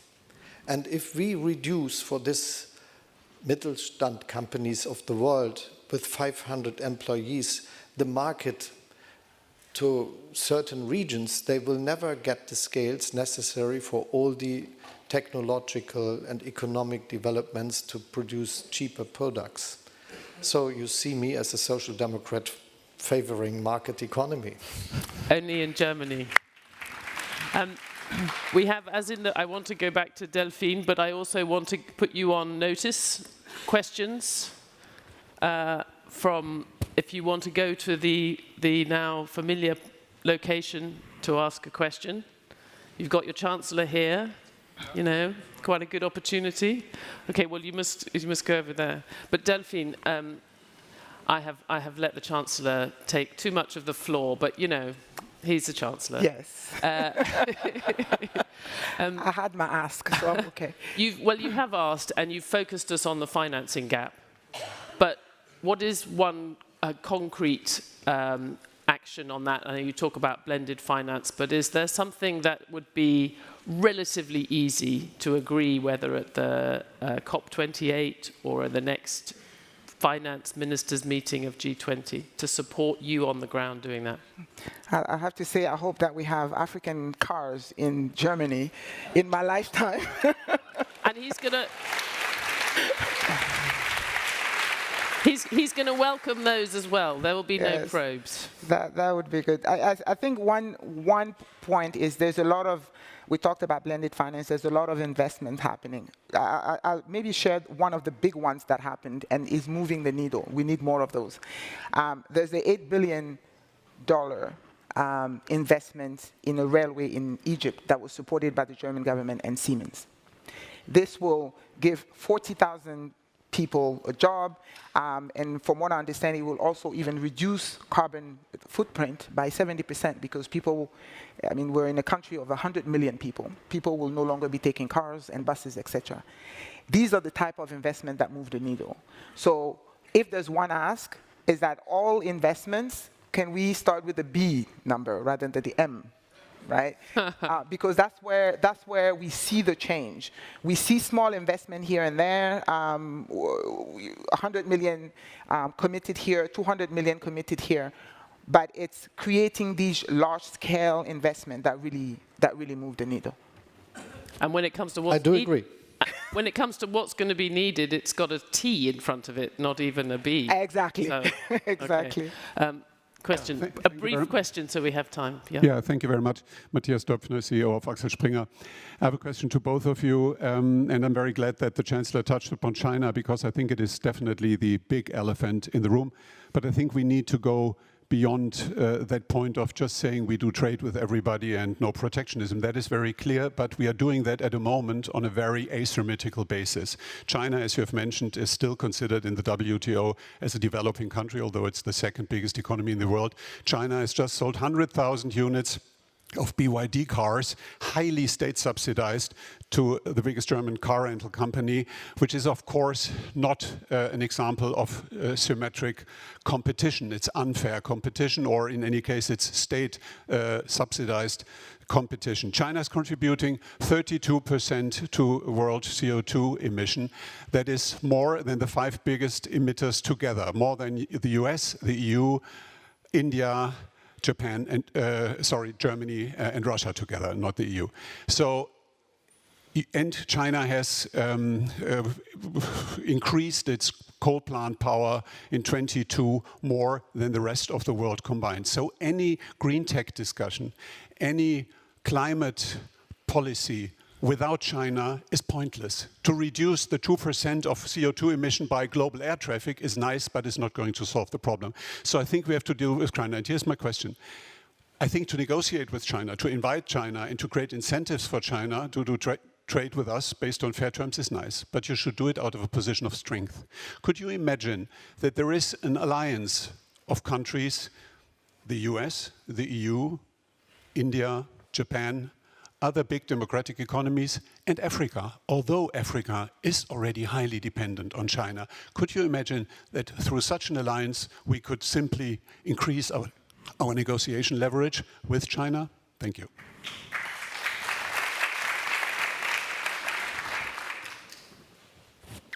I would leave it to you, Chancellor.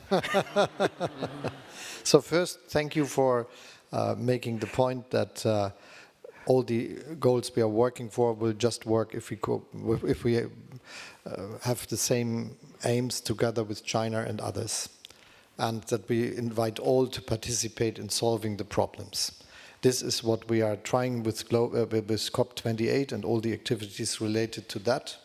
This is what we are trying with all the different other activities on climate action which are helpful. This is also the case when we strengthen the international organizations which have the aim to work for a fair and level playing field.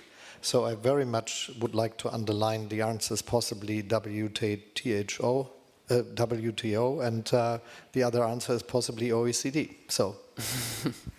Can I, just following up on that, because I know there's a lot of German companies who are struggling with the high energy costs, and there's a question about China, but actually, of course, there's a very real contrast with America now in terms of the costs they're facing, and certainly when it comes to new investment.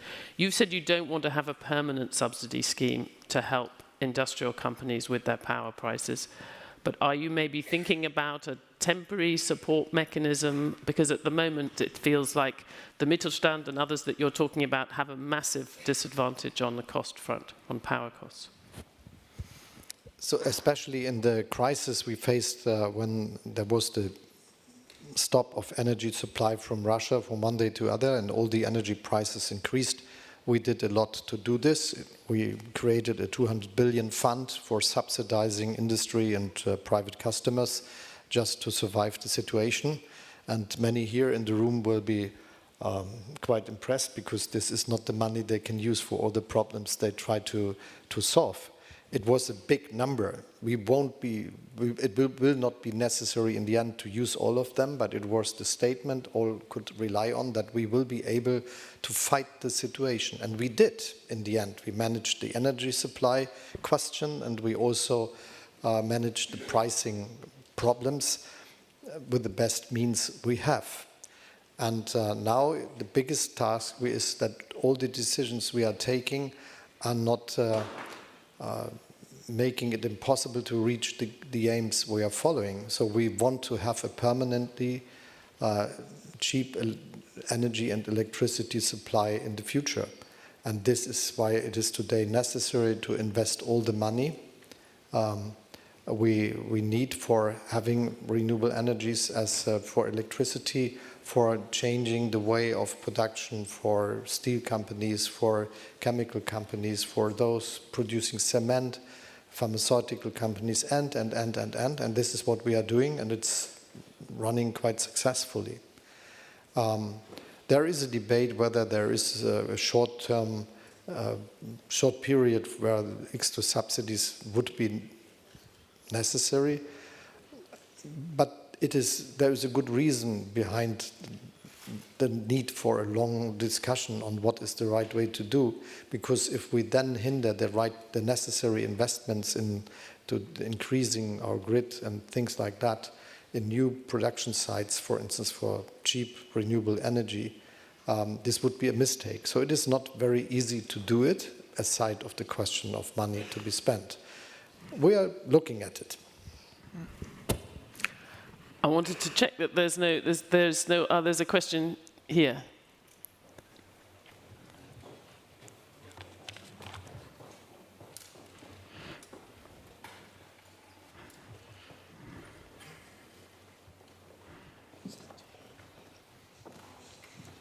Thank you very much. My name is Mamoloko Kubaye. I'm a minister in the Republic of South Africa.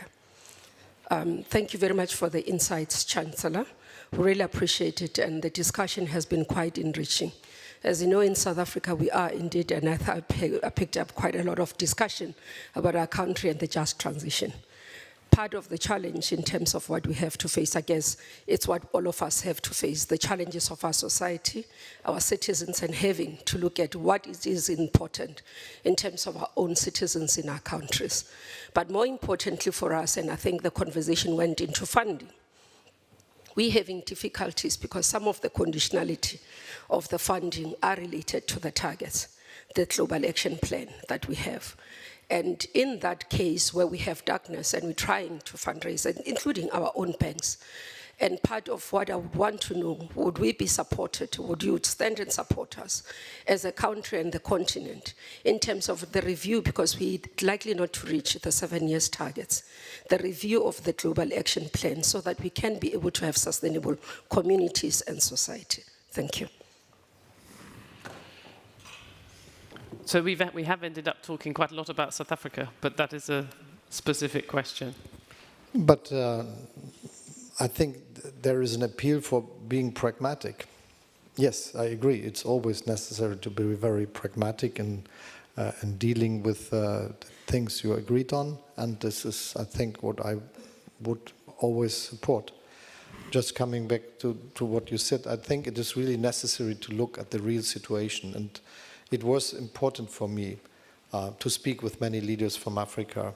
You mentioned some countries, but I did it a lot now during at all the different occasions, and I also visited a lot of them. And I will continue to do so, and the next two countries I will go to will be Nigeria and Ghana, and this is just to give all the idea that this is a true activity which we will not do for one day, for 1 year, for something like this. This is a continuous strategy we will follow the next decades. Thank you for that. Delphine, do you feel the Chancellor has visited a number of countries in the global south and has made a point of reaching out in this multipolar world? Of course, on the outside, it's easy to say, well, it's too little, too late, not just from Germany, but from Europe and other leaders when, for example, China has been so active. Do you feel there is still goodwill and an openness to having this kind of engagement, or are you looking for those B numbers more than anything else? The B numbers are always nice. No, it's not too late. I think we in Africa maybe also we need to take responsibility where maybe we have not raised our voice loud enough to share that there's no energy transition possible for the world if we leave Africa behind. Now that we've been heard, and now that we've been put at the same platform to have conversation on collaboration and partnership, I think we're in a different situation now. It's never too late, but it just means that we need to invest more faster. Chancellor Delphine Traoré, thank you very much. Thank you.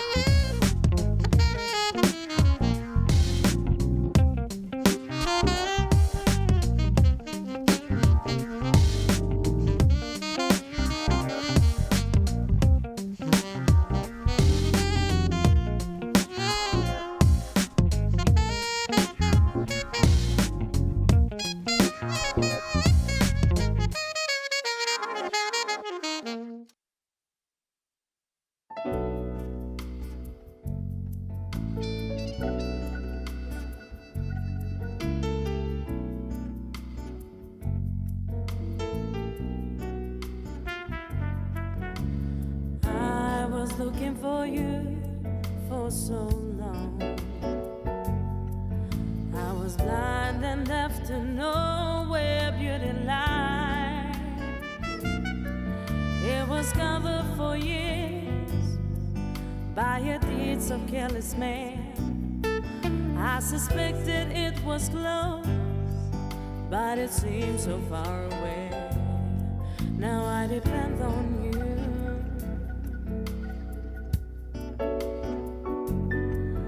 I depend on you.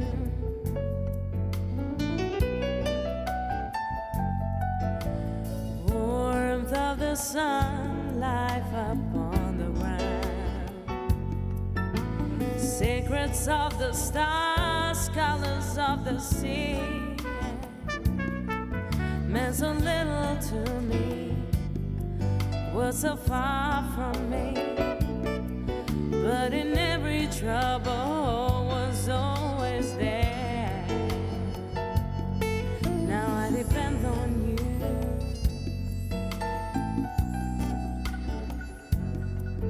I depend on you.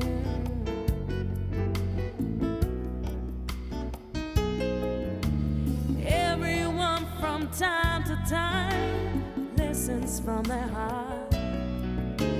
Everyone deserves a chance to love. Now I depend on you.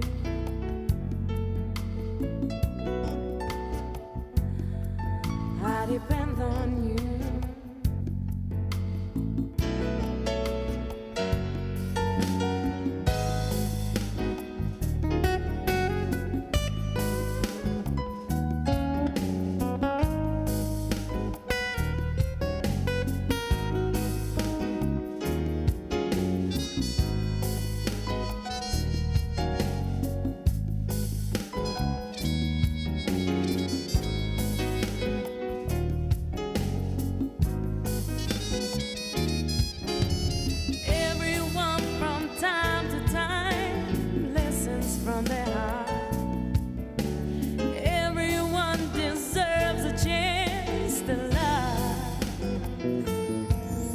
I depend on you.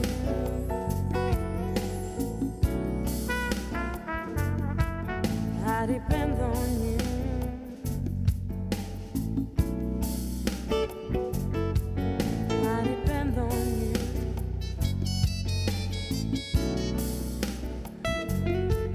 I depend on you.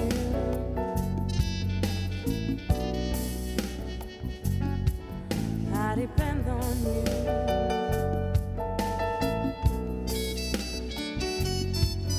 I depend on you.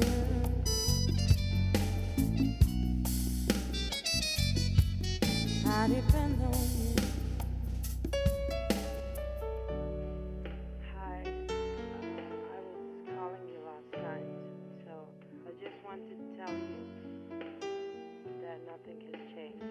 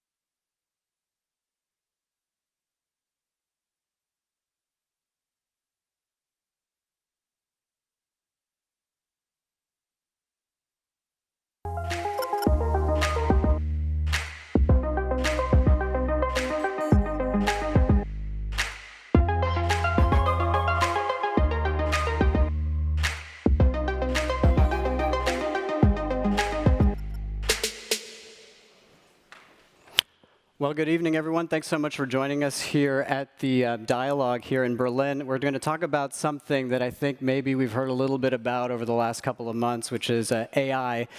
And hopefully in this discussion, we can kind of demystify a little bit what this means concretely for businesses. How is this going to change the way that we do business? What are the possibilities? What is the potential? What are the risks involved with that? And to that end, we've assembled a very interesting panel to have that discussion. I'd like to invite first Matt Britton, who is the president of Google for EMEA, to kind of frame the conversation for us. Thank you. Thank you, everybody. It's a treat to be here in such a sunny setting, and it puts me in mind of a lunch I had in Italy in a similar sunny day, and we were talking about technology in the form of a fork. And I was sitting with an Italian policymaker, and she said to me, you know, this fork, Matt, is technology. And it had a beautiful little bit of carbonara on the end of it. And she said, you know, I can use the fork to eat this lovely meal, or I can stab you in the hand.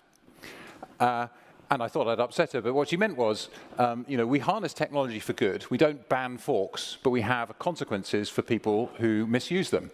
And I think it's a useful frame of reference to thinking about this moment. The technology is much more advanced than the fork, but some of the issues are the same. And I'm going to try and cover some of the issues and also the opportunities of AI, if I may. I think I've got some pictures as well, but who knows where they'll show up. Let's assume they will. Let me start by the context, though. I think it's important to acknowledge, you know, we're in this moment that seems to many of us to be a perma-crisis, whether it's recovering from the pandemic, the climate crisis, the horrific and ongoing war in the Ukraine, the economic situation that we find ourselves in, and the increasing divisions within and across countries and societies. And I think one of the things that inspires me to work in this area every day is that all of these challenges can be addressed to some extent using this leading edge technology. And I'll explain a little bit as to why I think that's so important. If we harness AI for good, we can make a big difference to some of these really important challenges. Go back to the beginning of the web. It was 1989. I was at university. I'm quite old. And the web was invented in a memo Tim Berners-Lee wrote in 1989. That was the year I graduated. For the last 20 years, I've worked in jobs that have completely depended on that invention. So how do you prepare yourselves and educate yourselves for something that isn't invented yet? Well, the pace of innovation is getting faster. And if you think about it, that was maybe one of the first big technical revolutions in our lifetimes. So the second, I would argue, is the advent of the entire internet in your pocket, democratizing access across the world. Google, actually this week, celebrating our 25th birthday. Who knew that we get to 25? And our founders started out in the year it was founded with a mission to organize the world's information and make it accessible and useful for everyone. And yet at that time, less than 4% of people on the planet were online. Less than 4%. And everybody was using dial-up. Some people here don't even know what dial-up was, but it was lousy. And so that revolution, and then the mobile internet, and now the AI revolution, I think a third big revolution, arguably this one will be bigger than the others in terms of the potential beneficial impact it can have. But it's not all new. I should make the point that, you know, AI has been around and is around us in lots of forms. It's not all about chatbots. So whether it's autopilot or whether it is anti-lock braking, forms of AI used to do those things today, or everyday products like Google Maps, Translate, which is actually, Google Translate's my favorite product. 150 billion words a day are translated. The most common phrases, how are you, thank you, and I love you. Technology allowing us to be more human and build bridges. And it's Google Translate, actually, that led to some of the technical breakthroughs that are enabling large language models. And we'll come on and talk about those as well. So think about it from Google reflecting on 25 years. This moment's a really important one, from organizing the world's information to providing tools that help people with productivity, with creativity, and actually with intelligence itself. But it's hot, right? AI is hot, as you just commented, Oliver. And look at what, you know, Germans have been looking at AI a lot, and 3 times as much this year as last year, and chatbots are being discussed everywhere in their impact. But that's not the only aspect of AI. One of the most important reasons we've been investing for years in AI is the scientific breakthroughs that could be possible. 1 in 8 women in their lifetimes are affected by breast cancer.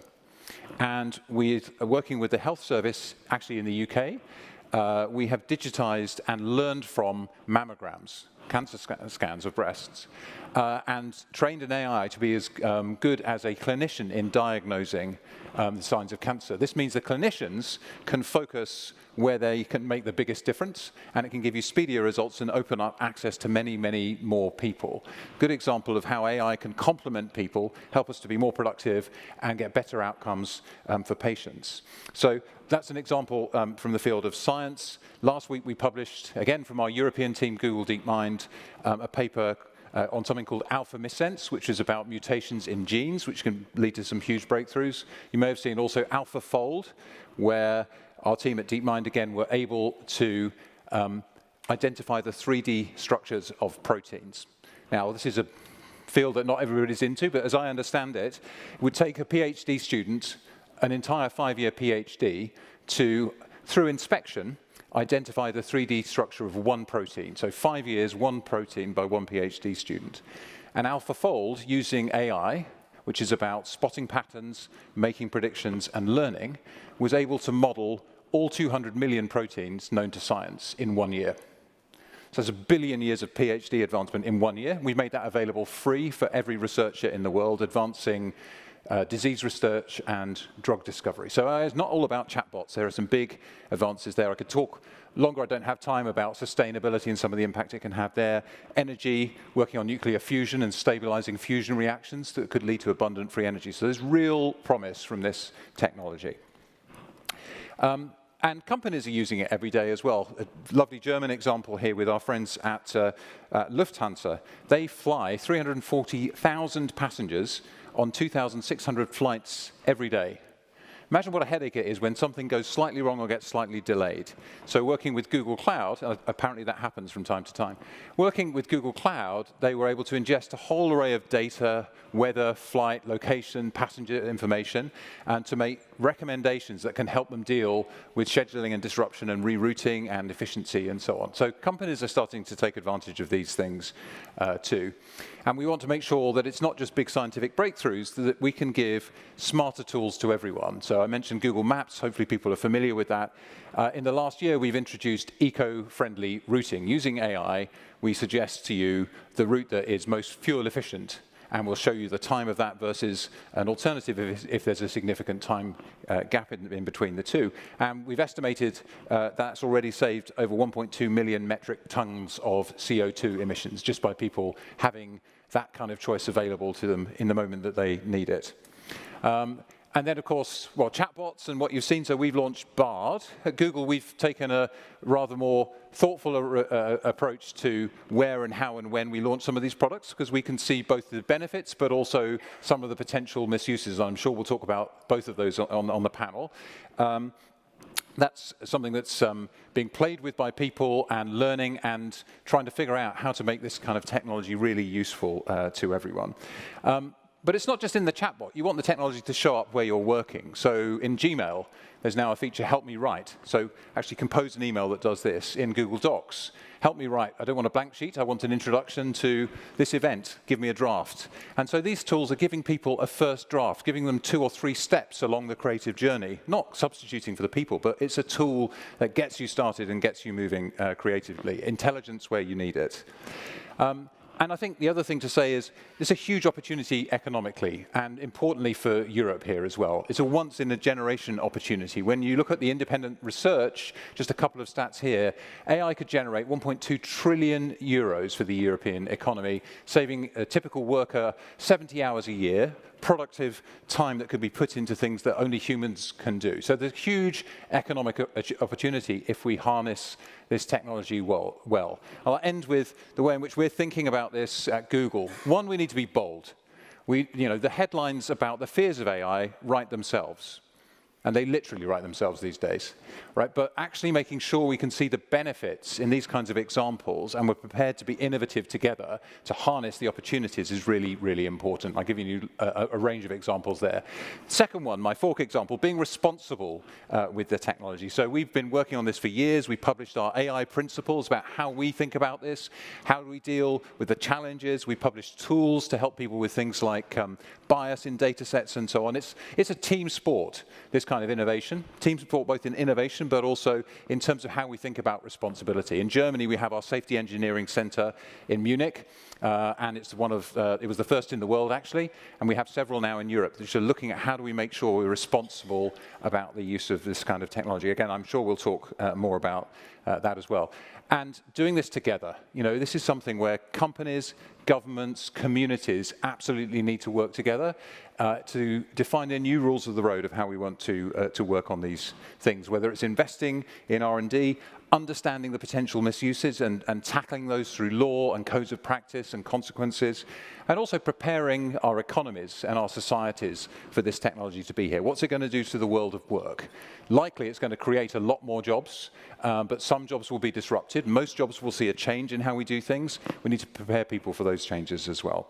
And so I would end with that thought, really it is up to us. It's up to people in this room and others to think about how we want the world to be, to harness the benefits, to be responsible and to work together to land it all. Thank you.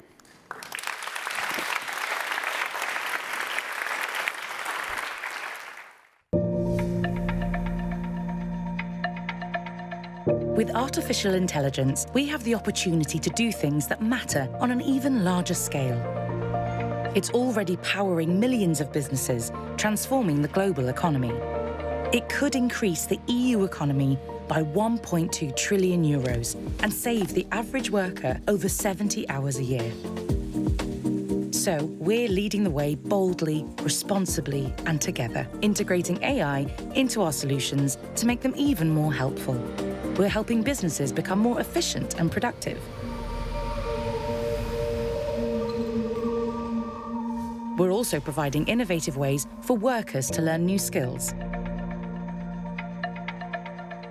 And we're helping consumers make more sustainable choices.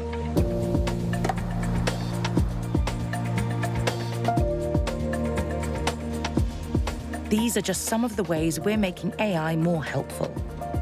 Together, we can unlock its full potential as an engine of productivity and economic growth that benefits us all.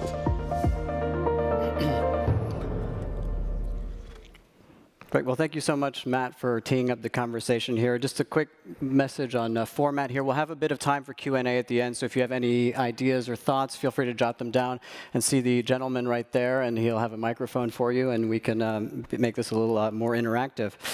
I thought I'd start because we are, after all, in the native land of Goethe, who wrote a great many things, one of which is particularly apt, I think, in illustrating the power and the risks of AI, which is the sorcerer's apprentice, right? Sorcerer goes out, the apprentice is left behind. He doesn't want to do the menial task he's been left. He enchants the broomstick to move water back and forth. Pretty soon, it's out of control. Everything is flooded, multiplying terribly. Sorcerer comes back, sorts it out. AI, we don't have a sorcerer, right? We are the sort of sorcerers. We're generating this sort of as we go. And again, it's very easy to have a lot of mystical views on what AI is and how exactly we use it. So I hope that here we can help sort of demystify that and talk about the concrete examples. So I'd like to start with kind of what excites you most about AI. And concretely, I'll start with you, Glenn. Where do you see AI working in your business, the business that you're running today? Well, and I am the CEO of Booking.com, a travel company. I should mention that Glenn Vogel is the CEO of Booking.com. Matt Britton is the president of Google for EMEA. Right. Let me just say, Denis Terrien is the executive vice president, CEO of Southern Europe for Salesforce, and Ursula Owusu-Ekuful is the minister of communication and digitalization for the Republic of Ghana. Forgive me, Glenn. No problem. So, look, we've all been using AI for a very long time. Matt just mentioned there's a lot of AI that's been happening for, going way back. I mean, AI really started in the 50s thinking about it, but it didn't become a big news item for a lot of people till ChatGPT. We at our company, though, have been using AI for a very long time, machine learning, to come up with what type of property should we show to somebody when they're looking for a hotel. That's AI. When somebody is thinking about, I want to take a flight, which one? We help present it in that order by AI. When they go to pay for something, their credit card, they put it in. We're using AI to determine whether or not that could be fraud or not. When we decide to give somebody a discount for their flight or their hotel, we do that because of AI, or we don't give them a discount because of AI. These things, and there's so many things, but it's this new thing, ChatGPT came out, and everybody says, oh my God, the world has changed tremendously. And I just like everybody to know that, and this is really important, Google could have come out sooner. They had large language models. They could have done this, but thinking responsibly, trying to make sure this is done the right way, they were actually holding back. And that's one of the things about AI and your sorcerer's apprentice idea of all these new things that are coming out. And do we just put it out to the world and see what happens and hope for the best? Or do we come up with some sort of regulatory framework that will hold it back? Now, some stuff's not that dangerous. So, for example, we came out with some new things. We have a thing, if you want to discover where to go, we have, we call it our trip advisor type thing. It's our travel advisor that comes onto booking.com, and you type in, I want to go somewhere, and then we'll come back, well, give it, do you want to go to the beach? And it goes back and forth, and we'll come up with an itinerary and suggestions. It's great. Or if somebody wants to find out more information about a property when they're just about to pay, chat AI is going back up to the property and giving them more information. Most commonly asked question is, can I bring my dog? Very, very, very interesting thing. Also, then you go back and you say yes, and the next question many times is something like, well, my dog is very big, and this helps out. So it's a great thing. But the issue is much more important, and these are the things that Matt was just talking about. Great possibilities. That issue about helping to do a radiologist's job instead, maybe more accurate, let's face it, the AI never gets tired, never has a hangover, never looks away, isn't angry at its spouse, right? On the other hand, though, what happens to the radiologist's jobs? Right? And that can be expanded throughout the world. Well, So and that'll be kind of where we go with this. And Ursula, you come at this at a slightly different angle. So I'm curious to know for you what you think are the kind of the great promise concretely. Where do you see the applications for Ghana? Thank you very much. And like everyone, we're all excited about the promise that AI offers in improved efficiencies and taking away the mundane task and freeing us to do the more important things that we do. And in government, for us, public sector efficiency can be enhanced. Citizen-to-government engagement can also be improved. We can have more tools in healthcare, as you've indicated, in commerce. In education is becoming a big thing with all its challenges as well. But one thing that as policymakers we are concerned about is that we're not opening up the conversation. And so it's as if the techies, the industry players who are taking the benefit of it, who are developing it, the academics are talking to themselves and leaving the people whose lives will be impacted or enhanced with this technology behind. I think we need to broaden the conversation and allay the fears of people who think machines are taking over the world and the stuff of science fiction is now becoming reality. We thought this would happen in movies, but it is happening now.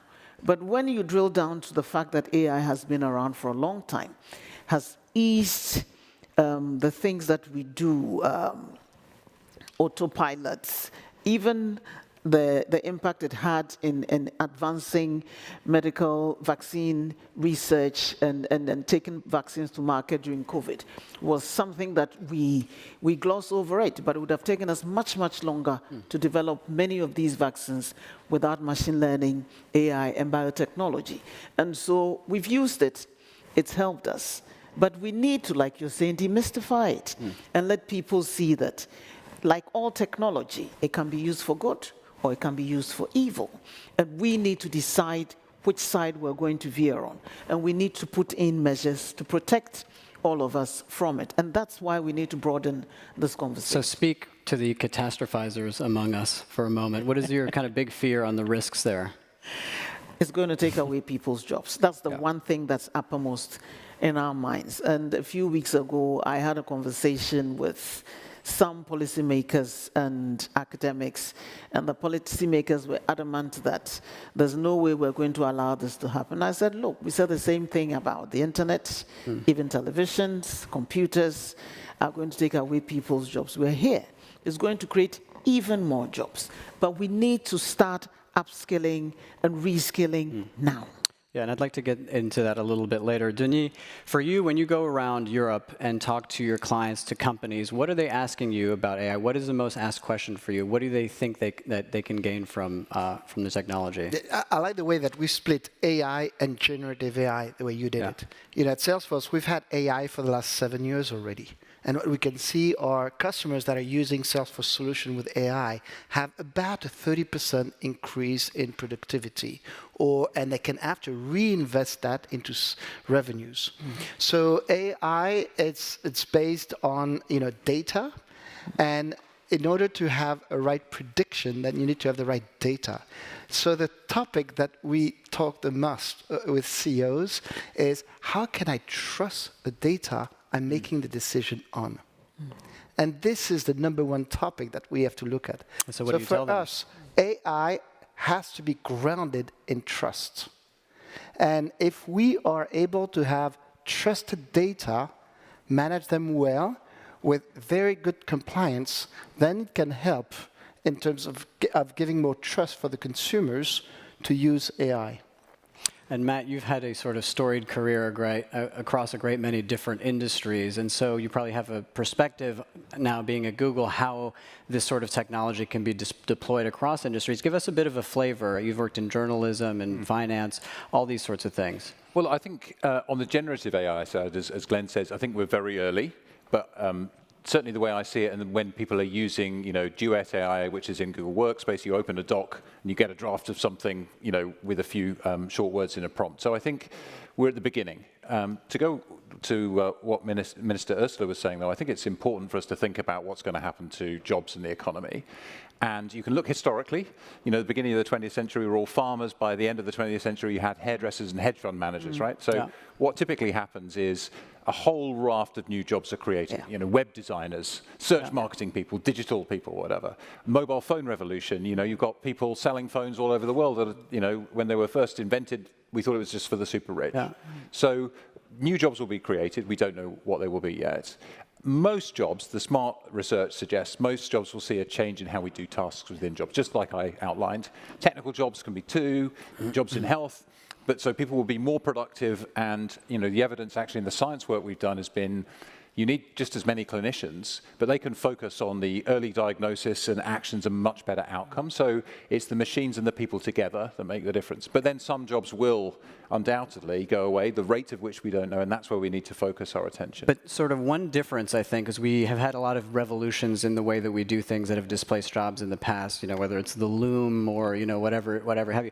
The difference here, to me, it seems, is speed. Yeah. It's the speed at which this happens and the speed at which people get displaced, don't retrain. This is sort of light speed. Well, I don't think it's light speed, but it is faster probably than the agricultural revolution. Right. So it's somewhere between the two.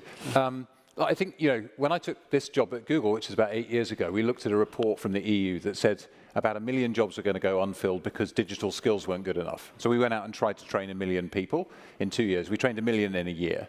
We've now trained, I think, 1.7 million people in Germany, 15 million across Europe. And what you find, actually, is in many cases, this is not like to be a brilliant coder. It's often basic digital skills, and it's a confidence issue that once people start to see what they can do with these tools, and they should be simple, they actually go on and get a new job, grow in their career, start a new business. So I think it's for all of us, and companies have an enormous role to play here. I think Chancellor Scholz earlier was saying, in Africa, the private sector's got a big role to play. So I think companies, governments, communities working together to help people to get confident and equip themselves for the future is what we're going to need to do to achieve the sort of speed that you're talking about. But the point about speed of change is really important.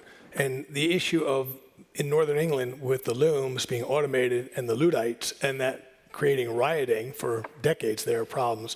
And you say, well, that wouldn't happen now. Would it happen now? If you look at a place, and take the United States, for example, as the manufacturing was displaced, not by technology, but by wage arbitrage going outside of the US, and many people did lose their jobs, and and that has created a political issue in the States. And this will happen much, much faster. Jobs are going to change much, much faster. So that's a concern. The other thing that's just pointed out about the data, trusting the data, and this goes into the chat all the large language models is, do you trust this or not? So one of the things I've been doing since ChatGPT came out is I asked it to do a biography of myself, and I ask everybody, if you are a public person, do it and see what comes back. It has come back so wrong. Most of it much better than I am. I do like the fact that I'm much taller in ChatGPT than I'm in real life. Please don't correct that one. But this is kind of scary that that's not right. And if people are relying on it, I know my son, I know he's relying on ChatGPT for his homework and for his essays and stuff. I just know, will they find out or not? These things are issues going a much broader thing when you're doing medical stuff or you're doing things that matter a lot more than my business, which is, I hope you get a good holiday. That's kind of scary. How are we going to set the rules to maintain that this is accurate and safe? Right. I mean, what I think, the way that we approach it at Salesforce is to build an ecosystem around Salesforce, which can be the same as well with AI. And we've measured how many jobs would be created within the next 5 years. It's over 8 million jobs worldwide just around the Salesforce technology. So imagine around all the other technologies that we can have, we're talking about tens of millions of jobs that could be created. So what we need to do is exactly what you say, ensure that we reskill the people and ensure that the solution that we use to reskill are addressable to more and more people instead of being highly technical. And this is where AI is going to help us, because it's going to do the scientists writing the program, and we're going to be able to use low code, and that is going to be able to democratize the jobs. So on the subject of democratization, we have a lot of, you're projecting jobs. A lot of people are trying to project what the impact on economies is going to be. There's one that Capital Economics put out recently saying that the countries that will benefit most are the United States, Singapore, the UK, Switzerland. I think we get where I'm going at. We talk about the power of democratization here. How do you make sure that it's not just another tool to further concentrate wealth in certain places? How do you see this? We need to work and take deliberate steps not to exacerbate the digital divide. And AI can do that if we do not focus on those of us from Africa and the global south, where we're already grappling with the problem of unemployment, youth unemployment. Now, if we do not have the digital infrastructure on which to reskill and upskill our young people with these new technologies, we're not part of the conversation at all. So for us, we still need to look at the basics. And I think that's where big tech can help us put in the digital infrastructure that we need to provide our young people with the skills that will enable them to be part of this unfolding revolution. Otherwise, we're staring at a problem or a crisis or a catastrophe waiting to happen. Like you're saying, you can train 1 million people in Germany, in America, in other parts of Europe. How are we going to do that in Ghana when people don't have access to the internet or don't have devices, or even if they do have access to the internet, they do not have the basic computer literacy to be able to engage. Yeah. So we need to tackle this from all angles. Yes, we're not all developing at the same pace. So whatever measures we put in place to address the issue needs to focus on the least developed countries, the developing countries, and the developed countries as well, and craft solutions that meet all of that. Now, talking about your son and his homework, all of us in school, we studied differently. It's a challenge for all of us. And the one thing that we're also wondering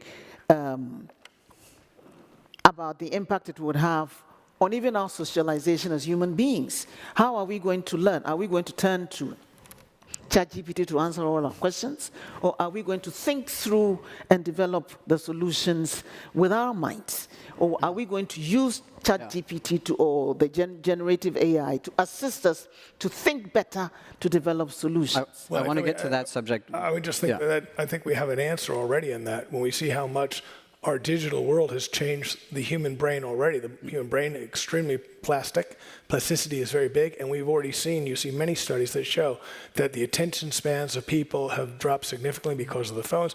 If you look at a study done for London taxi drivers and their ability to memorize places before there was your product versus the product that now Think is. about what great things they can do with all that brain power now. Actually, it's fine because you never have to worry about it. It just changes. It's not saying it's bad or good, but it's going to change. But this goes back, you go back to the Greeks, and I don't know, someone can now look in ChatGPT. Was it Aristotle who said something about it was terrible, the idea that you had writing, because writing's going to ruin your memory? Please, somebody look that up. Was it Aristotle? I don't know. I don't know because I use ChatGPT all the time. My memory is gone. If I didn't have that, I would remember that. And that's an issue. So our memories are nowhere near what they were a couple thousand years ago because we have other ways to, I don't know if it's bad or good, it's just going to be different. But I want to come back to what you said about, the importance of what we do in Africa and in the countries of the future. And I think, you're absolutely right. The first thing is you need to give people access. And so the investment in giving people access is vital, and we know it changes lives. As soon as you get access to the internet, education, wealth, prosperity, opportunity, health, all increases. And so that's something we work closely with telcos and others on. Secondly, though, I think what you see is education is changing fundamentally. And do you need to be able to write long-form essays to prove that you could be a Victorian factory manager anymore? Now, that's a tough thing to say, right? But what are the skills we need in the future? Curiosity, creativity, critical thinking, to know where to go for something, to assess whether something's factful or not. And I think this is where I'm very excited about, when I go and spend time in Africa, we've got a research center in Ghana. We've got Africans building technology for Africans. People have $30 Android phones. And that changes lives, and that's a way of helping democratize access. But what if you had not just access to the world's information, but the intelligence that's possible here, health professionals, and so on. So I think there's a real opportunity. We must make sure we go together. This word together is really important here. Just when you put this power in the hands of young people in emerging markets, they're not starting from how do we regulate and stop this. They're starting from what are the possibilities of this technology to change my life for the better. And at risk of straying... I'd like to go on this. I think AI now and computer is a very different animal than when we talked about investing in a country. Earlier on with Chancellor Scholz, we talked about the fact that Siemens had built a railway in Egypt. So it requires a lot of investment, and there's one in Egypt, but there's maybe or maybe not the same in Ghana. With technology, anywhere in the world you have the same technology. This is what's amazing. Whether you're an SME in Germany, whether you're a kid in school in South Africa, or whether you're a large industrial conglomerate in Germany, you have the same tool. Hence, you're right, it's how you skill or reskill yourself, and after it boils down to creativity and behavior towards innovation. So, it's very good you just said that, because that's a big issue. It's not the same in each country, and that goes into the global regulatory framework. So, for example, we released our AI trip itinerary thing only in the United States because we were concerned in terms of what the rules are in Europe and whether to do it or not. And this is going to be very interesting because does AI get fragmented among the different areas? In Europe, you have one rule. In the US, you have another. In China, there's another. India, another. Brazil. And then what does that do in terms of development? So does the country that has the least regulatory framework, the most liberal one, enable its people to develop things faster and end up with an advantage over others? Is that a dangerous thing? And in the markets that have, where money flows, capital flows, and intelligence, people capital flows to the areas that have the most possibilities. Is that why a lot of the technology is flowing to the States because it's less regulated? I don't know, but this is a concern. Yeah, and just to touch again on the point of education, if I might just enlist you all, perhaps not as business leaders, but as parents, right? The function of education, as you were describing, is not solely, I don't think, to have sort of economic value in the future. There are other parts of this, right? Learning how to think and kind of rounding out as a human being. When you think about your kids and thinking about school, is something lost, or do we need to rethink kind of what the function of education is? And Denis, I'll start with you because I know you have a foundation on the subject. Right. I studied maths. At that time, I had to remember all the formulas, and I had to be pretty quick at numbers. My kids, they had a calculator. I can relate. And they sat the same exams with that calculator. And in the calculator, they had all the formula. And they're still able to learn, right? So I think that their kids are going to have AI or generative AI and are going to be able also to have more creativity and behavior. Hence, this is why, you know, I think it's people adapting to the technology. What we need to do, as you rightly say, is to control it in some way, in some form. Therefore, this is why we believe that there could be a risk-based regulation which takes into account, number one, the protection of individual. Number two, built on trust. And number three, continue to allow innovation. If we are able to get some kind of regulation which is context-based, I think we're going to be able to use AI to the best and to create a platform for change. And Glenn, you've warned about over-promising and over-delivering on AI. What are the limits here? How much of this is hype? Because with anything this big, where everybody's very excited about, there's going to be some hype. Yeah, it's the standard Gartner hype cycle, which people who are familiar with, they'll say we're I don't know if we're at peak hype yet. We're probably approaching. Pre-peak hype? We're getting there. Feels like it. Yeah. Feels like that, right? And then they'll go down the death of despair. The issue is this, really, is that the opportunities we all believe are fantastic. I don't think Matt was overstated. I think to myself, this is the biggest thing. The generative AI thing and the development of all types of AI going forward is going to be transformative to our society. And I don't know what the next 10 years are going to be like, but I know they're going to be very different. The question, though, is it going to be 1 year or 10 years before we really see it? And I think 10 is more likely. Right now, the stuff we're working on right now, it's great, but it's not doing what I want. You want to take a flight and a holiday, right? What you really want is an agent. There used to be such a thing. It was a human being. Usually it was a woman, and she knew what you wanted to do and how you wanted to do it, and she'd give you a couple of choices, but she really kind of knew what it was going to be, because she knew what you could afford, she knew what you liked, and then she just did it all, and it just happened. That's what you want, only you want it through AI. You want it to say, I want to take a trip, and it knows and does it. We're not going to have that anytime soon, but that's the ultimate goal. Just as sort of a slightly different angle in education, I think the promise of AI in education is tailored education for the individual, actually. And, you know, I've got kids who haven't got, you know, all of the same skills that I have, and they struggled in traditional education, dyslexia being one of the reasons. Imagine a world where the education you get is tailored entirely to you. And then the other thing we should think about is education is not just for young people, right? We are in a world where we all need to educate ourselves constantly. And I mentioned our digital skills training. You know, in some places we've partnered to target young people. Where we haven't, the average age is over 40, 50-50 male, female.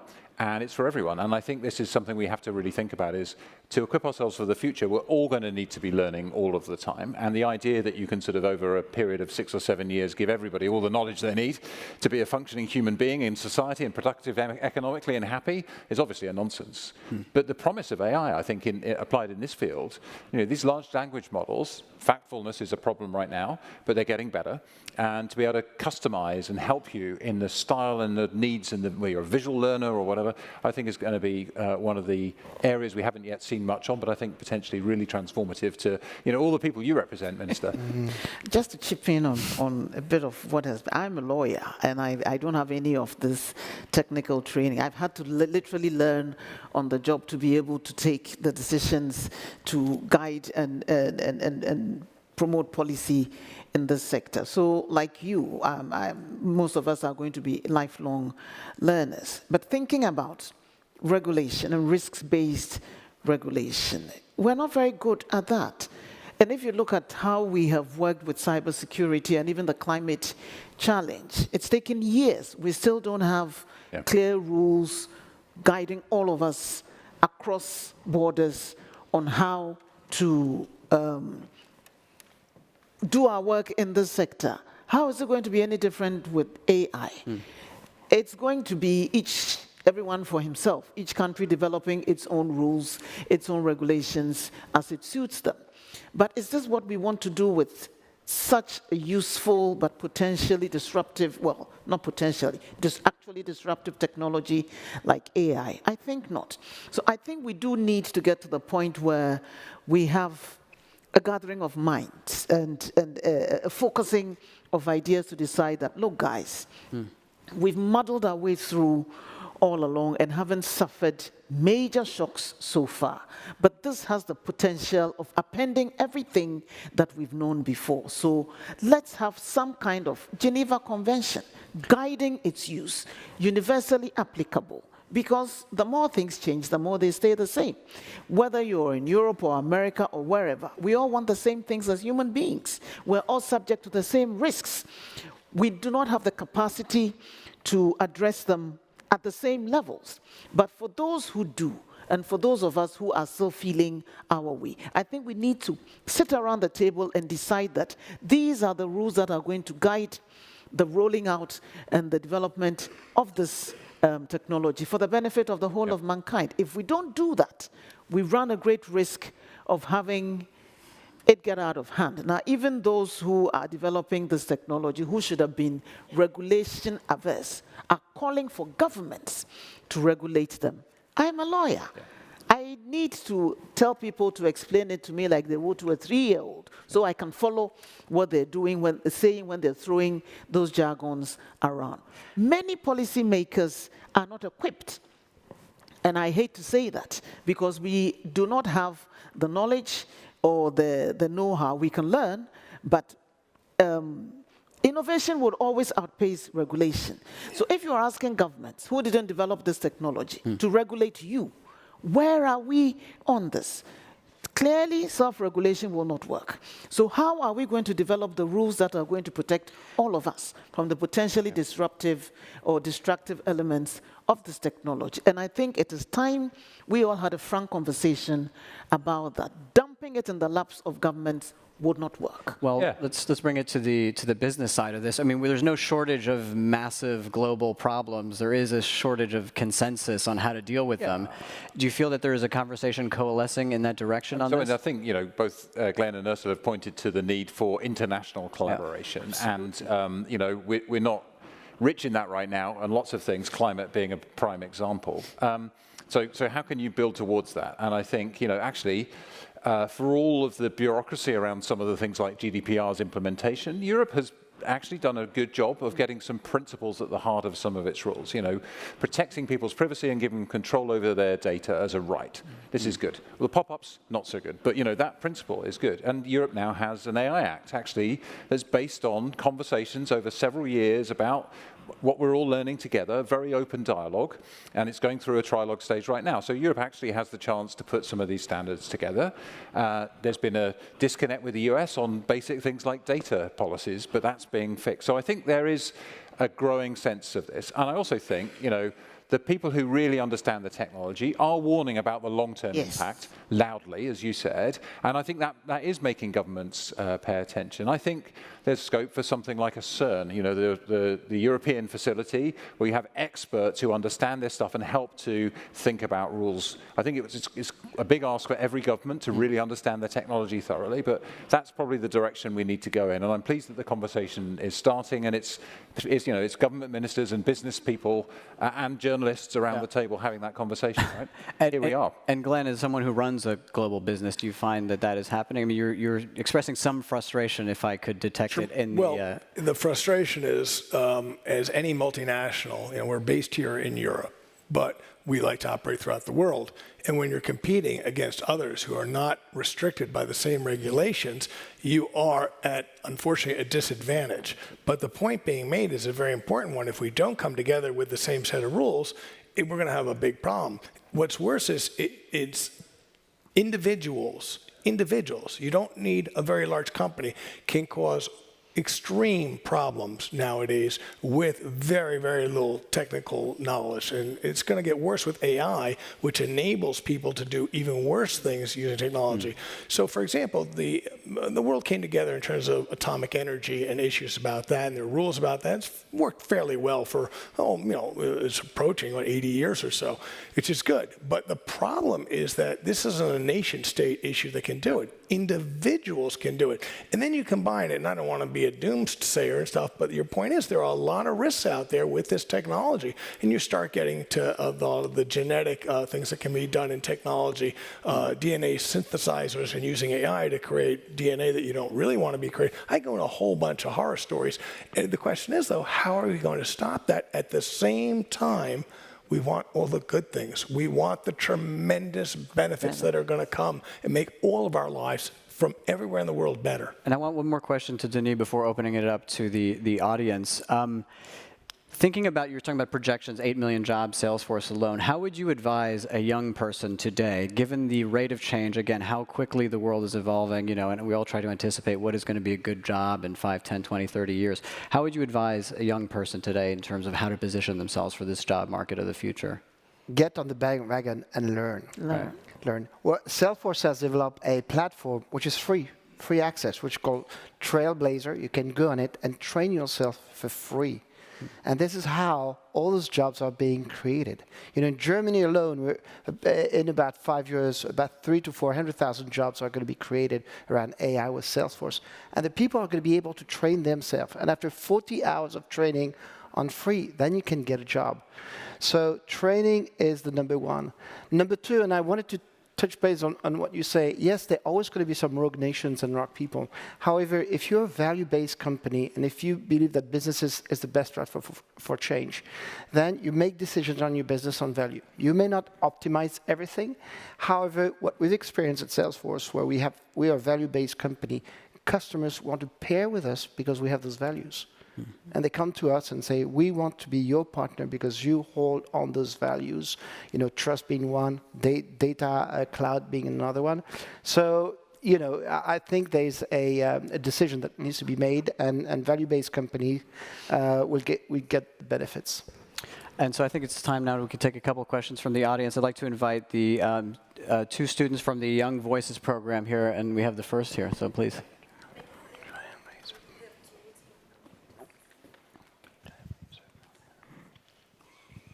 We'll get there.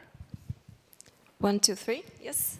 Thanks for the opportunity. My name is Margarita. I am a global MBA student from ESMT representing Young Voices, and I come from Kiev, Ukraine. So earlier today I was joining the demo corner of Google, and I was particularly impressed by Google Flood Hub and Google Health. It's really great to witness AI for good in action. So my question is, do you see AI playing a vital role in the future rebuilding of Ukraine? And if yes, how? And can it also contribute to promote peacekeeping and conflict resolution in future? Thank you. I mean, I'm happy to start with that, and thank you for being here as well. I didn't mention in my speech, but in the little video we showed, we mentioned we were trying to see if we could train 6,000 people in Ukraine using, you know, in AI basics. And I think we trained 10 times as many as we thought were going to do it, so 60,000 almost immediately. And so I think there's a real desire to find skills and jobs that kind of make a bridge into the future in Ukraine and across the world. But I think it absolutely plays a key part in the future. One of the things that's enabled Google to do all the innovation we've done is that small businesses use us to grow. They spend money with us on advertising to reach people all around the world in a way it wasn't possible to do before. You Google, you know, a pair of shoes in Japan, you can buy from Ukraine. And I think one of the things that this technology revolution and now the AI acceleration of it will do is enable small businesses and individuals to start businesses that are global, whether it's in content or commerce. So I think there's a big, big opportunity there, and proud to play a part in that. And I know, you know, many of my other business kind of colleagues who are trying to do the same. So thank you. Thank you very much.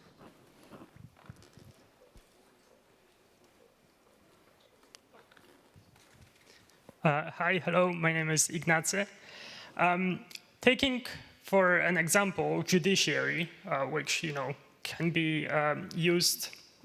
held by AI, what sort of specific mechanisms would you implement to ensure that the rulings given by the artificial intelligence are just, unbiased, transparent, and independent? It's a horrible problem. Lawyer. Luckily, it's not yours. We'll not speak with that Let one. me We'll start go to the lawyer for this with one. an anecdote I read about a few weeks ago in an actual case in court. The defense lawyer developed his entire defense using AI, ChatGPT. So it generated a fictional defense with case studies, case law, and all of that. The judge was struggling to find the references to read them, right, because they didn't exist. So was the lawyer on the other side. So eventually he had to confess that they weren't actual cases, but made-up cases. That's where the ethics of the use of this technology comes in. And he confessed and had his case thrown out because he really didn't have any case. AI itself cannot deliver judgments. Yeah.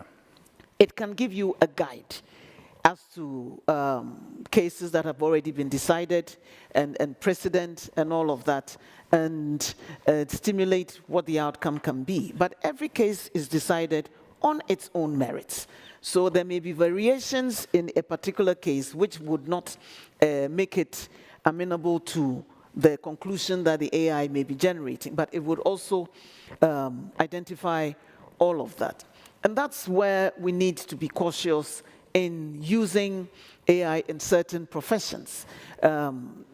It's been estimated that it will put lawyers out of business because the more mundane things like conveyancing, drafting of contracts and documents and all of that, there's a set format for it, so it's easy to do. But when you're having to apply specific evidence to specific facts to arrive at decisions based on precedent and the laws in various countries, that's where the human element has to come in to utilize these tools to arrive at the decisions that will ultimately come out. But it's easy to track trends because you know that cases may be on all fours with certain facts, and so it's easy to predict how it's going to end up. Where there may be distinguishing factors, it may not be that easy to identify those using AI. It may, I don't know, because like I say, I'm a lawyer, so I don't understand how that. And there are a couple things to bring in there, and I have a law degree from Harvard. I've never practiced, so you're more aware, but I am familiar with the case in the States where the person did make that up. But even if somebody didn't use it to make it up, the issue starts out with what are these large language models, and Matt could talk better about this, but think of it much more as a probability machine.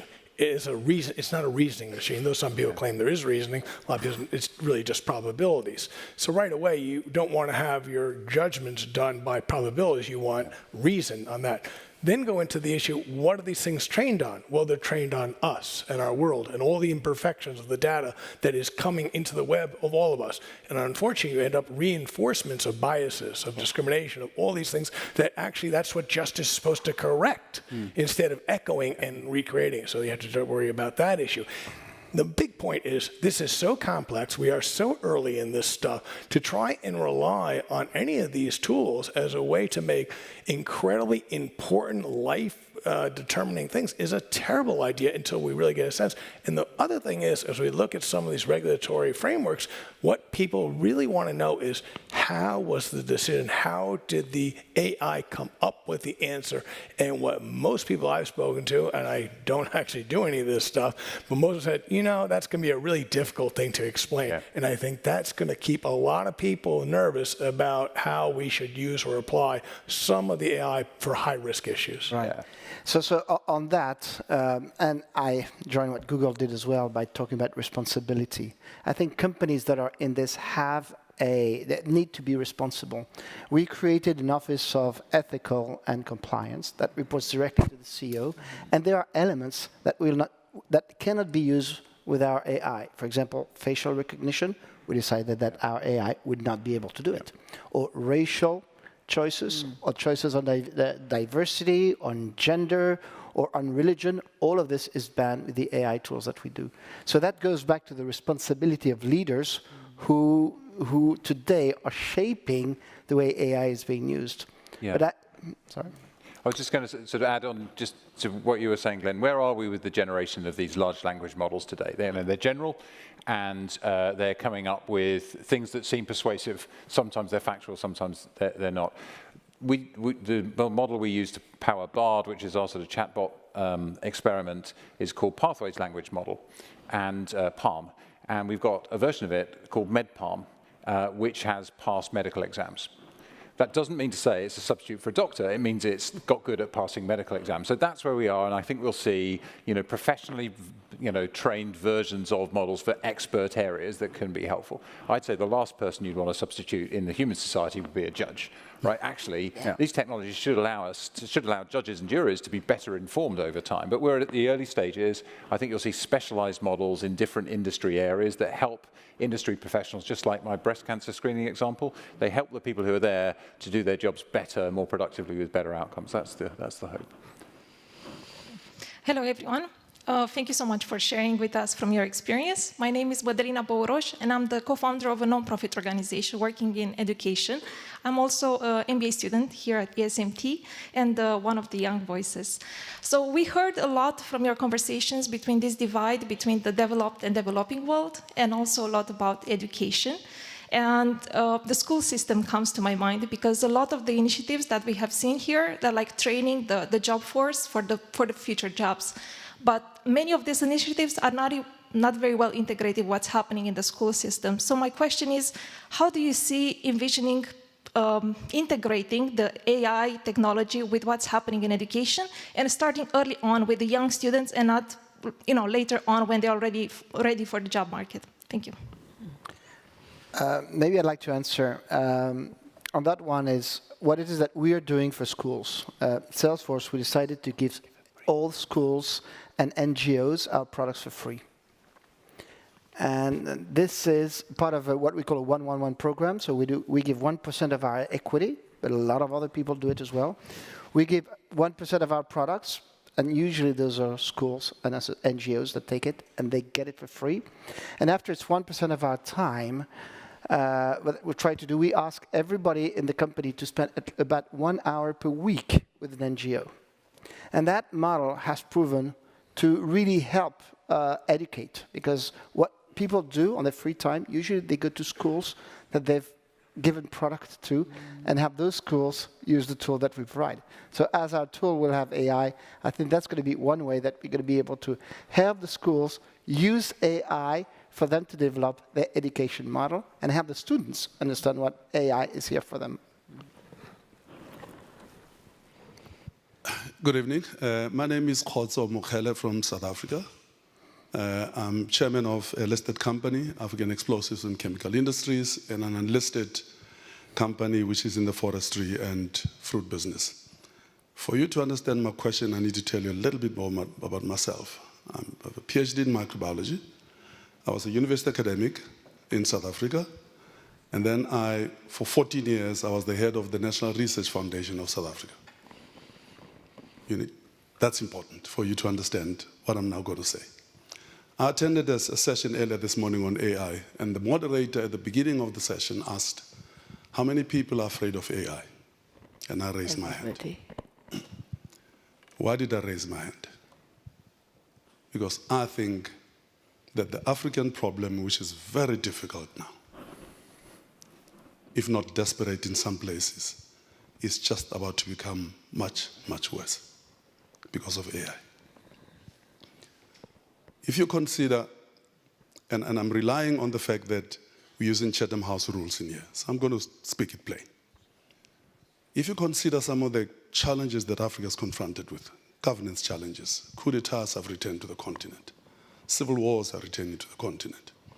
If you consider the fact that we still have basic schooling challenges to overcome, if you consider the fact that for the majority of Africans, mobile telephony is still at best 2G.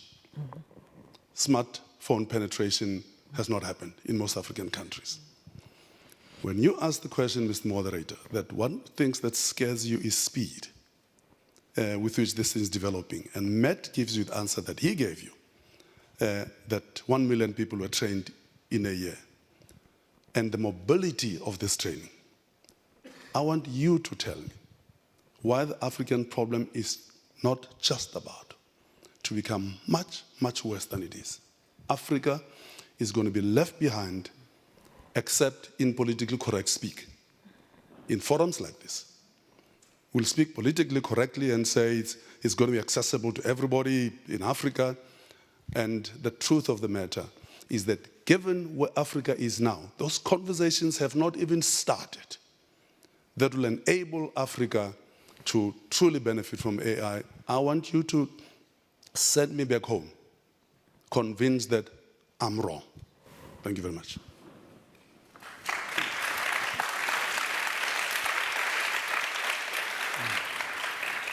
You're not wrong. And I did make the point that until we have digital infrastructure, the skills, and the devices to enable us take advantage of this revolution, we're just going to exacerbate the digital divide and leave Africa and those of us in the global south even further behind. So for us, like I said, differential rules for differential people, differential solutions for those of us who are different levels of development. We need to have that digital infrastructure in place.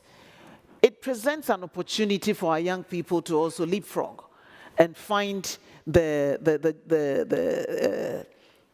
jobs that they need to engage in the world, the global world of work that's unfolding currently. But until we give them those tools, then we might as well just be having a nice conversation and we go back to live with our problems. So you're not wrong, you're right. But I want all of us, and I did mention that big tech, building submarine cables to connect Africa to the rest of the world is fine. How is that capacity going to get to the old lady or the young child in my village? So we also need to invest in backhauling and in the last mile, and not just leave it to the network operators who are only motivated by profit. If it's not profitable, they are not going to do that. Governments will work with you on that. In Ghana, government is building a rural telephony network with funding that it has procured by itself, working in partnership with the network operators. But it is not enough. And so we need to see it as a problem, a continent-wide problem, that we need to address head-on. Provide connectivity to every part of the continent, and then we'll be part of this revolution that's unfolding. Until then, we will continue to be bystanders. But that's leaving a huge chunk of the population behind. And the world cannot afford that because, like I said, it will create a problem for the entire globe. They're going to end up on the shores of Europe and America in leaky boats and create problems for you. So let's create an environment that enables Africans to stay on the continent with the tools that are available to everyone and work there and earn a decent living. Technology provides us with the answer. Are we willing to invest in making that answer accessible and available and affordable to everyone on the continent? And that's something that we all need to consider and work at. What do you think Google's role is in that? Yeah, I'm grateful for you. Well, I can't see the gentleman who was questioning. I'm grateful to you, sir, for raising the question and putting it so eloquently. I think there is a huge opportunity with this technology. There's also a massive responsibility for it to be a force for good, and it can't be a force for good if it doesn't make its way into the hands of people in Africa, people in the poorest countries, and harness its potential for good. So how do we go about that? And exactly as the Minister said, you have to have access. And there's a responsibility on us. We work closely with all the telcos. Android is a free operating system, which means that you don't have to spend an iPhone price to get a device. You can get a $30 phone. Now, that's not enough, but partnering with telcos and governments, we can help accelerate the access issue. I'm going to turn this way for cameras, apologies. And the responsibility is on us as a team support to do it together. I think you said, how many people fear AI? I'd say, let's be careful of that. We need to fear the misuses of the technology, but the technology is not to be feared. And I think the headlines are doing us a disservice at the moment. We need to embrace the potential of this technology and the promise of when you have access to these tools for education, for prosperity, for health is enormous. And so there's a responsibility on all of us, tech companies and governments and the private sector at large, all kinds of companies to really pay attention here. And then the final thing is, with everything that's gone on in the world, Europe and the US haven't paid enough attention to Africa, and that's a major political problem as well as an economic and prosperity problem. So I think there's a big responsibility on us. The gap between rich and poor across countries is widening, and within countries is widening. We have to harness the technology for good, and the responsibility is definitely felt, sir. And of course, the sort of foundation upon which any successful business is built is stability, right? Political stability and all these sorts of things. So I want to use also, just because it's been on my mind since your first answer, right? So I want to use a concrete example, because you talked about all the ways that Booking.com is using this to kind of suggest trips for people. What prevents you from surge pricing everybody, right? The people that need a certain thing, and let's say it's not Glenn running the company, let's say it's somebody else who maybe isn't as has a charitable view, and is more. So this is a societal issue, really. It comes down to how do we want to treat prices, markets, in terms of scarcity. And it's not just travel, but we'll use travel as an example. So we all know prices go up when it's high season, or if there's a big football event happening in the city, or I hear in Paris there's some of the Olympics coming or something. I hear something like that. There's rugby today. Yeah, rugby, right, exactly. And prices go up. Now, prices are a great way price discovery is a great way to balance supply and demand.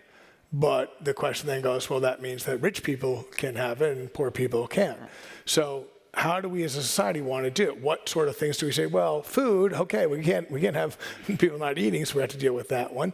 But is something like travel something that you should treat differently? For example, there's a problem of supply in Venice, of just Venice itself supply. There's a problem. Right. And that's over-tourism, causing all the ecological problems and making life very unpleasant for people who live in Venice, et cetera. And the Venetians trying to come up with what is our plan? How are we going to do it? They decided that they should put a tax to visit Venice. It's a very small tax. I don't think it's going to do anything really deferring people to go to Venice, but that's an idea. Botswana, for a very long time, in its travel things, they decided that they're going to make it very expensive to come visit Botswana. So they have a limited number of people who go to Botswana because it's really expensive, but it's a great experience if you can afford it, because there are not 10,000 other jeeps around the one lion that's hanging out. That's one way to do it. But these are the things that we have to come up with. Should it be lotteries or not? This is a societal issue that no individual corporation can decide on their own. My job as CEO is to try and balance as much as I can all the different stakeholders. But me doing that is not going to cure the societal issues that we just talked about. And we need the other stakeholders. And at the end of the day, in democratic societies, the government is created by the people, and they choose how they want to do it. And I think that's the right way to do it. I don't make the rules, the governments do. I just follow them. And Matt, who do you feel is doing a good job of setting out these rules? You mentioned Europe. Do you think that is kind of the gold standard so far, or is there another kind of set of rules that are emerging? I mean, I think lots of leaders are engaging in the topics right now, and I think, as I said, the search interest in generative AI 3 times up year on year. Everybody's talking about it. So I think those conversations are happening, which is good. I do think the EU actually is ahead of the game because it's been working for some years on this topic. But I think it's going to be, as the minister kind of referenced, technology is going to be changing very fast. So what we need to have is clear laws that define the accountabilities and responsibilities of the different players, including tech. But then I think what I've seen in the field of disinformation, right? So this is something which is going to come more and more to the fore with generative AI. We've already seen it in social media big time. How do you deal with that problem? What we saw working with the EU is that a combination of platform responsibilities in law and then codes of practice written together.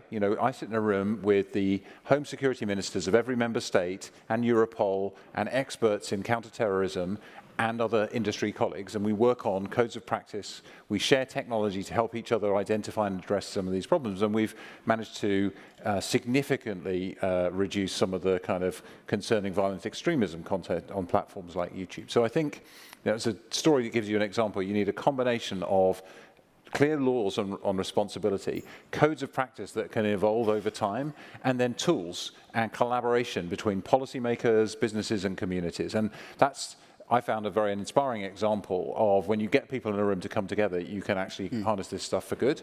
I think the conversation we're having here means that more people in more rooms like this will be having those conversations and understanding each other better. I think one of the risks has been, that policymakers and technology people talk different languages and we just talk past each other. So I think it's, an obligation on us, on both kind of types of organizations, to have more of these conversations. And maybe we do a bit of a sort of confession moment here. Do any of you use ChatGPT in any sort of, not secondhand AI through, say, Google or something? Do you use it in any sort of task? Secondhand AI? Well, in the sense that it's sort of built into everything around us. Do you directly use it to sort of write anything? Besides checking every day on my biography. Right, of course. Yeah. That one, yeah. No, I do use it. I do use it for to start emails. I look at it in a way to summarize things. And then many times it's something that is not important enough that if it gets it wrong, I'm not too concerned about it. I also use, bars, you make a bet, and then, it's a quick way to find out it. When I leave, I will use it to find out whether or not Aristotle was the person about memory and writing and all that. But I just don't trust it enough yet to really depend on it. But it will be there. And of course, we'll get the new Palm that you have coming out, and then we'll be able to rely on it. The models will get better and the factfulness will increase. Right. I'm genuinely curious about this, and you asked the question. Microphone. Thanks. My name is David Marsh. I'm from England, the land of the bard, and therefore I should ask this question, because when I have just experimented with these chat machines, they appear to be incredibly banal, and they seem to come up with a whole string of cliches. Now, is that just because you are holding back, the real essence? You've got something far more clever that you're just not giving to the average man or woman in the street? Or is it because it is just at a very low state of infancy at the moment? Have you got something really clever behind it all? Because at the moment it just is a whole string of cliches, which it could be just, you're deliberately trying to pull the wool over our eyes, but I'd like to know the answer to that. So you gave me the cue.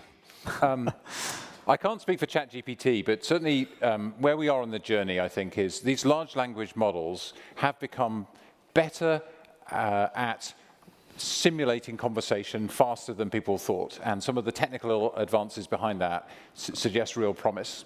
There's a Pareto curve between sort of factfulness and creativity. You can sort of dial up or down in these things. So you can say, I want it to be more factful.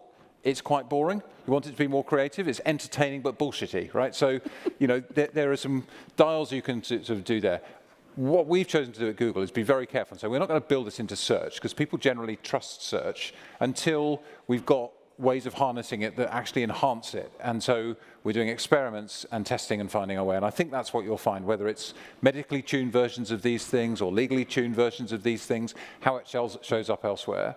Back to your kind of earlier question, I find the most useful stuff is not the chatbot, but where it's built into Google Docs. So I'm opening a document, I've got to write something, and I want a first draft, and I find that incredibly useful. So I think about it as becoming a smart assistant that shows up in places that are actually useful to have that sort of intelligence. I think that's the direction of travel. And there's obvious productivity increases already. We have developers who are using it to help them code faster. Yeah. And it's definitely showing that. And it's some of the specific uses are being seen, productivity levels going up significantly, but we are always cautious when we're doing that and trying to be careful. Does this going to cause a problem down the road? So if you take code, for example, using for code, are you going to have an issue? Well, it's taking code that is, you shouldn't be using because it's somebody else's, and you've just copied it. There's an IP, intellectual property issue there. And there are all these other uses that you want to use, but again, you're concerned, does that fit within the current regulatory framework or not? As I said about not using our new product in Europe because of the regulatory framework. And I think the time has run against us, so if we could just briefly, your final point, Denis. We call this artificial intelligence. Yeah. Had we call this augmented intelligence, I think we would look at the tool in a very different way. Okay. Personally, I've used ChatGPT not long ago to write a nice message to my wife for her birthday. Let me tell you, I was pretty disappointed. And I did take my pen and paper and start it all again. So that's also the limit of any tool. At the end of the day, when you have human relationship, you have to go back to creativity and being yourself. I think that's a good note to end on. So Ursula, Denis, Glenn, Matt, thank you so much for joining us. If we could all join us in thanking the panel today. Thank you.